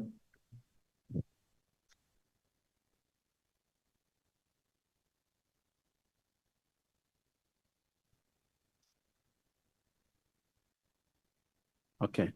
Yeah, you can proceed, General. you see from paragraph 6.4.5.1. Yes. Chair, all these are task teams and they are like 1, 2, 3, 4, 5, 6, 7, 8, 9, 10, 11, 12, 13, 14. This is 14 so far that I see. But the sentence that I want to say, task teams that are not monitored run rampant for years without determining or accounting for the gap left where the members were taken from, mostly station level. Task team found operating in provinces are as follows. Then you find your foreign vehicle task team, multiple tour task team. So now the important sentence is this. These task teams should be placed within the murder and robbery unit to capacitate direct focus on a permanent structure with the necessary command and control budget and capability instead of functioning in silos. And it mentions also including political matters team. Now, when you go to the end of this same document, it's a work study that was approved and approved by the National Commissioner. Now, go to page 202. When you go to page 202, the National Commissioner says, implementation of these units must be expedited by DNC crime detection, DIFCOM detectives, and provincial commissioners. Now, DIFCOM, DNC crime detection is me, says implement and expedite the units. And this unit, like such as murder and robbery unit, is meant to investigate political killing task team as well, including your taxi-related killings, including your serial murders, police killings, etc. Okay. The question was, were there any task teams that were disbanded simultaneously with the KZN1? That was my question. Remember, the KZN1 was disbanded on the 31st by the minister, right? So were there any other task teams that were disbanded during that period of the KZN disbandment? It was an inspectorate, it was not a task team, but at the same time, in the same meeting, the minister disbanded the inspectorate and the PKTT. So there were other task teams that were not disbanded? Yes. Okay. Can I? No, you can respond if you want to say. Remember that we've got many task teams that are running depending where the fire is. If now there is, we have deployed in Emangozi. I'm sure it's for 3 years now, where people could not even sleep in their houses. Vehicles of South Africa being stolen into Mozambique all the time. Weapons coming into the country, people being terrorized. Emangozi today is very quiet. We deployed there, and then we keep on retaining the members. We've deployed in Richards Bay, and I think the task team has been disbanded, I think. We've deployed in Eastern Cape. There's Operation Bamba and different other task teams that have been established but disbanded because it's only for a short little while to extinguish the fire and then move to another place where there is a crisis. Then we go in there, stabilize the place and move out. Now, General, the decision to disband was taken by the minister. There's no question about that. Agree? Do you agree with me? I do. And in the disbandment, the National Commissioner had no role in the disbandment. Remember, he came after the disbandment. No. I read this document that I just gave to yourself, honorable member, where the National Commissioner said, this is just a task team. It was not meant to be a permanent structure. It is not in the unit, it's not a unit that is in the structure of the police. It can be done. So he participated. He participated after the letter was issued. Even after the letter was issued, he continued to participate. When you say even, you mean before he participated? Before and after. Before, what did he do before? Before he gave his opinion there. And then during when it was after receiving of the letter, he directed that it be actioned. And then even after that, he participated in all the meetings and he was positive. Okay, so this paper is part of which document? These are my notes from the minutes of the meeting, and then we try to get the minutes of the meeting to summon the minutes of the meeting, but we were not given the minutes. But from my own work diary, this is what we have. So there's nothing to prove at this stage that the minister participated prior, except your notes that you have written. I'm saying there is everything to prove if the committee can summon the minutes of the meeting, because there's also recordings where the National Commissioner's voice will be heard. I'm wrapping up, Chair. Am I running out of time? Let me wrap up, Chairperson. I will ask questions which require short answers. When the robot is read, you don't ask, may I stop? I didn't see the report, Chair. My apologies. May I wrap up, Chair? Yeah. General, what is the SAPS procedure to deport an undocumented person from South Africa, in a nutshell? Well, the people are taken to Lindela, and the Home Office processes follows, where they begin to interact and with the other country. There's a process where the forms are being completed from the police stations that deports the person. Were you the member of the DPCI members who were led by Lieutenant Colonel Maluleke, who were implicated in the rendition case? I was not a member of, I was the deputy provincial head. I was the head of the Hawks in Gauteng, and I was not part of that operation of head office. So I was not part of it altogether. You were not part? At all. You don't even know how it happened, how they were deported? I never gave anyone instruction. I never participated. It is just one of those incidents that look like this one. So you don't even know if those undocumented people are in jail or they are out. You have absolutely no. Absolutely no. And they were all, and for your information, Chair, they were all arrested by crime intelligence. And crime intelligence even gave them the letter of commendation for the job well done at intelligence head office.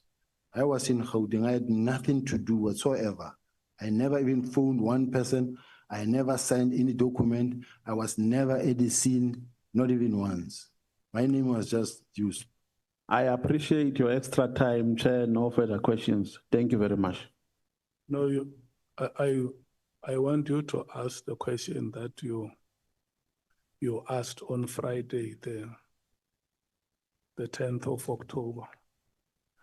And you asked that question to General Masemola. So General Sibiya is here in person. You must ask him that question, which you asked. You asked General Masemola whether General Sibiya is a corrupt. I will corrupt cop. So he is here. You must not. You must have the courage. Thank you for reminding me. That question was part of my questions. General Sibiya, are you a corrupt cop? I'm not. You are not? Yes. So all these allegations against you are false and frivolous? False, contrived, and frivolous. Thank you very much.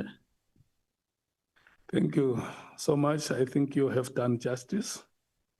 It will not be fair to ask a question like that in his absence, and when he's here, you don't ask him. Honorable Breitenbach, Honorable Nomvalo, in case you feel you may want to be released, you are allowed. Honorable Breitenbach. Thank you, Chair. Good afternoon, General Sibiya. Good afternoon, Honorable Member. So, General, I'm a little confused.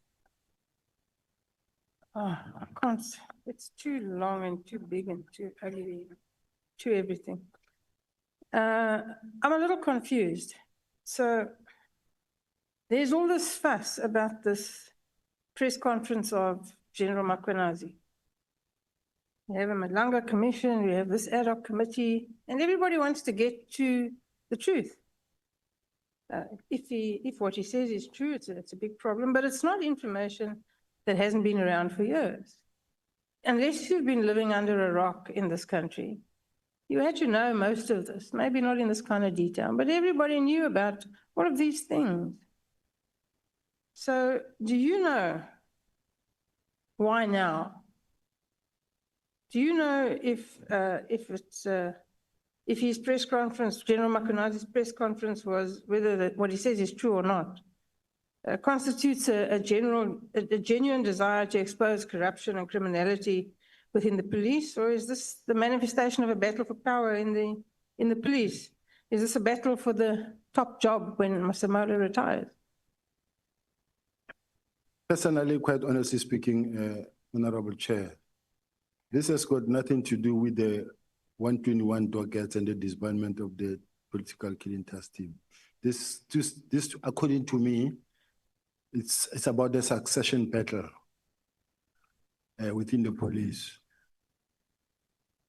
And why I'm saying this is about the succession battle within the police, I know that in this case, in my case, this whole thing is actually meant to block me from, they know, I had an interview where I was interviewed by one of the radio stations or TV stations and saying, General Sibiya, now that the General Lebeya will be going, are you interested? Are you available? And I said, well, given that opportunity, I will go. And then from there, the media were running saying that General Sibiya has thrown his head in the gauntlet as well, is ready. And as a result of that, you will see newspaper article that says Sibiya versus Musigidi versus Mkhwanazi.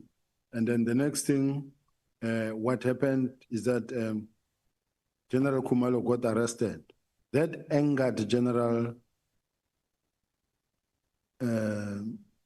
Mkhwanazi to an extent that he sent a message to one of his friends, colleague, that says,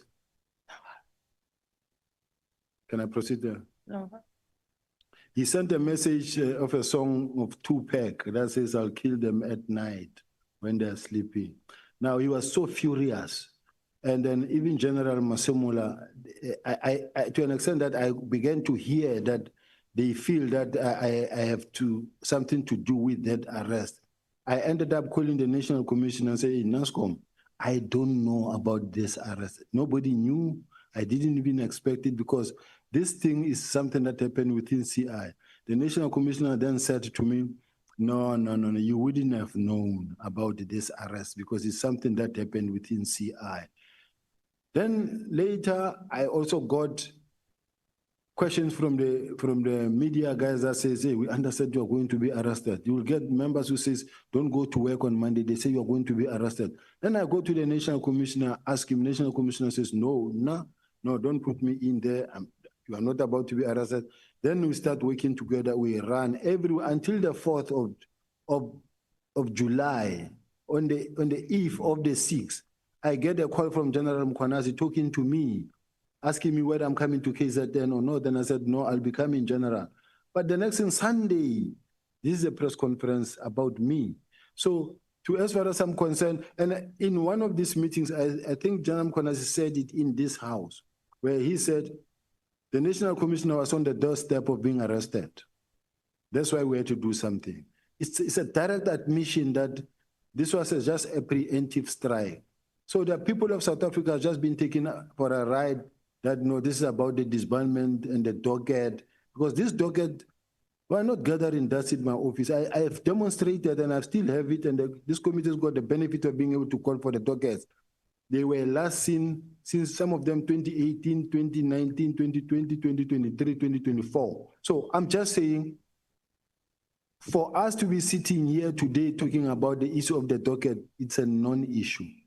Those dockets were dead a long time ago. They are still dead now. Even if they can be called now, tomorrow, you will see that they are still far. So how much of what General Mkhwanazi told us in his press conference is fact, and how much of it is semi-fact, and how much of it is conjecture? General Mkhwanazi is playing the country, and he's playing a mind game to the country, and he's actually playing those that are prepared to listen to him, because he knows how to play with words and what to say and the things he needs to say and how to say it in such a way that the country get moved. He will say, we are doing this thing for the country and to protect the people of South Africa. Me, I can defend myself, but the people of South Africa, who's defending them? Now he wants to play that he's defending the people of South Africa. Now we will then come and say, dockets were taken by General Sibiya. They are in his office, in his archives. I don't have dockets in my office, in my archive. I don't have that. And then he makes serious allegations in such a way that if someone was to say, General Mkhwanazi, you are the provincial commissioner. The police in KZN received information to go and conduct a search and seizure at Kalagabusha Hospital, Correctional Services. And they went there and they searched. And as they searched, they found drugs. Then someone called General Mkhwanazi, or a call come into the suspect that is being arrested phone, say, give them the phone. And then the suspect give the phone to General Mkhwanazi. General Mkhwanazi says, you stop right there, you stop what you're doing, that docket must be taken there. That's interference. And that's defeating. If it was done by someone else, that person would have been suspended. Just let's compare the fact that he says, when they went to arrest Katiso Molefe, a team was sent from head office to there. He did the same. But there's no crime there, because as far as I'm concerned, what he does, there's no wrong. If he sent his team to go and kidnap a ballistic expert, seize the laptop, take the laptops, the files, and add ballistic expert, that is obstruction of justice, interfering. And then he comes here and he says, no. The members were doing their work and they didn't intimidate, and they were even bought lunch. Why are they interfering with the investigative system? Because there's a chain of possession. The integrity needs to be preserved at all material times of the evidence that has been collected. Now, I'm sitting with a situation where if there was anybody, if today I can stand up and go and call that press conference, I also used, at some point in my life, I also wore camouflage uniform. Maybe I should also wear one, go make a conference as well and talk things. But I will be fired from the podium same time. That day on stage doing that, I'll be gone.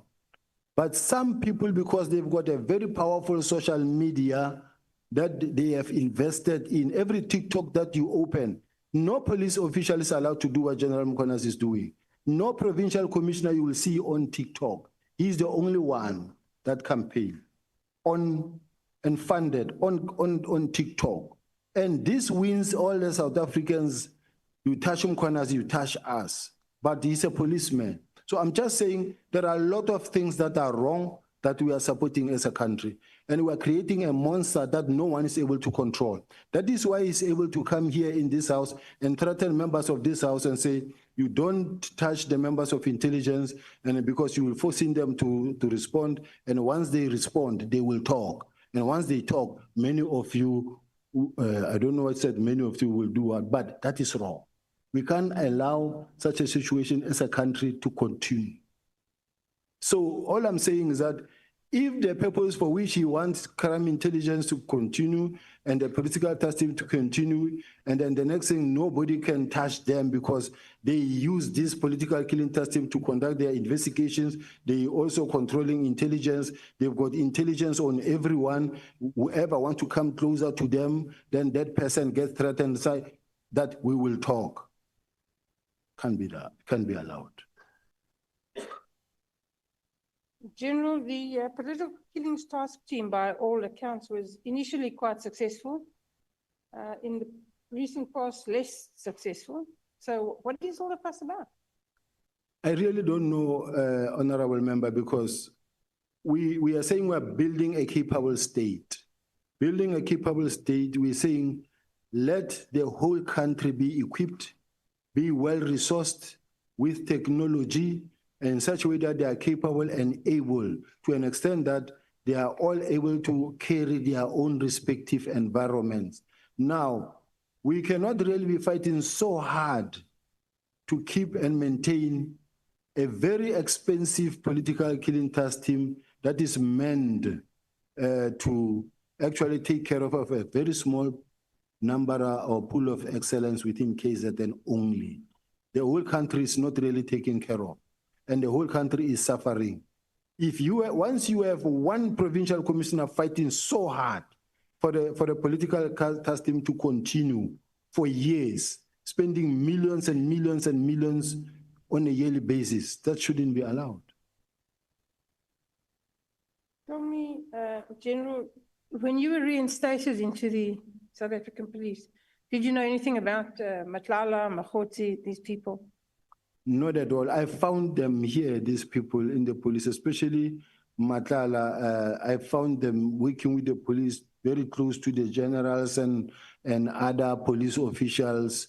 I mean, it is unfortunate. He's a well-known person. In my case, I didn't know him.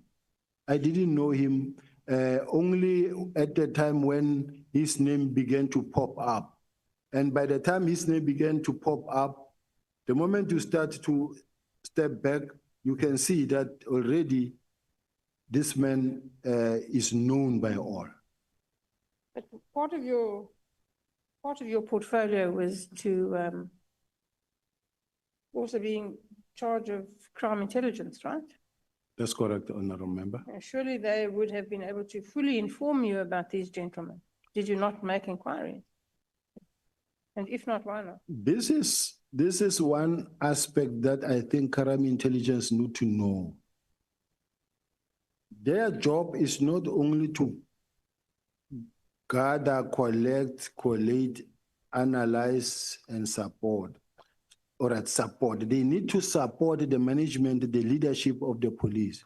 If, for an example, Chair, it so happens that you come across an individual who contacts you regularly, and this individual is on site. They know that they are monitoring this person. They must be able to go to the national commissioner or to the minister or to whoever and say, hey, chief, we can see that this person is contacting you or you are in constant communication with this person, but do know that this person we are looking at, we are working on him.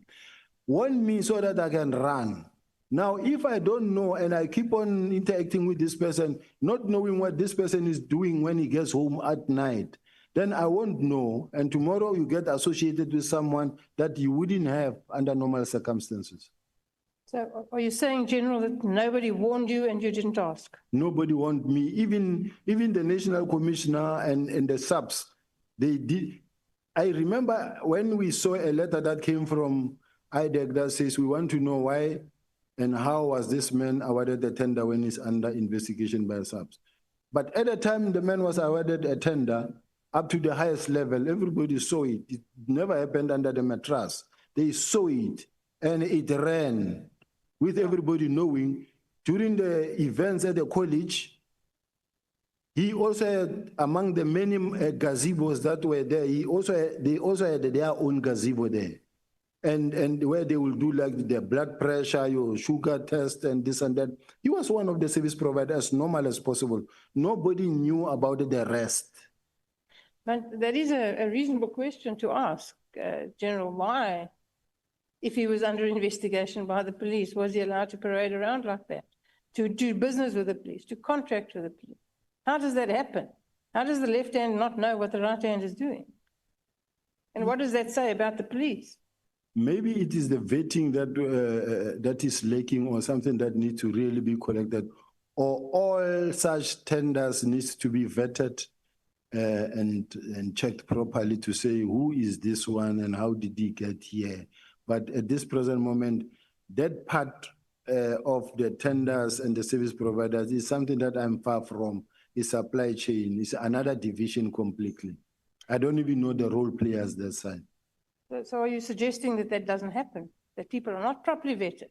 That the police enter into tenders with millions of taxpayers' money and they don't vet, because that appears to be the position? Had it happened, I don't think anybody would have been in trouble by now.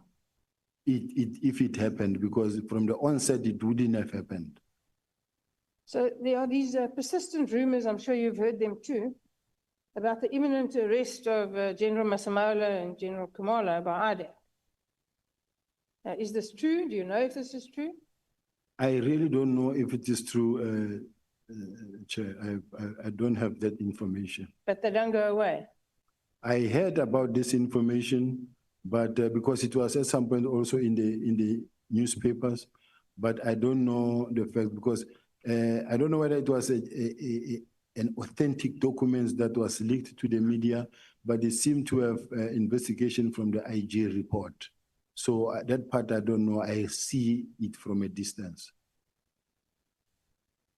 During your evidence, you spoke about a meeting with the National Commissioner and the Minister and other high-ranking officers, where Nhlanhla and his contract with the police was discussed. That's correct? That's correct. The Minister asked what was known about the tender, and he asked that Nhlanhla be investigated. That's correct.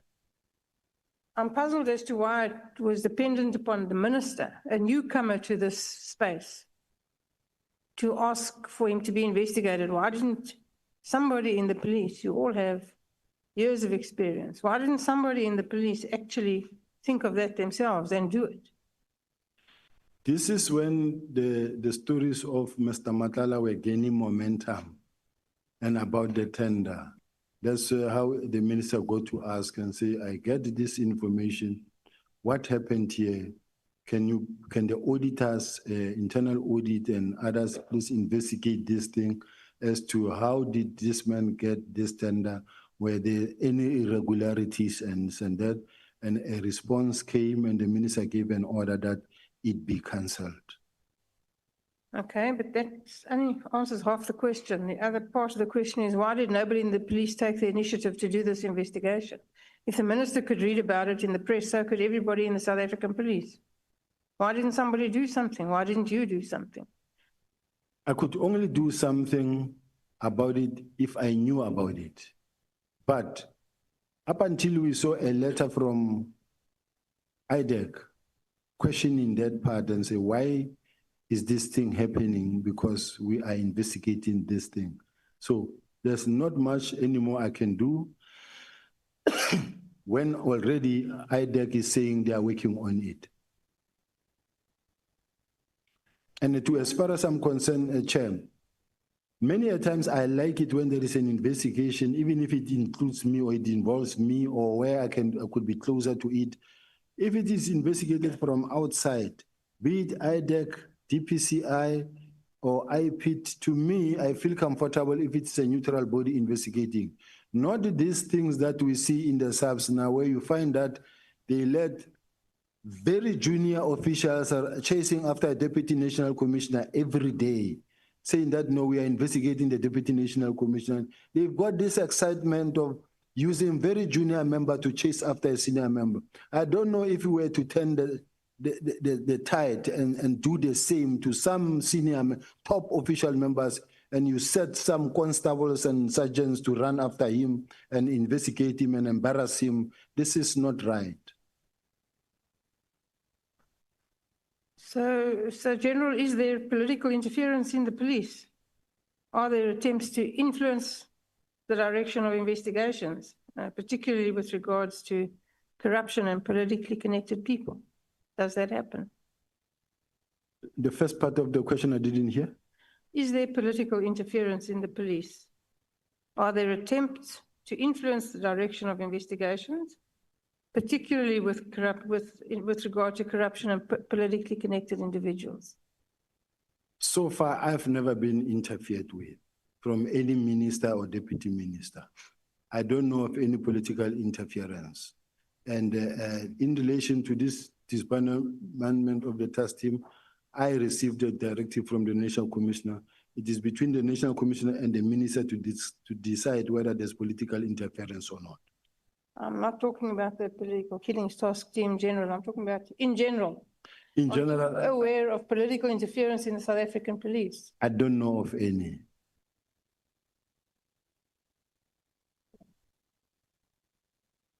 So you've never been asked to investigate or not investigate anybody?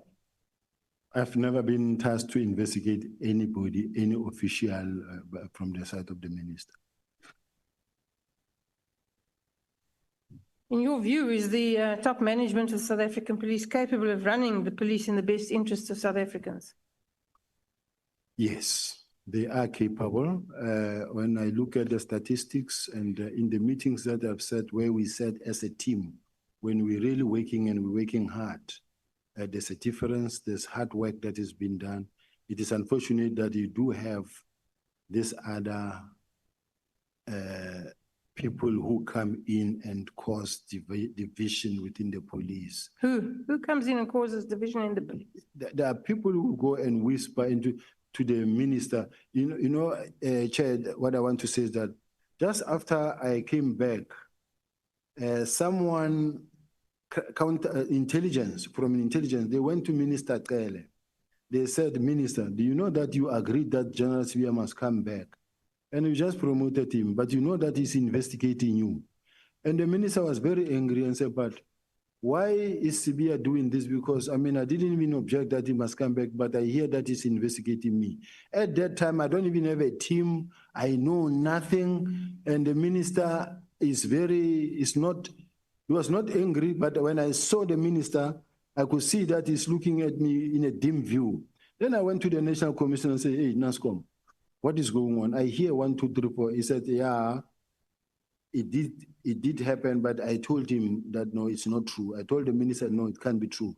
Then they go to the National Commissioner, they say to the National Commissioner, are you aware that Sibiya wants your job, is mobilizing for your job? Then the National Commissioner woke up at night and he went to see the mother of my child, who's my colleague then, went to visit her and say, hey, do you know that Sibiya wants my job?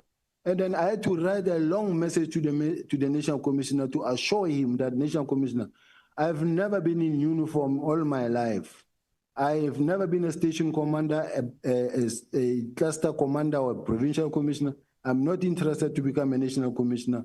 Please, I'm interested in the DPCI, but not here. And then he said, no, thank you very much. Please keep it the way you are. And the next thing, it never stopped. It went on and on and on and on, with the National Commissioner thinking that I want him out. So don't you want to be the National Commissioner?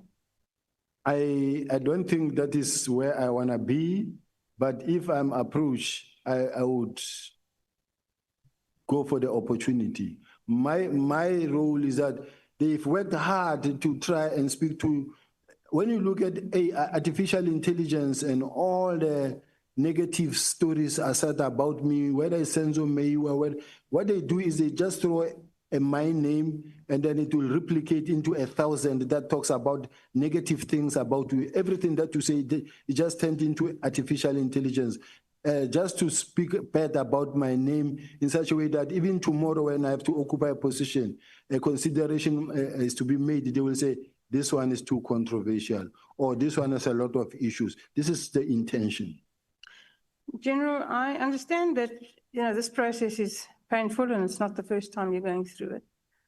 But this isn't only about you. You understand that? This is about South Africa. And my question to you was, do you think the top management of the South African police are capable of running the police service in a fashion that is in the best interests of South African citizens? And you said yes, but just the state of the country, the level of crime, South African police service is not managing to do a good job. I understand that there are thousands of policemen who go to work every day, and thank God for them, who do a great job. But we're not managing. And something will have to change. You have to do something differently. And what is that going to be? I must indicate, Chair, the National Commissioner of the South African Police Service, the current National Commissioner, is very experienced. And he knows his job. He knows what he's doing. And he knows how to deploy. And he knows how to build a team at some point. He knows how to look at the situation. Let's take, for an example, the elections. And he knows how to plan, put a proper plan together that will actually result into zero incidents throughout the country. And when you look at the statistics, they are green, green, green, green. So I can't sit here and say, no, they are not capable. They are capable. There are challenges, yes, but they are capable. Okay, General, my last question. When you took over crime intelligence, what did you do to clean it up? Because Lord knows it was a mess. Can you tell us today that it's better? It was a mess, but when I came in, it was run by General Khumalo. I have received a number of complaints that affect him. And I've also received a number of complaints from the generals that report to him. But unfortunately, it is a space that I was entirely not in control of, because General Khumalo's got a special relationship with the National Commissioner. That is why even when he gets arrested, the National Commissioner will make sure that he does not get suspended, number one. Number two, within 2 weeks, he clears him. Then there's nothing. It doesn't happen just you find that there is crime committed, a person has been charged, investigated by IDEC, charged, and then still running the case. But within 2 weeks, 3 weeks, you have cleared the person. You even submit an affidavit that this person be allowed to go back to work. As an accounting officer, you don't do those things. So I'm just saying, crime intelligence, it has got challenges.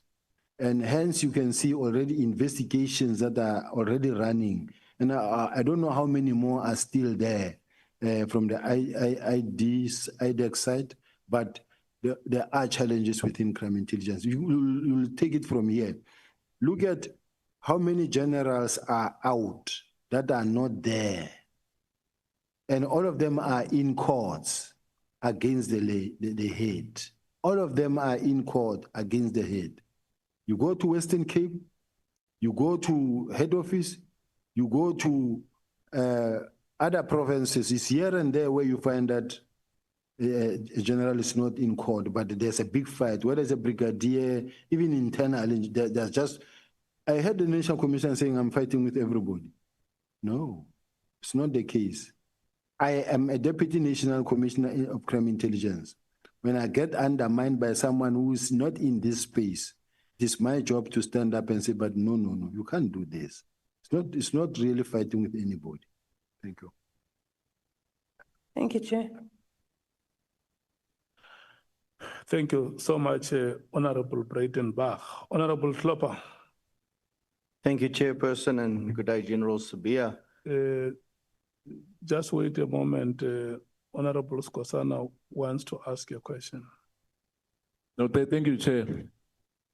It's not a question, it's just, I'll say, Parliament, you know, in Parliament, we normally say we should not display anything.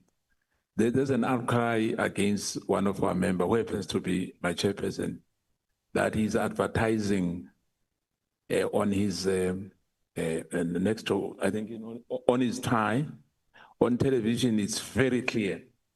And that company in particular, they are bidding, within our space, of the SAPS. So I just want us to please just ask our member to, hide that company's name. The chairperson is me here.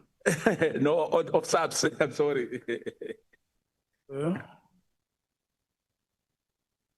Honorable Cameroon. Honorable Cameron. Yes. What is being advertised? No, they are complaining about what he's wearing. There's a name which shows on television. The lanyard. Okay. I won't mention the name, because if I mention the name, then the brand will. I'm not the lanyard that he's wearing, is it branded? Is that what you are saying? Yeah, this is the Glock one. Sometimes I wear a CZ one, other days Canik. I can do Taurus as well, Chair. There's a whole variety. I like shooting and spending time on a range with sport shooting especially. So if they've got a formal complaint, please do, because that means that some of the members I saw the other day was wearing Gucci or Prada shoes. They should also not mention or wear those, Chair. Chair, I'm sorry, that's ridiculous. This ad breaks, and I have been trying to avoid them, and I thought honorable members have listened when you remember when we spoke about the vehicle. I kept on using the word vehicle without trying to go to the details. And whatever brands that we may know,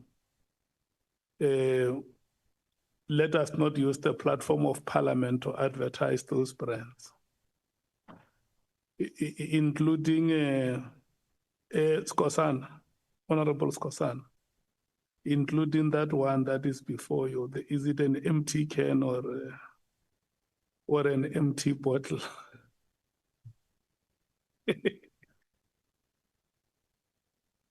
Yeah. There was let me tell you, and you see, let me tell you how I like it. When we break, Chief Whip, when we break, members of this committee are the ones who come to the chair and say, let us not do this and that, because the people that we lead do not have the luxury that we have. And I think we must just keep it like that. Yeah. So if it may appear like there is a brand which is being advertised, Honorable Cameron, I don't think that you consciously came here to advertise that brand. And you can still try your best not to be seen advertising it. Thank you so much. Honorable Klopper. Thank you, Chair, and we'll get back to the matters of national importance. Good day, General Sibiya. Lieutenant General, I would like to revisit a point that you made during the evidence leaders' questioning about the alleged messages that could be on your phone, which was allegedly connected to the so-called spyware communication. When you were asked what would happen if you landed and your phone was seized, you said you would confidently be able to deny that messages existed, and even if they showed you, you would be able to confidently deny them. Is that accurate? Yes, Chair. Then you added something very important, General Sibiya. You said it's crime intelligence. Anything is possible. What exactly did you mean by that?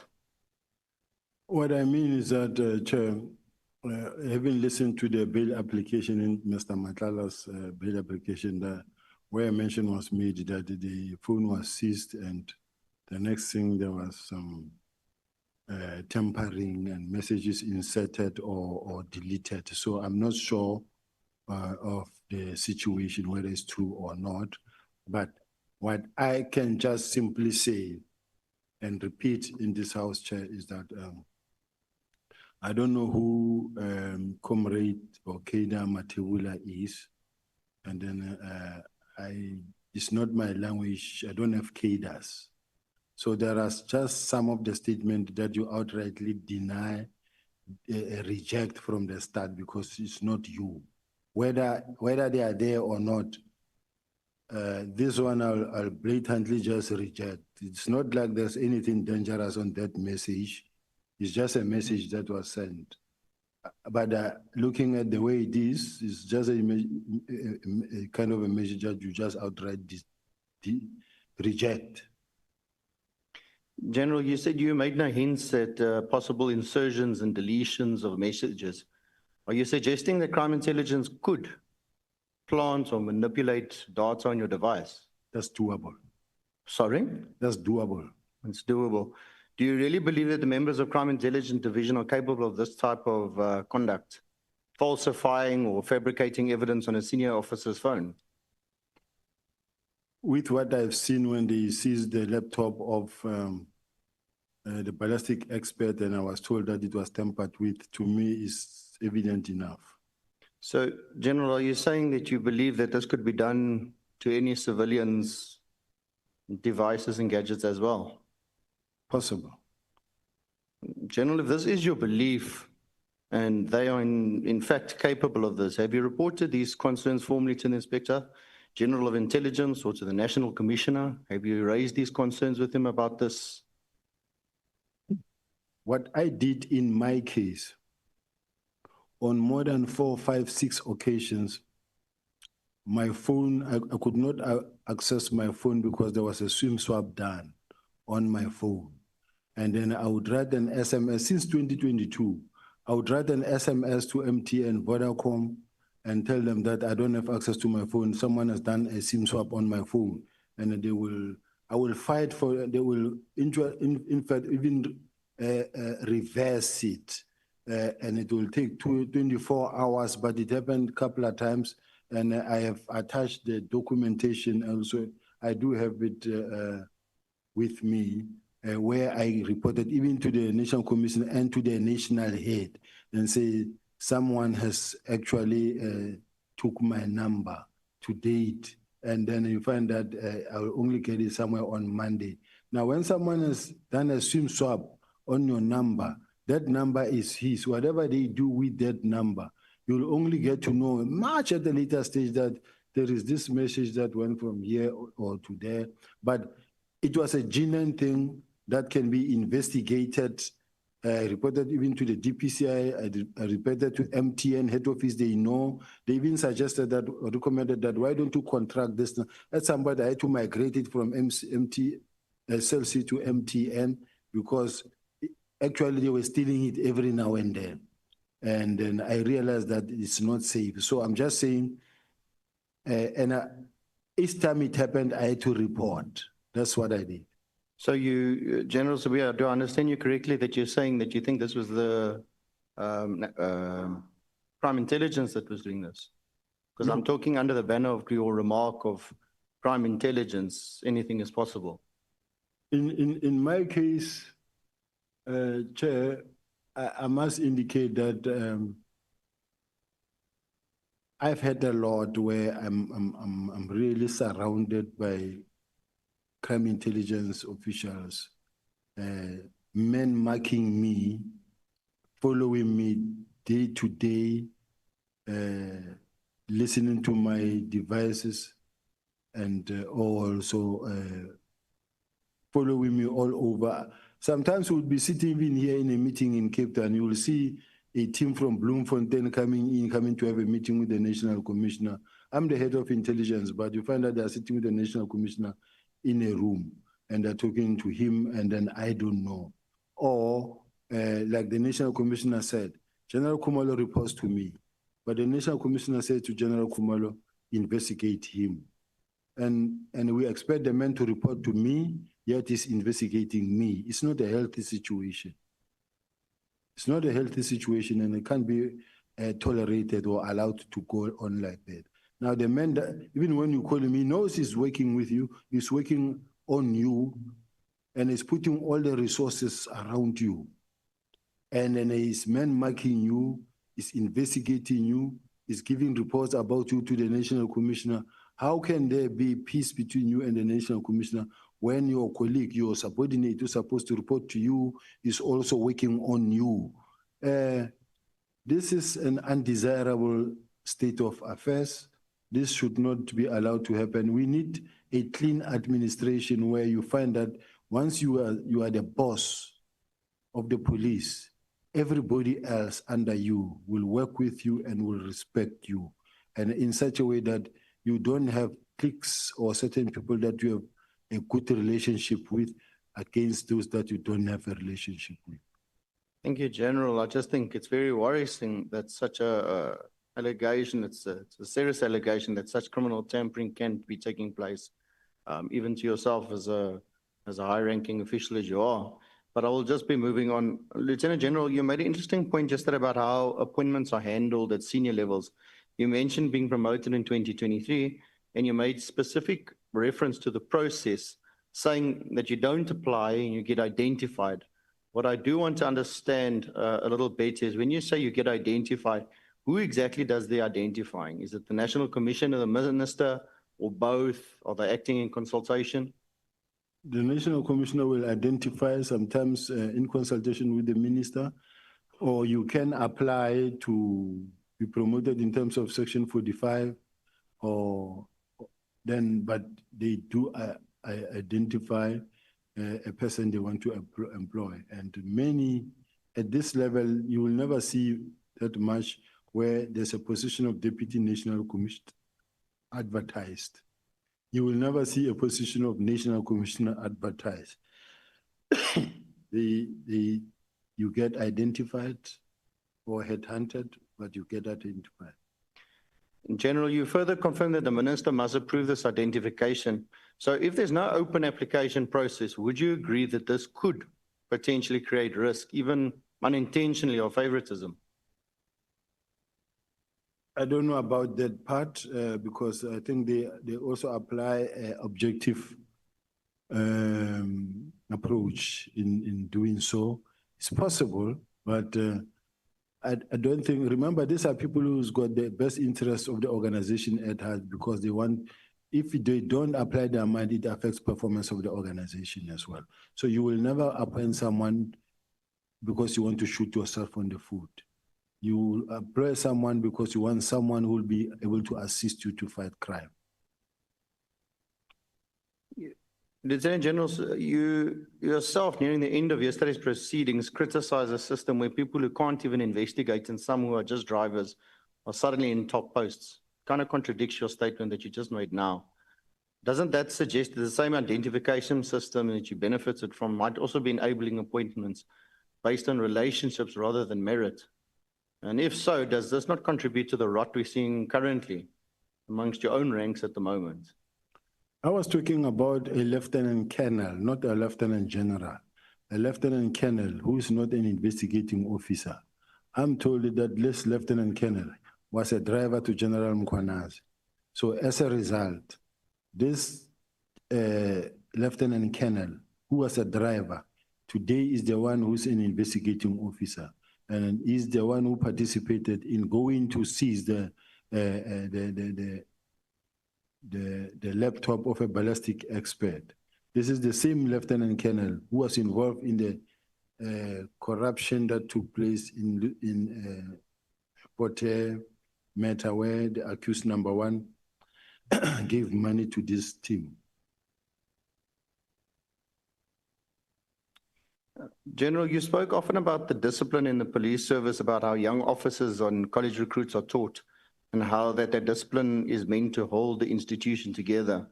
Let me take you to your own account of what happened with General Mkhwanazi.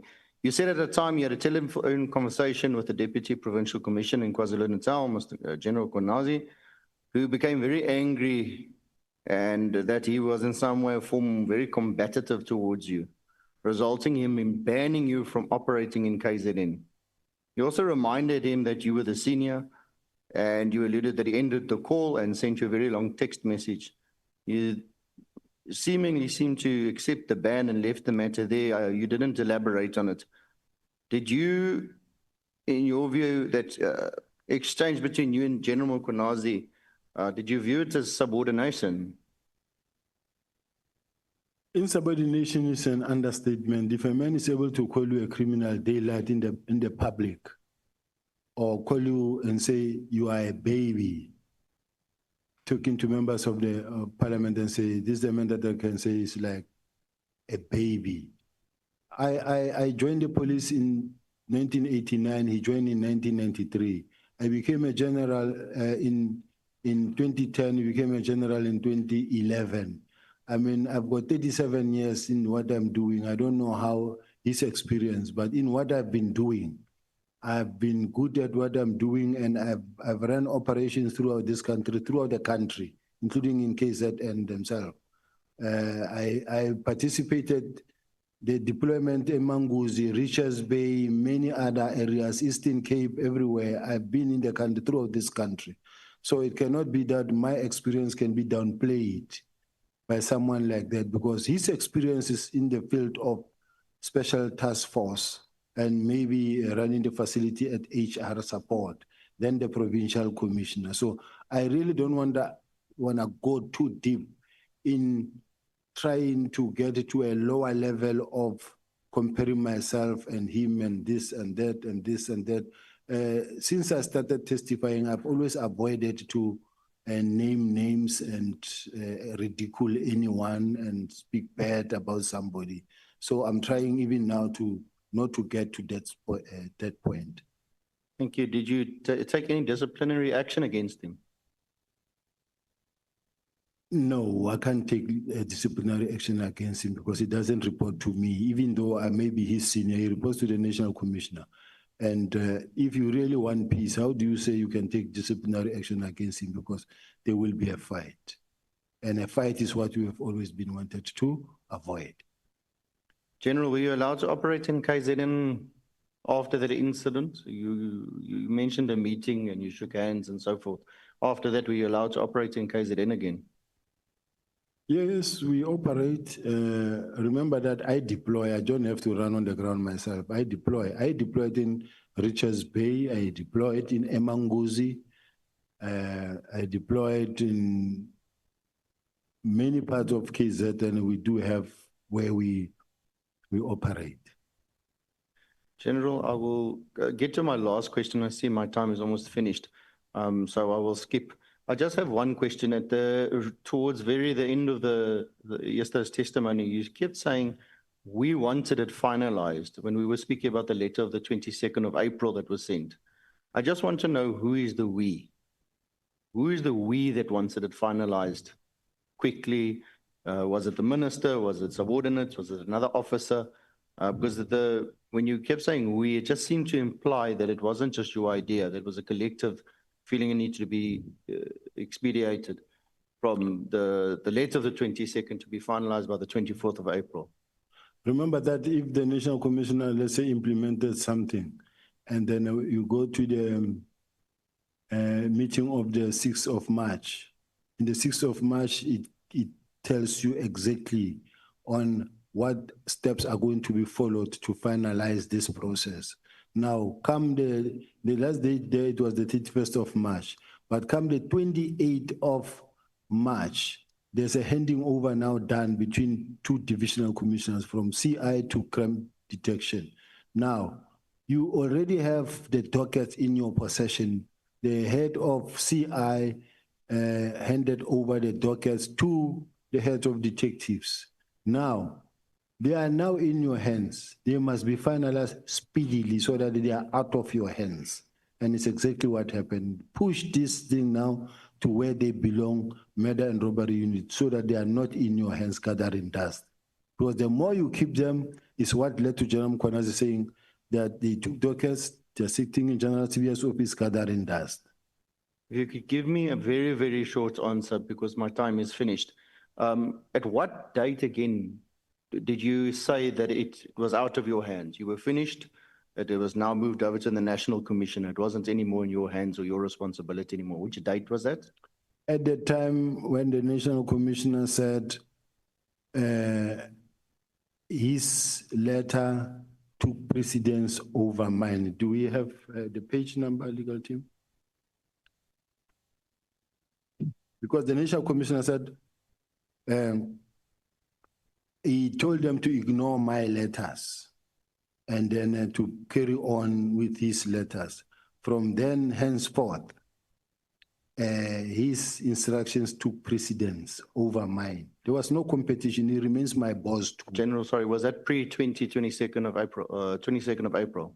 It was after that. After that, okay. Yes. Thank you, Chairperson, I conclude. Thank you so much, Honorable Klopper. I don't know, they just given me the letter. Should I read it or it's not necessary? Chair? Honorable Klopper.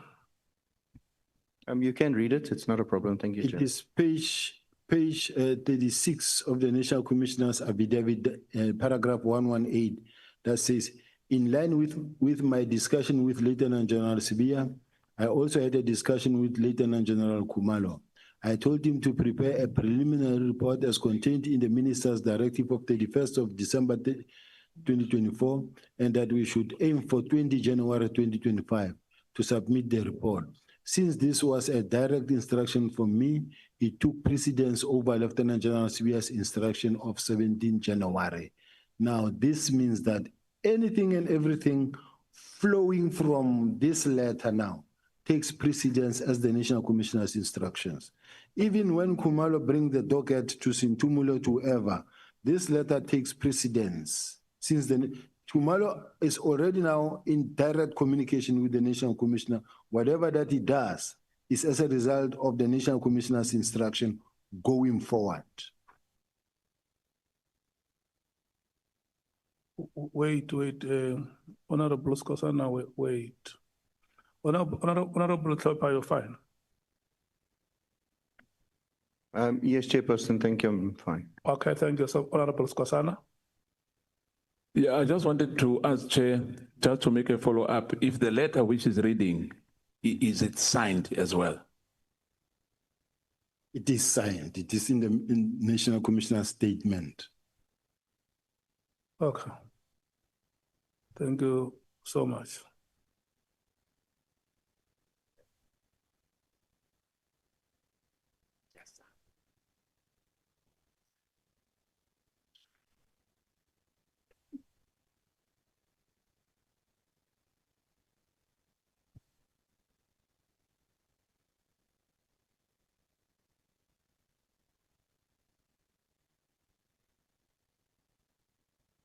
I'm looking at the gentleman who was taking pictures. Okay. Honorable Matthys, once you are done, we break. Yeah? Thank you. I might not be done then, Chair. I don't think we deserve a break. Thank you, Chair, and good afternoon to the members of Parliament and to the General. General, yesterday you gave testimony that as the Deputy National Commissioner was responsible for crime detection in the country, there's a lot of things you said you don't know. You didn't know about the arrest of, oh, my thing is doing things. You said you didn't know about the arrest of General Khumalo. I didn't know about? About the arrest of General Khumalo. Yes, I didn't. Right? You said you didn't know about the request by General Khumalo to the Provincial Commissioner regarding seconding the PKTT members to Gauteng. I didn't. You also didn't know about the press conference that the KZN Commissioner was going to do. You didn't know about Kat Makala. The guy has 80 cases dating back to 2007, and he has a huge tender with SAPS. You didn't know about the big five. It's confusing, General. Do you consider yourself competent as in your job? Yes, I consider myself competent. If I was part of the tender process that was assessing Mr. Matlala's tender, I would suggest that it would be fair to say to me, why didn't you know? But I didn't form part of that process. I didn't even know that he's an applicant or is participating in such. Now the issue, the arrest of General Khumalo. General Khumalo was arrested by IDEC. It's not the South African Police Service. So I wouldn't know. And all the things the honorable member is mentioning are not things within my sphere where someone can say, but why don't you know? I didn't know. Okay, General, make this make sense, right? You do not know that one of your generals is going to be arrested. And I know it wasn't by SAPS, right? It's a sister department. It's your job, it's your responsibility to know. Crime detection is huge, it includes crime intelligence as well. So you should have sources everywhere. I find it extremely hard to believe, or for this to even make sense, that you had no idea, formally or informally, that your general was about to get arrested. Even the commissioner of KZN knew that he was going to be arrested. So you're saying that you don't have access to information and sources like the rest of SAPS members. The very first person who was supposed to know that he was going to be arrested is the member himself, because his intelligence, his counterintelligence. This is the person that anybody can say he expects to know about everything that moves. But above all, even the National Commissioner didn't know that that was going to happen.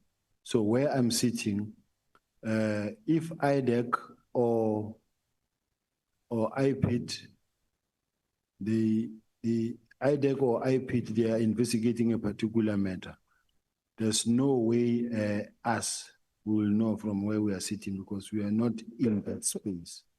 Okay, so South Africans should feel comfortable that our national head of crime intelligence cannot know that one of their generals is going to be arrested by another organization. We should be comfortable with that, and we should be comfortable that we have a competent deputy commissioner responsible for crime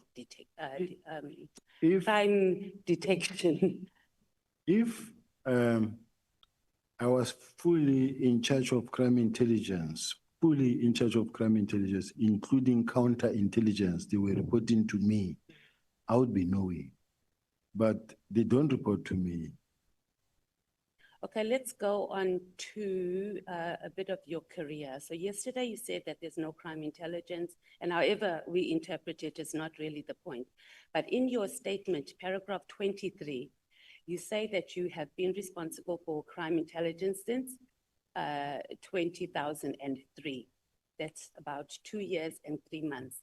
And it's been recently moved under the National Commissioner, but I don't think it's been effected yet. So what is your response that the failure of crime intelligence is actually a reflection of your role, which you partly spoke to, but I need you to speak to this more clearly and not go around and around the bush, please, General, that it is a reflection of your role as the Deputy National Commissioner of Crime Detection. Chair, I was looking for the page. The honorable member said page 23, paragraph 23. I'm not sure which page. Page? The page 49.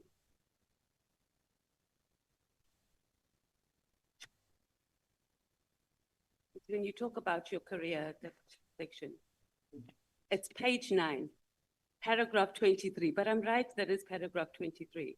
Yes. Thank you for the page number, ANC Chief Whip.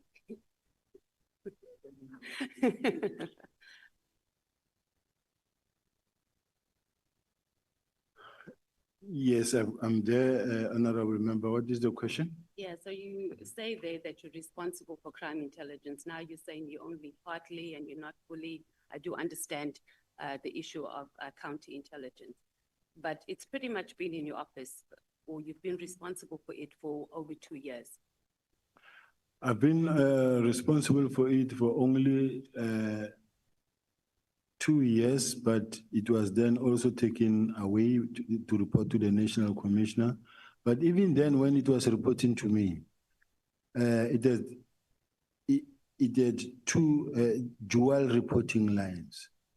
In my case, they came to report to me that what they wanted me to know, and that what they didn't want me to know was going to be reported to the National Commissioner. It's not like I never complained about such. I complained many times about that, and that the lines of the reporting lines have been blurred, and this is creating problem for myself. And I challenged it many a times, but the bottom line is that everybody knows he was not reporting to me entirely. So would we agree that the issue here is SAPS officials? Yes, ma'am. You and the National Commissioner and also the Head of Crime Intelligence. And the issue of having blurred lines is an issue because you, as the senior officials that the country relies on to make sure our children are not raped, and if they are, they're getting justice, to make sure our children are not trafficked. A simple process of just understanding, reporting, or having those basic processes in place is what is costing the country, and our children are in the state that they're in now. Right now, children are being raped and they've been trafficked. And we have adults that have been appointed in these strategic positions and that are busy with their egos and are busy fighting with each other and are unable to do the jobs that we've put them in there to do. Can we concede on that? It's a long question, and I'm trying to understand the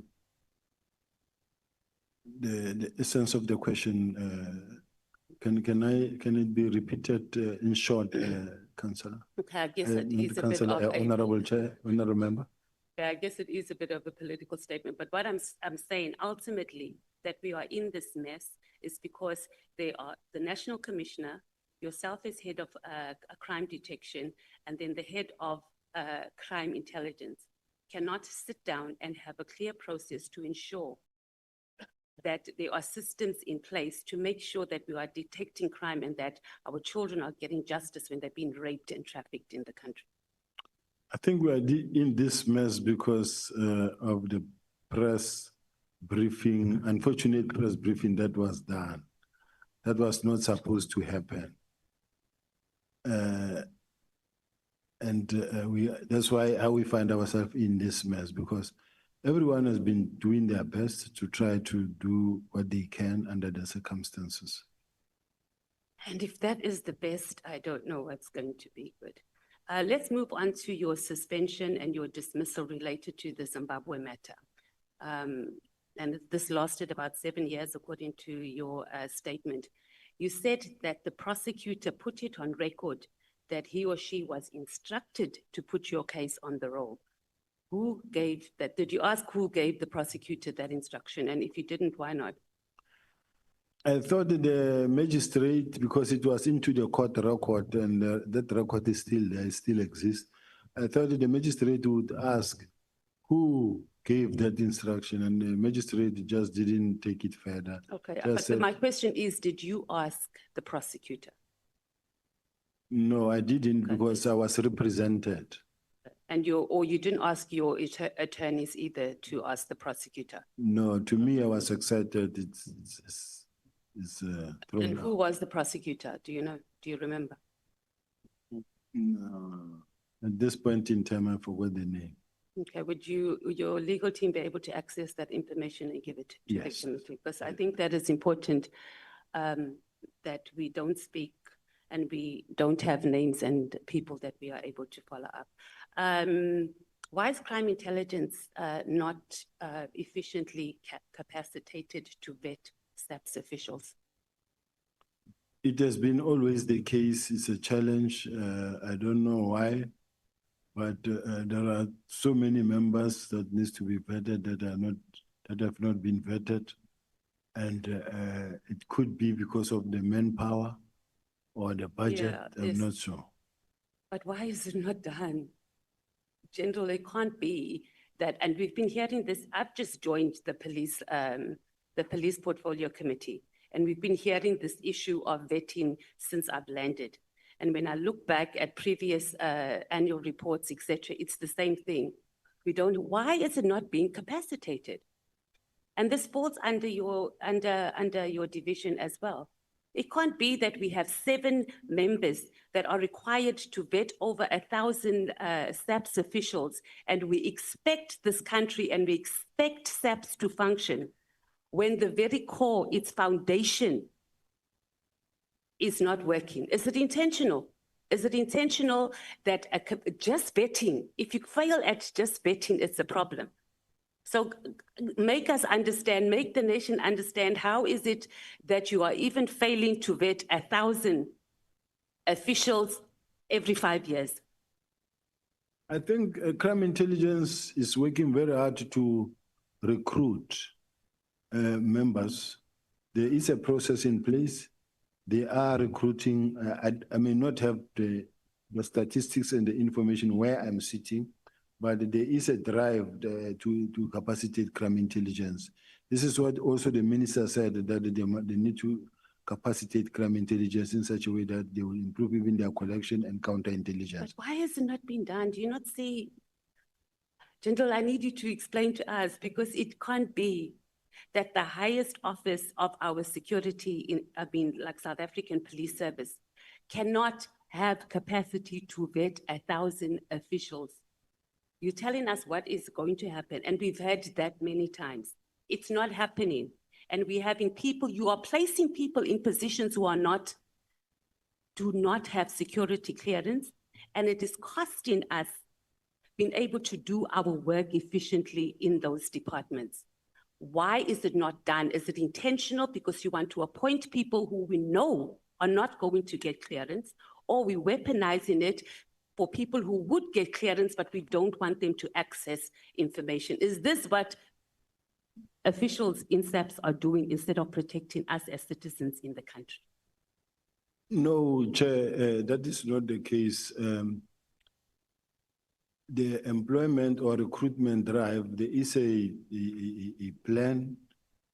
Since I think in the past 2 years, there's been a drive in terms of capacitating the detectives and intelligence. I think the person who can actually better respond to that question can be the support head, the acting National Commissioner of Support, acting Deputy National Commissioner of Support, who can come and testify here in terms of the recruitment of crime intelligence officials and the numbers, because that's a separate process. No, we have the numbers. It was just, we're just trying to understand, how is it that the highest level of SAPS cannot vet? That was pretty much the question. And is it intentional or not? You haven't really answered the question. I don't think we're going to get an answer, but we'll move on. Let's talk about your employment at the city of Joburg. You testified yesterday that you were employed properly at the CLJ, and your words were during daylight with everybody watching.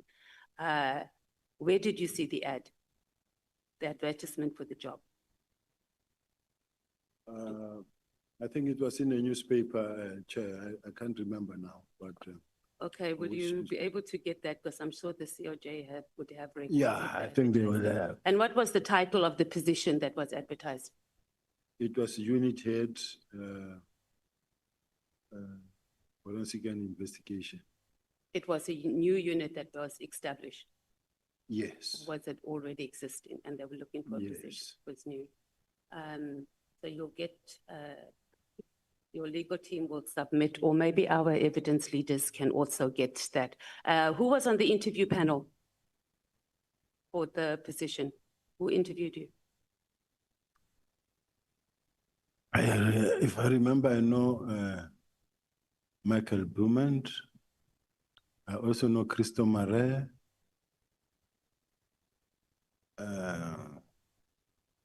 I've been long out of the city, and some of the people. So, but there was an interview panel. I think there was Trevor Fowler. Yeah, there was an interview panel. Okay.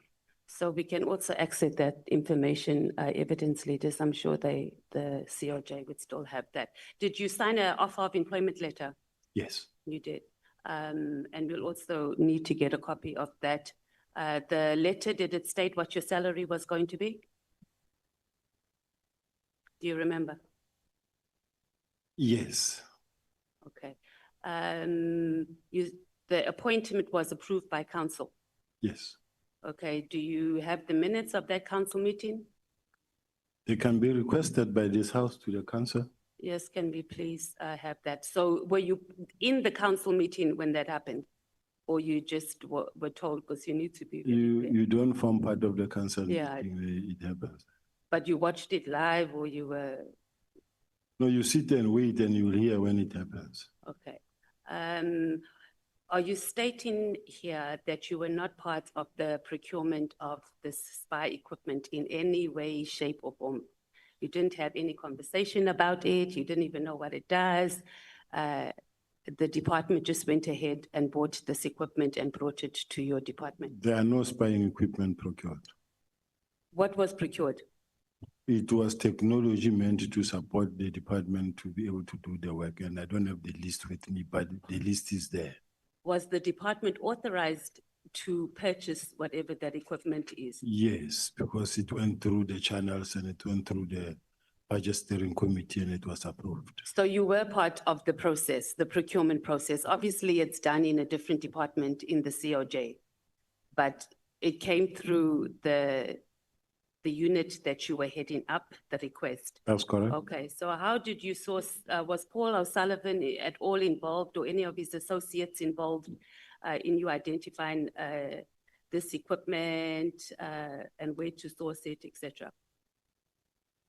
Paul O'Sullivan was nowhere involved, nowhere near what was happening, doesn't even know, it's not even connected to this whole thing. To which whole thing? Of this equipment that were procured. Okay. And how did you think that what made you determine, or what analysis was done to determine that you needed this equipment? Because we got testimony that I think it was the general who said, the KZN commissioner who said, and I know you're going to say that not everything he says is true, so that's why I'm asking you that that equipment that was bought in the COJ, whether it's spy equipment or whatever, surveillance, whatever it's called, the city does not have authority to procure it. What do you say to that? He doesn't know what he's talking about, that one. And then the letter that was sent to the Minister of Police, Becky Cele, by the Executive Director of the City of Joburg about you. Did the Minister speak to you about the matter? No. Not at all.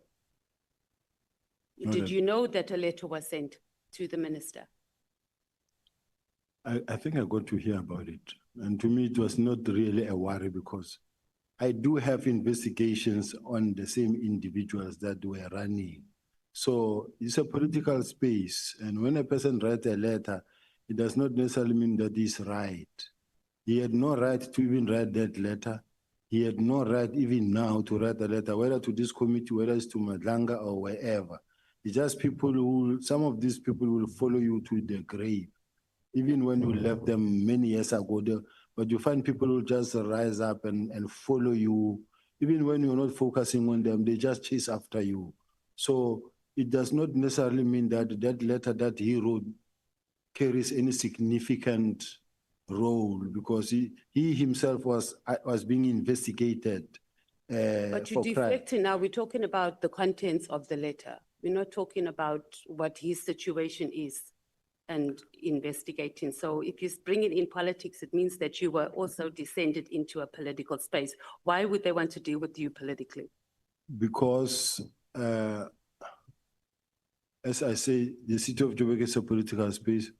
And then if these are the people that don't want to be investigated themselves and they start attacking you as the person who's in charge of the investigation, it's unfortunate. And I think,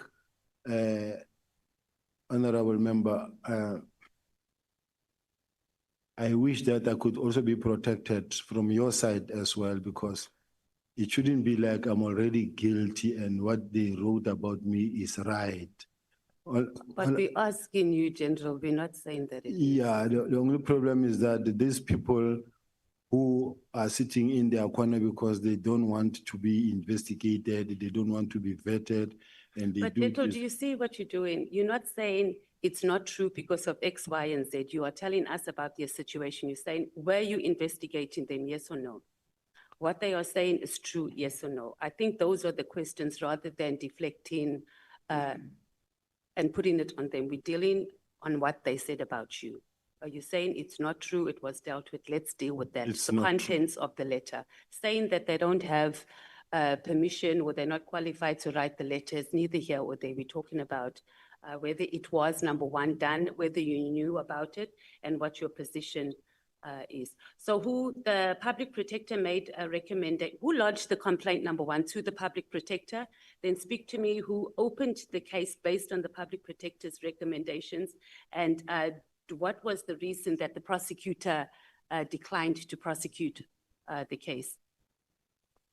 What I know,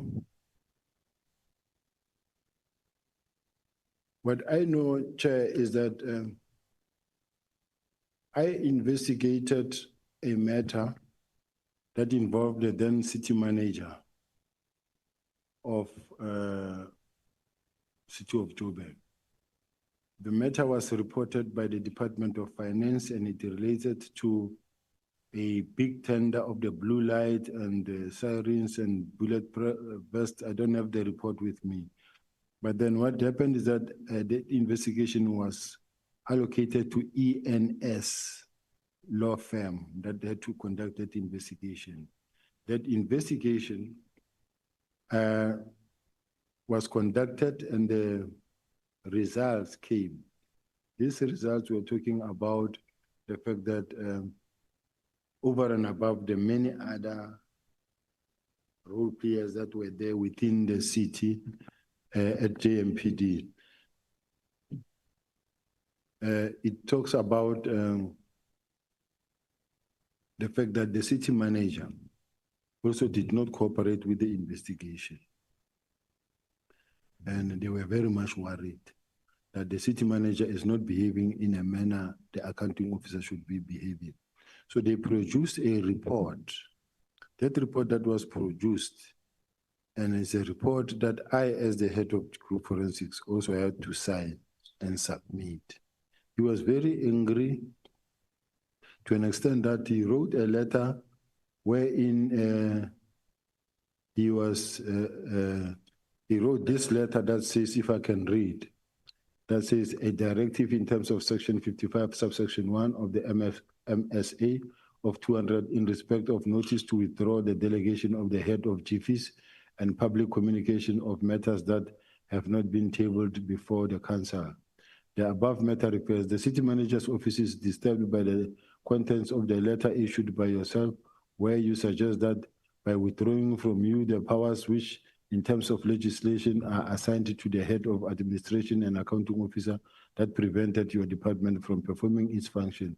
We also noted nefarious statements which you are peddled in the media that our notice of withdrawal of your delegation communicated signal to suspend you when in actual fact we are trying to protect the interest of the city.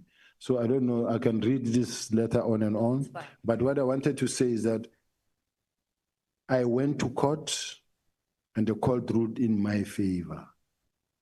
And the powers of group forensics were given back to group forensics. In other words, the city manager working with Mesuli Mlandu, when they attempted to take back the powers of this from group forensics, they said group forensics does not have the power to investigate them. And they took away their powers, and I went to court and the court ruled in my favor. Your relationship with any of the DA or Democratic Alliance members in the COJ, they were leading government there. Did you have any, and at any time did you engage any of the leaders there who may have given you directives on investigating members? I didn't have any relationship with anybody in the DA. None of them? You've never had meetings, engaged any of the leaders? No. The mayor, any of the MMCs? In my official capacity, I have had meetings with all of them. Oh, you have? In my capacity Yeah, as that's what I'm saying, in your capacity and where you could have been given directives on how to proceed with the city manager. You know, that's a very strategic position. So when new leadership come in, that's the first position that they want to take over. So I was just trying to establish if you might have gotten some political interference on pursuing that case. I'm not saying, or I'm not commenting on the city manager, whether he did right or did wrong. I'm just asking if there was any interference or push for you to deal with the city manager from the political party that was running the municipality.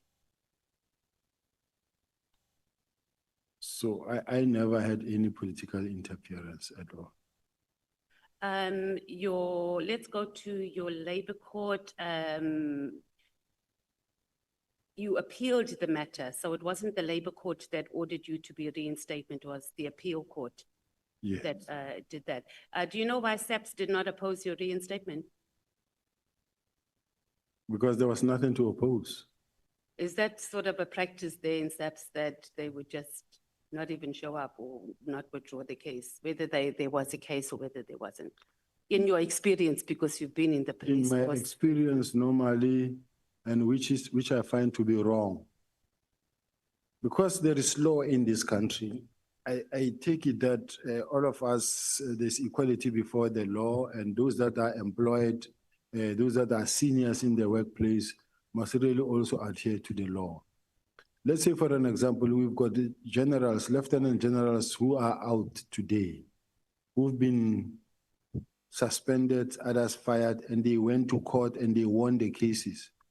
But they are not being allowed to come back simply because the current management feels that, no, we don't want them back.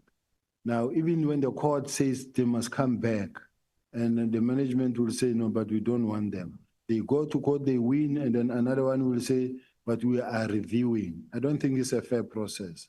It's abuse of power in this situation, because we all have careers, we all have children, we have families.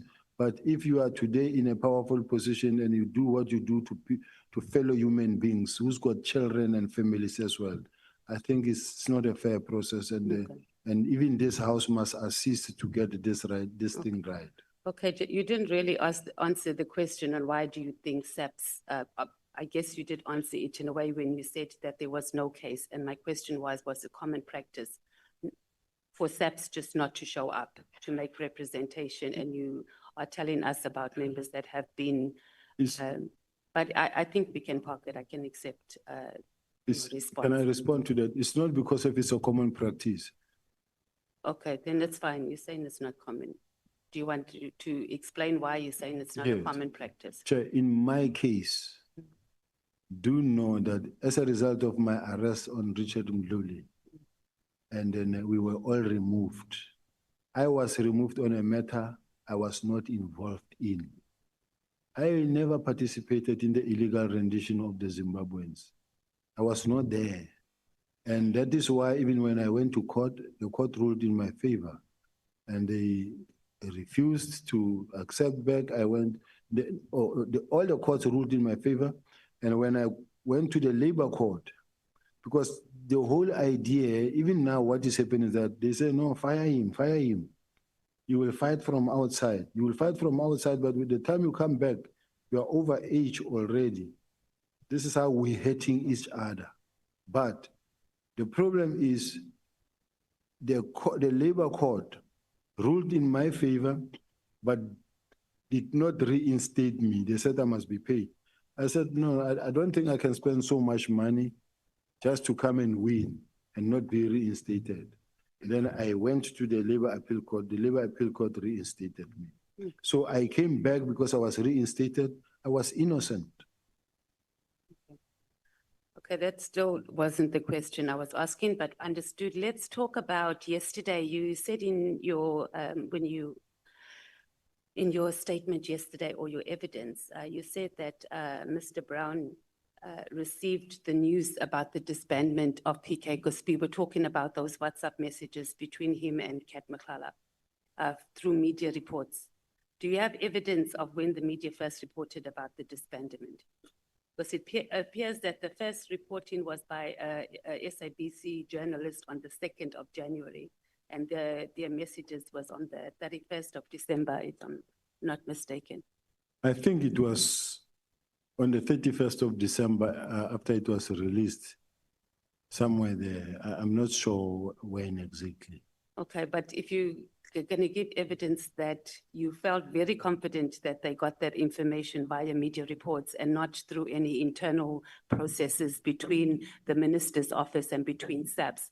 So you're going to have to give us where that could have been found on social media or where that report is. Because when we checked, the first thing we saw was on the 2nd of January, and it was a screenshot of the disbandment letter. So you don't have to do it right now. You can ask your attorneys to be able to support that, because that was the evidence that you gave yesterday.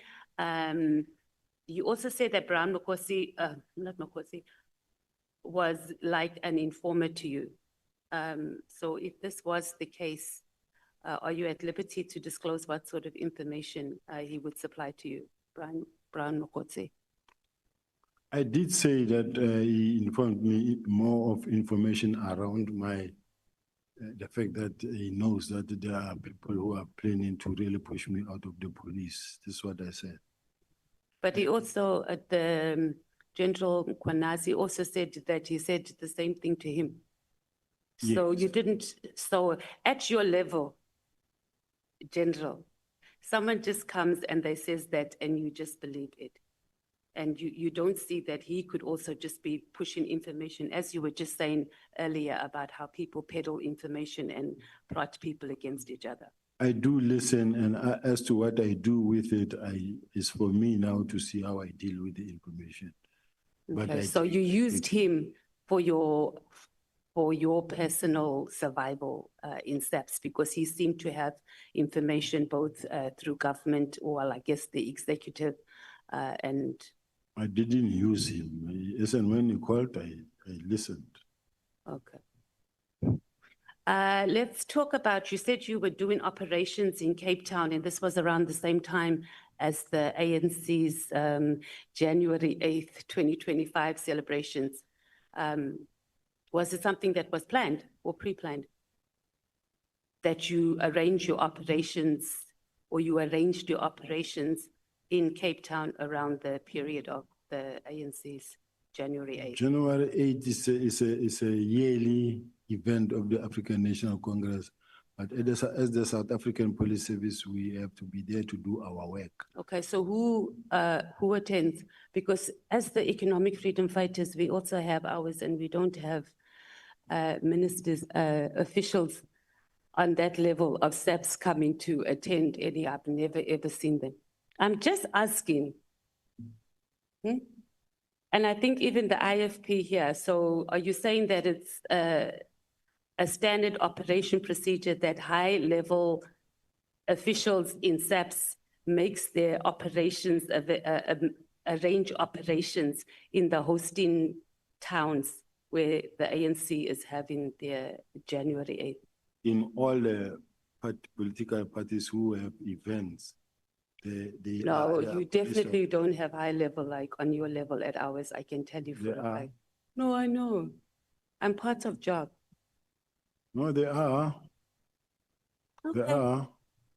Maybe you must supply us with the list of who's deployed to these events. No, when it happens, there's a clear plan from the police side on what will be happening, and they demarcate the streets on how... I understand the job processes. I'm not asking, I'm asking about levels. I'm asking specifically you as a general heading up a division, right? A deputy, actually, deputy commissioner that will make themselves available to do operations in towns hosted by the ANC in particular. I understand the whole process of JOC and the police being involved. I'm not disputing that, General. I'm saying on that level. Yes, on this level. I'd like to know which ones have ever attended our events. Let's talk about when you were in Cape Town for the January 8th, 2025 celebrations. Did you meet the Minister of Police, chat to him informally? anything, especially since he had just written a letter disbanding the political killings task team? On January 8th. Around that time, not on that day in particular, but you were here celebrating, okay, let me not say you were celebrating, you were doing operations for the ANC's January 8th. The minister was here because there's evidence that even someone sponsored his trip. So did you have any communication with the minister? The minister was not around. He didn't attend. How do you know? I know. No, see the. At least there's something you're saying that you know, General. Let's move on to, so you didn't meet the minister, is that what you're saying? You didn't have any conversations with the Minister of Police during the January 8th? He was not there. That's not the question. Did you have around that time, even if you didn't see him physically during that period? I've never spoken to the minister. Okay. Let's talk about Busi Kat Nhlanhla. He called you, you said, and he wanted to have a meeting with you. And then you agreed to the meeting. So at your level, did you not even say, hey, let me just check this guy out before I just meet with him? Like, obviously you knew as a service provider, you're saying that you didn't get involved in the procurement process and that sort of thing. This guy has 80 active cases with SAPS. You are the head of crimes detection. You just went ahead and met with him without even just doing some background checks. I don't think it's fair, Chair, that when a person complains and comes with a lawyer and having the papers and say, I'm here to complain to the National Commissioner. This is my complaint. Then I must go out there and start running tests on the person and start running investigation on the person. But that's it's not how it works. He called you first. He didn't just show up at your office. That's what you said. So the call that you arranged a meeting, right? So when he called and he asked to have a meeting with you, he stated why he wanted to meet with you. Yes. Right. So you knew he was coming there for that. He didn't show up with lawyers. So you had time to just say, let me go and do some due diligence, because you could have even called him back and said, this is out of my payroll, or it's not in my grade. Let's wait until the National Commissioner comes back. But you made a decision to meet with him and not even check 80 cases. And you just met with him like that. Yeah. That's what the National Commissioner told us, 80 since 2007. Oh, it's 1-8 now. 80. Am I wrong? It is 80. I asked the National Commissioner twice last week. And I even asked when he said it's dating back since 2007. General Mkhwanazi said 1-8.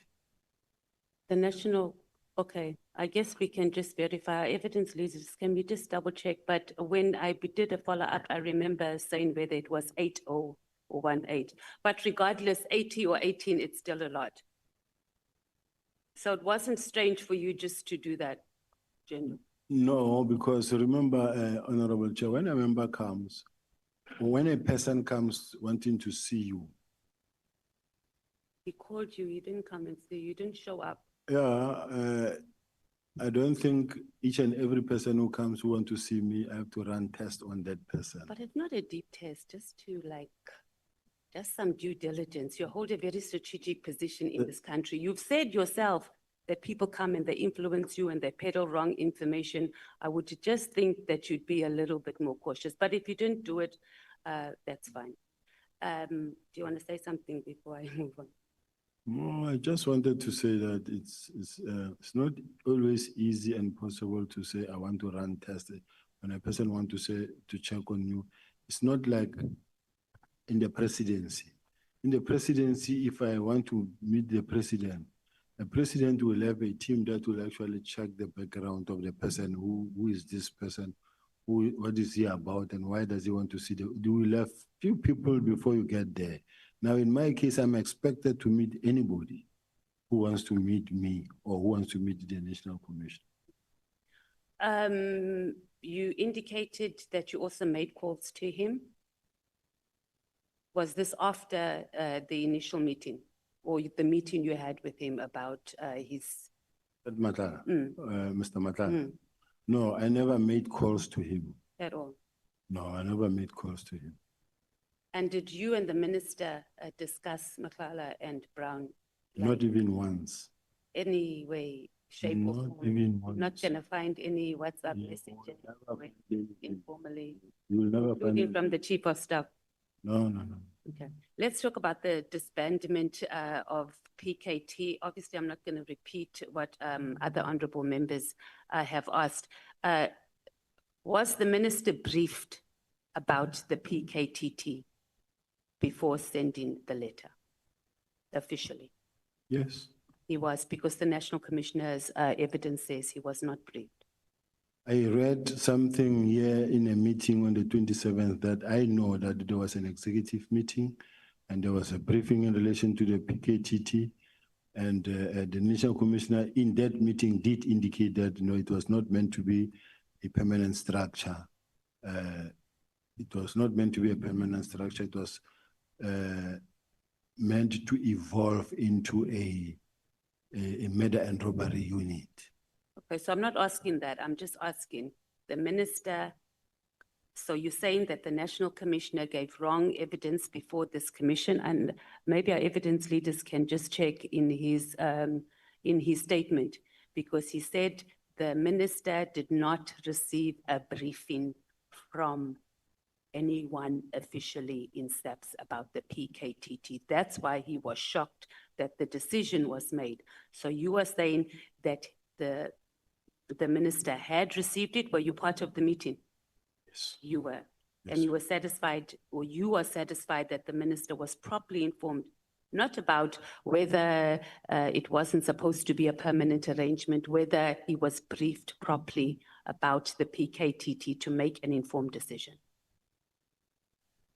If an honorable member is talking about not about that letter, then I can't say I know. No, that not the minister. letter. I'm saying before this letter arrived, was sent on the 31st. I'm saying, was there a briefing? The fact that there was such a discussion in college, it means it was a briefing. I beg your pardon, say that again? The fact that there was such a meeting that was discussed with the police executive meetings where the minister raised concerns about the PKTT. Okay, that's a different question, different answer. I'm saying was, did the minister receive a briefing, as we get briefings of this is what the PKTT has done over the years, et cetera, et cetera. Did he get that, or was there just an overall discussion? That's what I'm asking. I wouldn't know about that one. Okay, right. Did you have any discussions with the minister, with Brown or with Kat about informally, formally about the disbandment of PKTT before it happened? It never happened. So you didn't. Okay.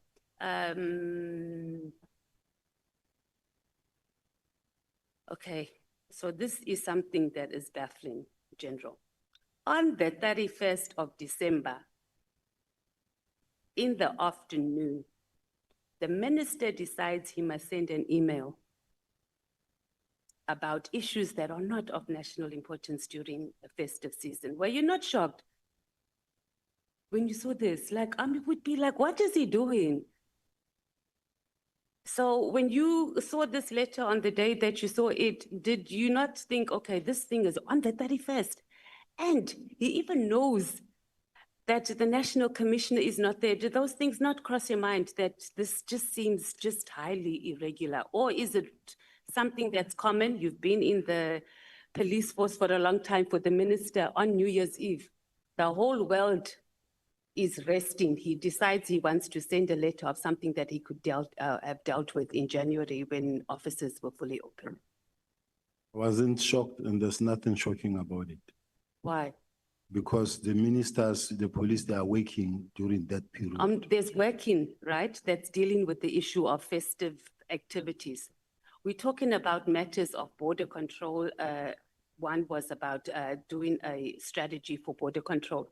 They can wait until January. How is that even urgent? Even the thing about the disbandment. Okay, give me just one example, General, of any other time in your history of being in the South African Police Service where a minister sent a letter on the 31st of January in the afternoon about something that was not of critical in national importance during that period. Just one. What we know is that when the festive period, safer festive period is declared, policemen are no longer allowed to take leave until when it comes to an end somewhere in January. So during that period, the police are hard at work. And as the police are hard at work, they are not on leave. Now, me and you will differ in this sense. The minister is a new minister. And then him being— He was excited. No, don't use the word councillor that he was excited. Let's do like this. Okay, sorry, Chair.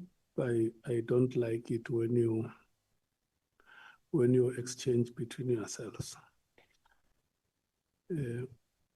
Because it's either you intimidate each other or you inject fear in each other. Honorable Matthys, I want to allow you to ask the last two questions because your time has been up. I should have kept my own time because I don't know, Chair, but no problem. I trust you, Chair. So, General, you're not really answering the question. The issue is not where the SAPS or the police is working during that period. We know that it's a very busy time. We're just talking about particular operational matters. I would like you to speak to the issue of, now I must choose. Let's talk about, you've said that you don't know this Paul O'Sullivan at all. Do you know, Sorry, Chair, I've never said I don't know Paul O'Sullivan. like you've never met him, you have never engaged with him? I've never said that. Oh, okay. Let me ask you then. I said You I know. engaged with— I said I know Paul O'Sullivan very well. Oh, yes, you did. Sorry, I'm looking at something else. And you also said that he's a well-known person in the crime-fighting community. What is the nature of Paul O'Sullivan's involvement in crime fighting in the country? He runs a forensic investigative company and he normally gets information and he reports to the police as well. Do you know how he gets to be in possession of this information? And does it not bother you that a person who's operating outside the established security institutions is able to access the information that Paul O'Sullivan has? And then also just quickly maybe talk to the issue of the Helen Suzman Foundation. My last question, Chair, or must I come back? Or do you want to respond to the first question? Respond now. Okay. How we access which information? People report to Paul O'Sullivan. People report to Patricia Mashad. People report to George Mashad. People report to Brown Mkhwanazi. People report to the person they feel comfortable with. And these people people report to Professor Mary DeHaas. And as they report, they then take information forward. You will have people who report to whoever they feel comfortable with. And then he will either interview them, obtain statement, and send them to the relevant authorities to be processed. In relation to the Helen Suzman Foundation, I don't know what the question is intended to, because you haven't asked the question. Yes. It was the Helen Suzman Foundation that litigated for the reinstatement of Robert McBride at IPID. Were you aware of this? It's possible. Yeah. And then we also know that it was the Helen Suzman Foundation who led the court challenge on the appointment of General Banning, who's the former Hawks head, that eventually resulted in his removal.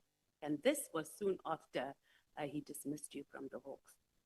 So at any stage, did you have a conversation with any representatives or people associated with the Helen Suzman Foundation about the struggles you were going through at SAPS?